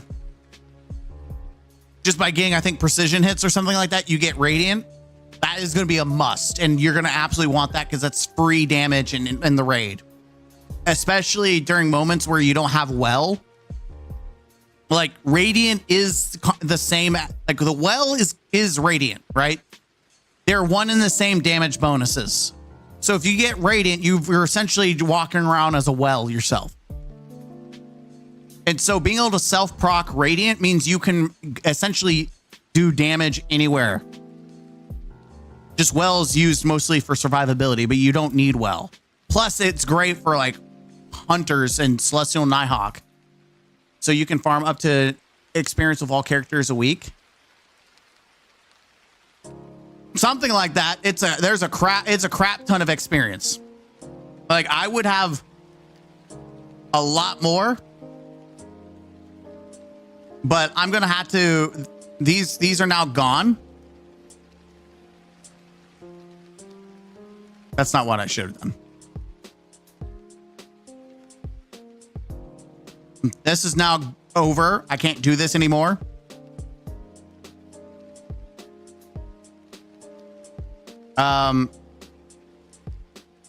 These are gone now. I can't do this anymore. We're about to do this, but I don't think I'll have access to these anymore.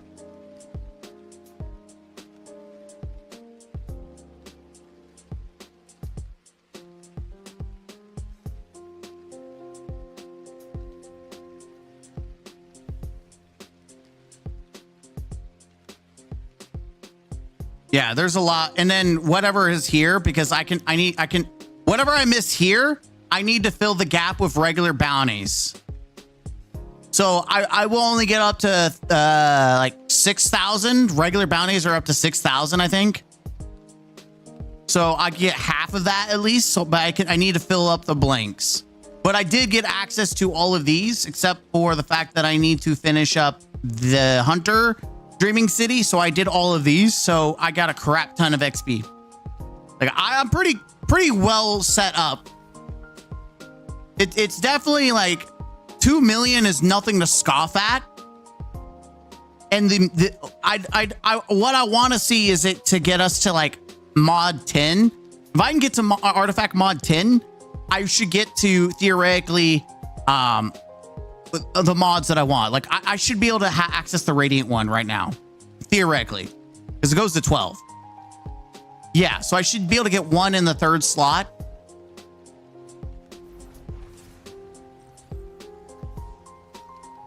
Thanks for this. You helped me get so many challenges done that I had been putting off. Hey, at least I'm helping in some way. But don't thank me yet, because we haven't won yet.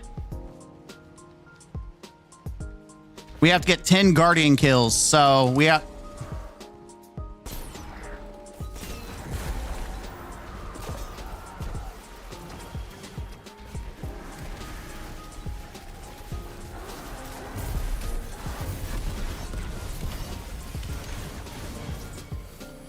Yeah, we have to get 10 Guardian kills, so that's the goal.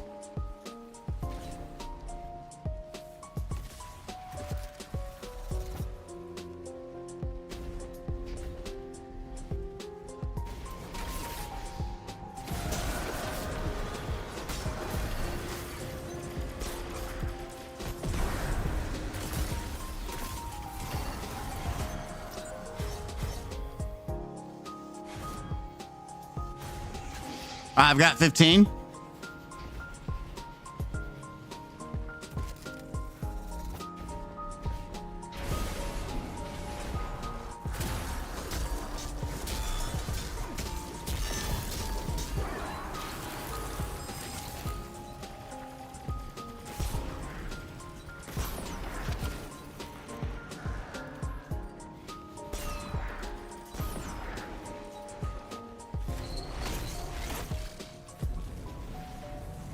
We need to dunk. If anyone will do that, that'd be great. Anyone want to dunk? Anyone at all? Because we don't need to win. We need to kill.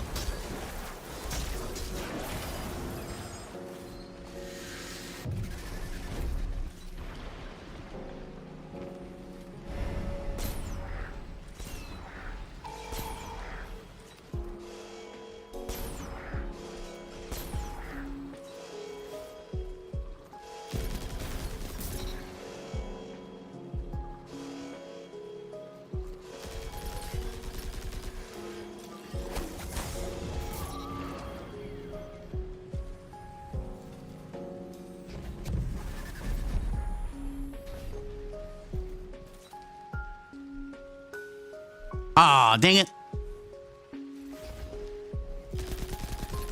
Yeah, we don't need to win. We just need to invade. Like, that's all we need to get kills.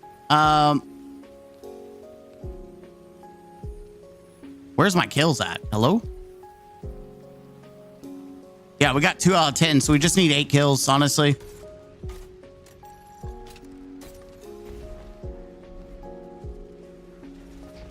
I could just sit here and AFK. I don't care.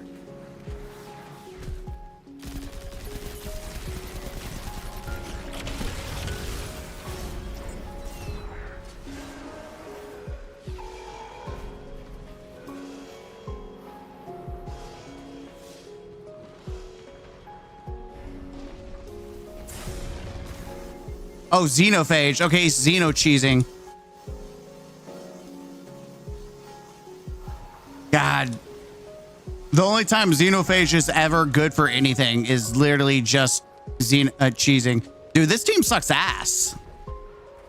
I'm not gonna lie, this team really kind of sucks ass.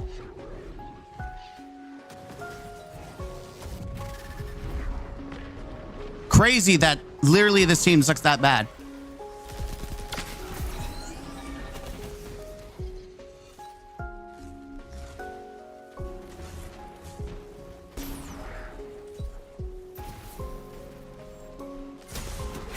Jesus Christ. I just need to put Xeno on. I don't want to, but that might be honestly the quickest way to get kills.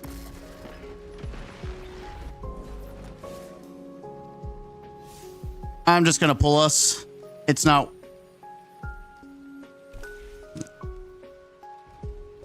Yo, Snorby.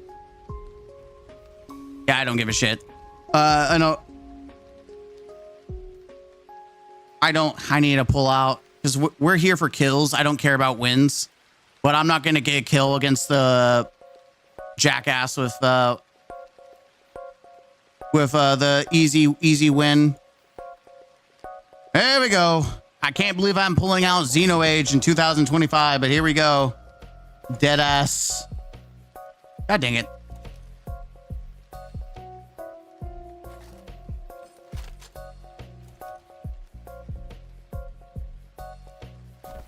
Dead ass gun, and I'm bringing it back.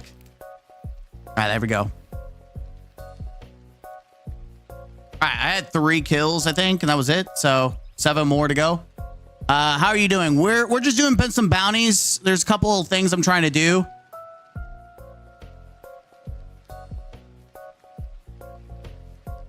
Win 4 matches. Oh, you have the wrong bounty then.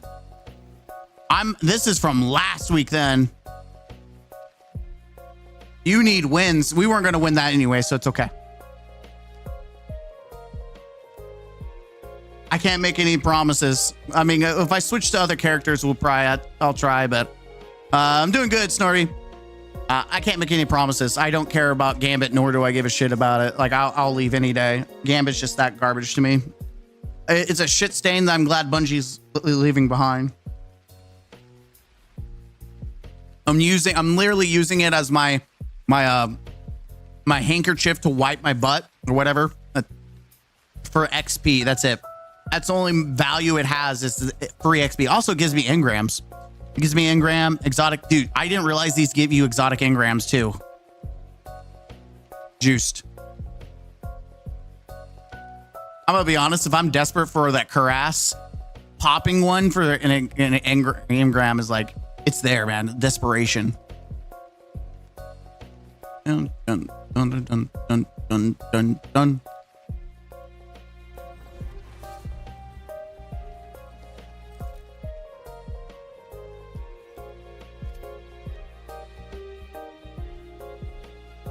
Thunderlord, Jesus, help me. It's a Thunderlord user. Oh no. It's a little Thunderlord user. No. Sweet mama.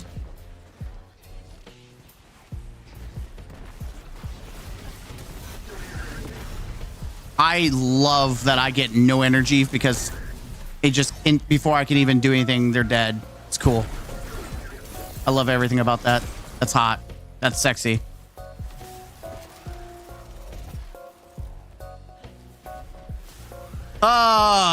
Gambit puts me to sleep, man. I just don't know how people can enjoy this. Like, I like Onslaught. I don't like Gambit. Something about Gambit just makes my brain frizzle.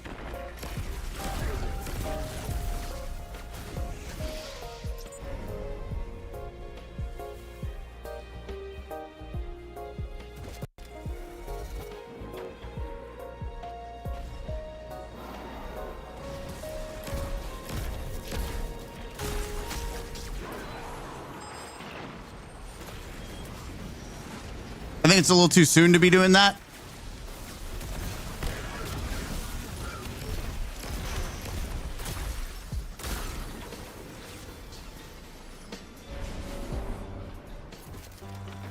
Someone needs to pick all that up. Kicks. We need a good, like, they're going to get invaded soon.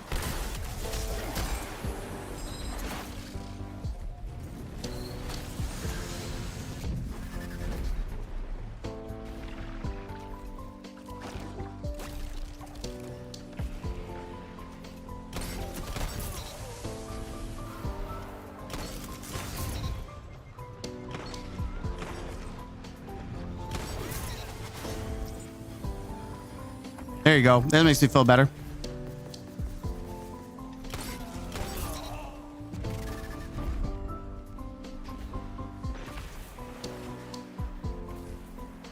Where's this guy chilling at?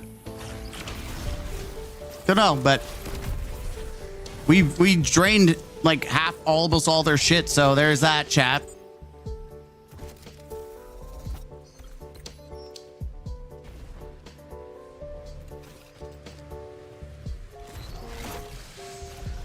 Let me go bully them some more because I need a farm for kills. What the dude, Microcosm is such a fucking bait, dude.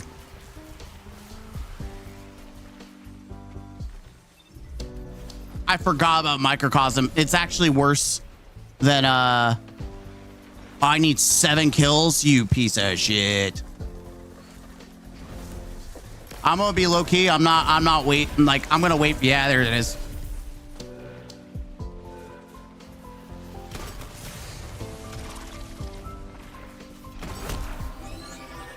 He's in the beach. Damn it. Someone needs to kill him because it counts for everyone. He's weak. Well, he was weak. I can see why people use Microcosm. Does it count? Yeah, it does. Huge. They want to keep invading. That's great.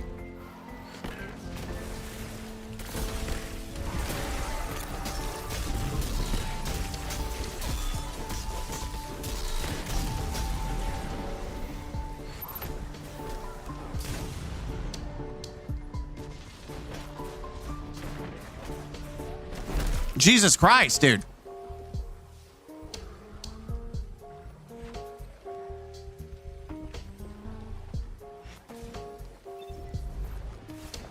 We need 2 kills.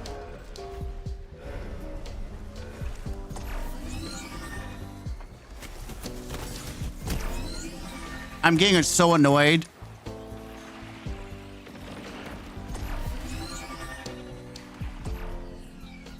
Jesus, can no one else fucking kill this guy? Like, not a single person knows how to kill an invader, and it really pisses me off.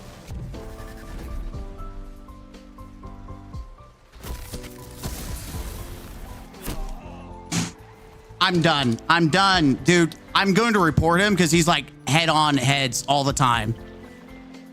And he has that emblem. I'm reporting him for cheating anyways.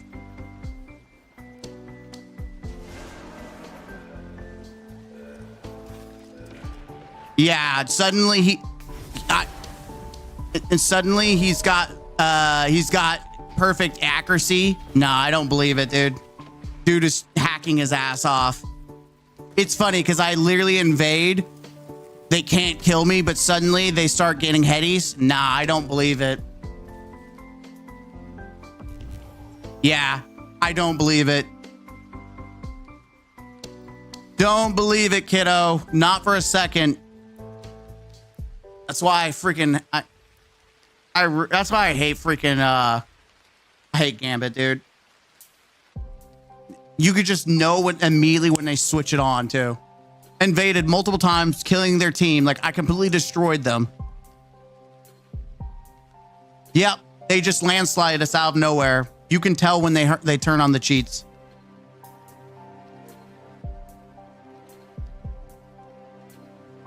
Pathfinder stuff? No, bounties, clan bounties.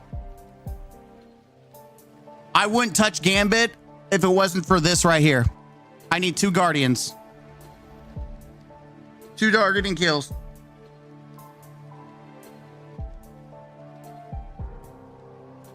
I actually tried to win that for Miss Firestone. You plan on doing day 1? Yeah, I do. I don't try to do like placements or anything. I just go for the completion of day 1. That's it. Like I have no desire. Like I don't have a competitive clan, nor do I care to join a competitive clan because I like to play other games. If I only wanted to play Destiny, I would join a competitive clan and do like speed runs and low mans and all that stuff. I would do all of that, but I don't give a shit. Day 1s and flawlesses, that's as far as I go when it comes to like prestige.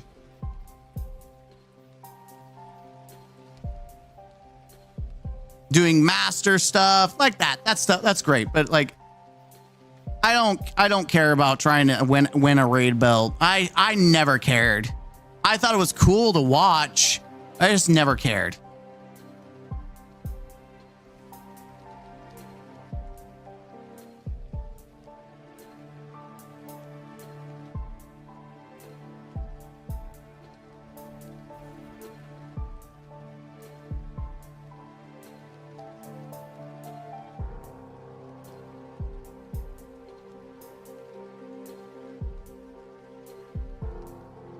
I'm not as if you asked me back in the day when I first was like into Destiny, I would probably say, yeah, hell yeah, man. I'm down to get into, oh, don't get me wrong. I could probably do speed runs. I was doing speed run GMs the other day. Like we were doing Insight Terminus under 5 minutes or something. Like we were cooking Grandmaster in Insight Terminus. Like I can keep up with the best players. I just don't want to.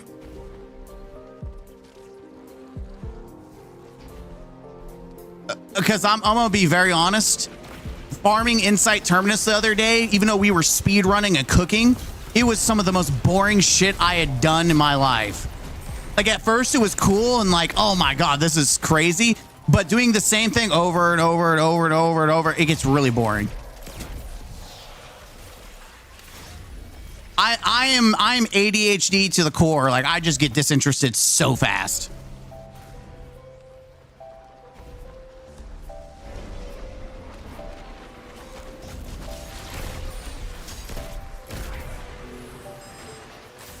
I really get really disappointed or distracted.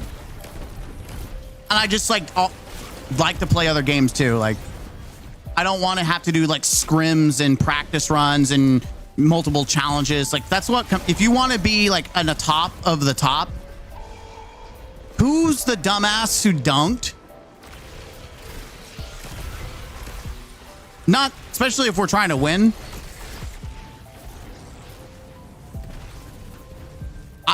I'm going to be brutally honest. I will try. I guess I will be so annoyed if he dies immediately because I need to get kills for my bounty. There's one. There's two. I'm done. All right. We will try to get you this win. Like, I will actually put a lot of effort to actually trying to win so we can get your... But I'm not going to torture myself. We actually might get it, though. Like, they're significantly behind.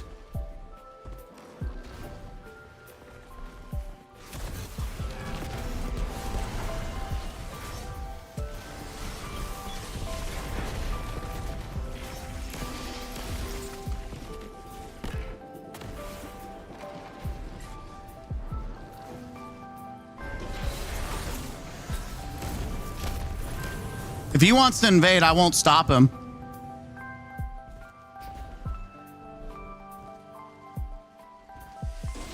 Well, I guess he will, though. The other guy will stop him from invading, though.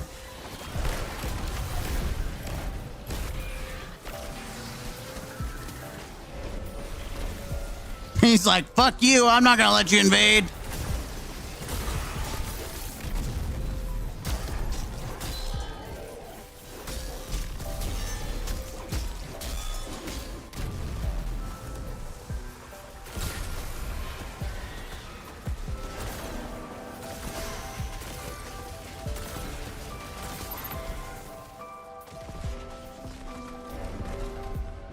Dude, he killed him.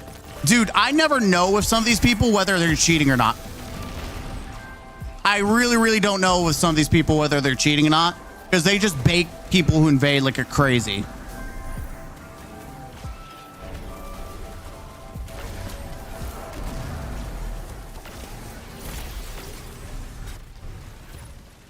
You just grab it as a crap shooting of awfulness. It's just bad.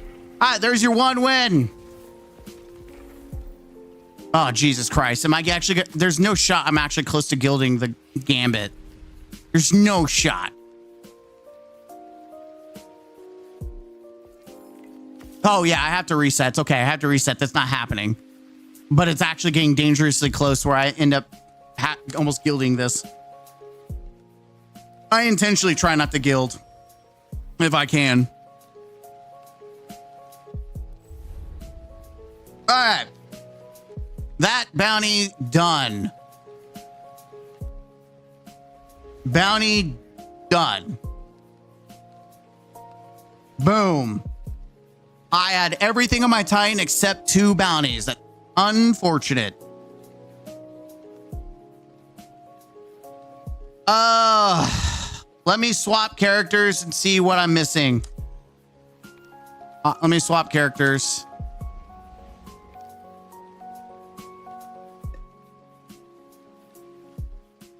Might as well do the boring stuff now.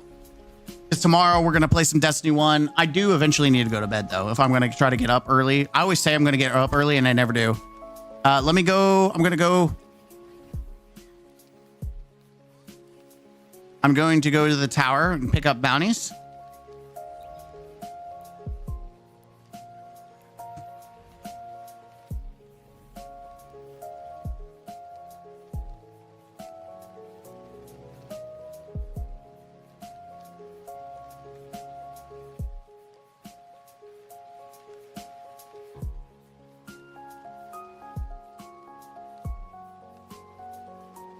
Total of unfinished bounties.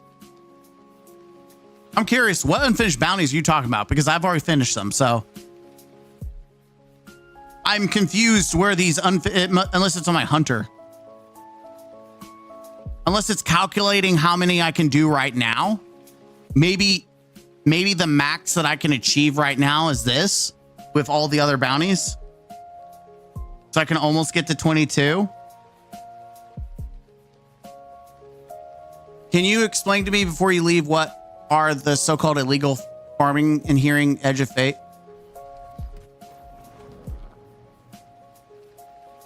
I'm going to link you my video covering it. I'm just going to link you my video because I kind of break down everything in the video. Hold on, videos. I did it a couple of days ago. Yeah, it was like 3 days ago. Because I break it down and I don't have anything pulled up, and I'm gonna be brutally honest, I'm tired. And so I really don't want to have to try to re-pull everything up to explain it. So I'm just gonna do you the favor of getting you the link. That's my video where I break it down for you and explain the like different legal roles.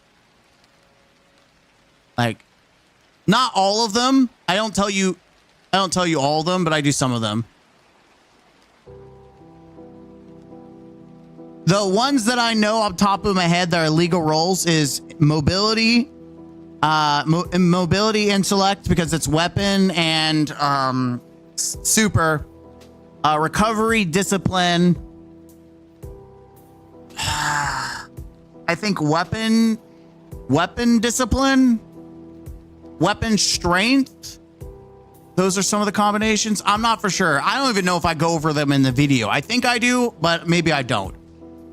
I don't remember every specific role, but the main one you really give a shit about is weapons intellect. Like, that is the main one because that's like DPS central. Why am I coming to you? Wait, actually, do you have anything good here? I've not actually checked his pass. Oh, he does. Oh, well, I guess came back. Ooh. I'm gonna go ahead and just claim this because it's free glimmer.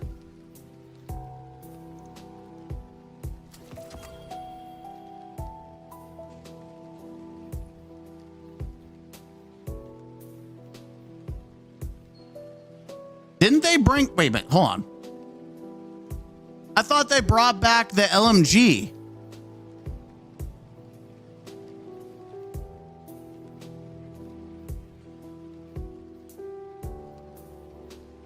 Wait, so what's going on with the legacy? I guess you're gonna be able to buy it other ways.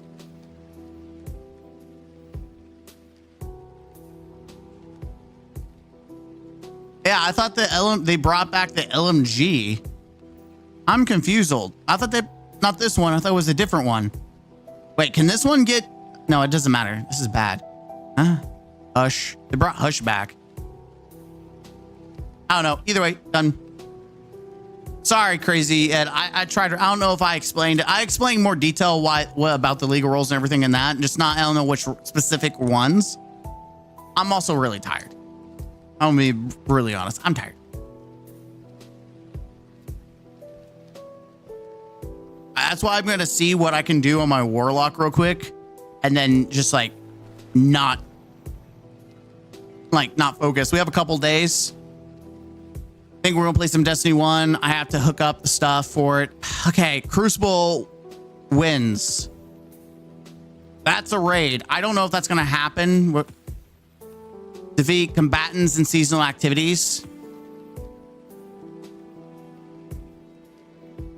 Okay, let me go. Tonight is the last easy lost sector to launch. The rest are hardest, slowest lost sectors. Chamber can be done at 1:30. Yeah, I was doing like 1:30, 1:40 on expert.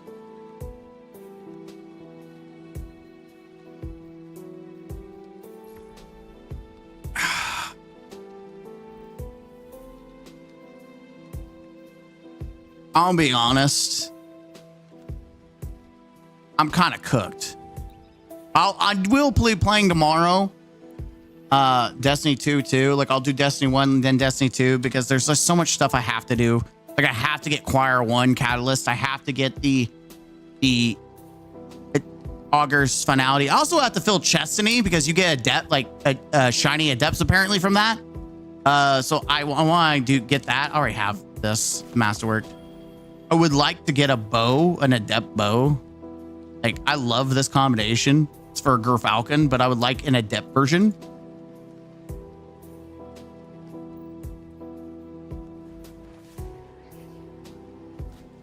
I'm just kind of cooked. You can tell, like, talkative Mr. Gaming Counselor, it's like 12:35. I'm cooked. And usually when school starts up, I will never be up this late unless it's a weekend. The weekend I can cook myself like this, but on the I would be I would be dead in water if I was staying up this late during a weekday when school starts up.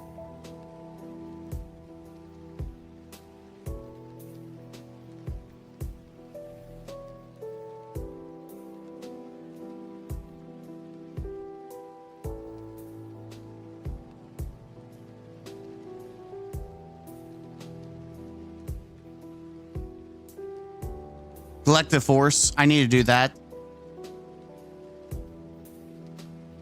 Okay. Hunter needs like I can get 1, 2, 3. I can get 5 bounties on Hunter. That's where that came in. Okay.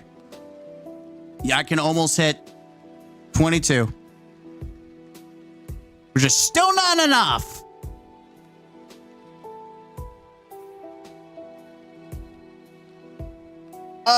Yeah, I'm gonna end it there, chat. I'm tired. I still gotta make a thumbnail for a video tomorrow, and I gotta figure out of all the videos which one's coming out tomorrow. So I appreciate you guys. I am gonna call it there. I think I'm gonna call it there. I want to say thank you for everyone on Twitch, everyone who's been chilling out with us on Twitter. Like we have about 100 people watching on Twitter, or like it's crazy. So shout out to that. 78 people on Twitter. All together 79. We got Twitch, and then YouTube. We had up to like 50, 60 people watching. So I appreciate that too. Let me go back to the live counter. Yeah, we had like the stream has had over 1,000 views. So people coming in and out, but we've had around 50 people watching. Where can I farm Artifice Armor? I hate to tell you. I hate to be the bird in bad news. Right now, it's Duality. The problem with Duality is that you're not going to get the spiky gear drop that you get from Grasp of Avarice, but it's a good alternative. Doing Kydal the Bell, honestly, I haven't done Duality in like 2 years. It's been a long time. I don't even remember like some of the mechanics, but I know that the final boss is pretty easy to do. So Kydal honestly would be your best bet. I will see you guys tomorrow. I don't know when. Just keep an eye on it. I'll let you know. I appreciate you. I don't know if we're going to do any reacts tomorrow. I'll see what happens. I'll let you know. Okay. But I do appreciate you. This was, it was an interesting experiment, and it was a great time. It was an absolute great time. Good night.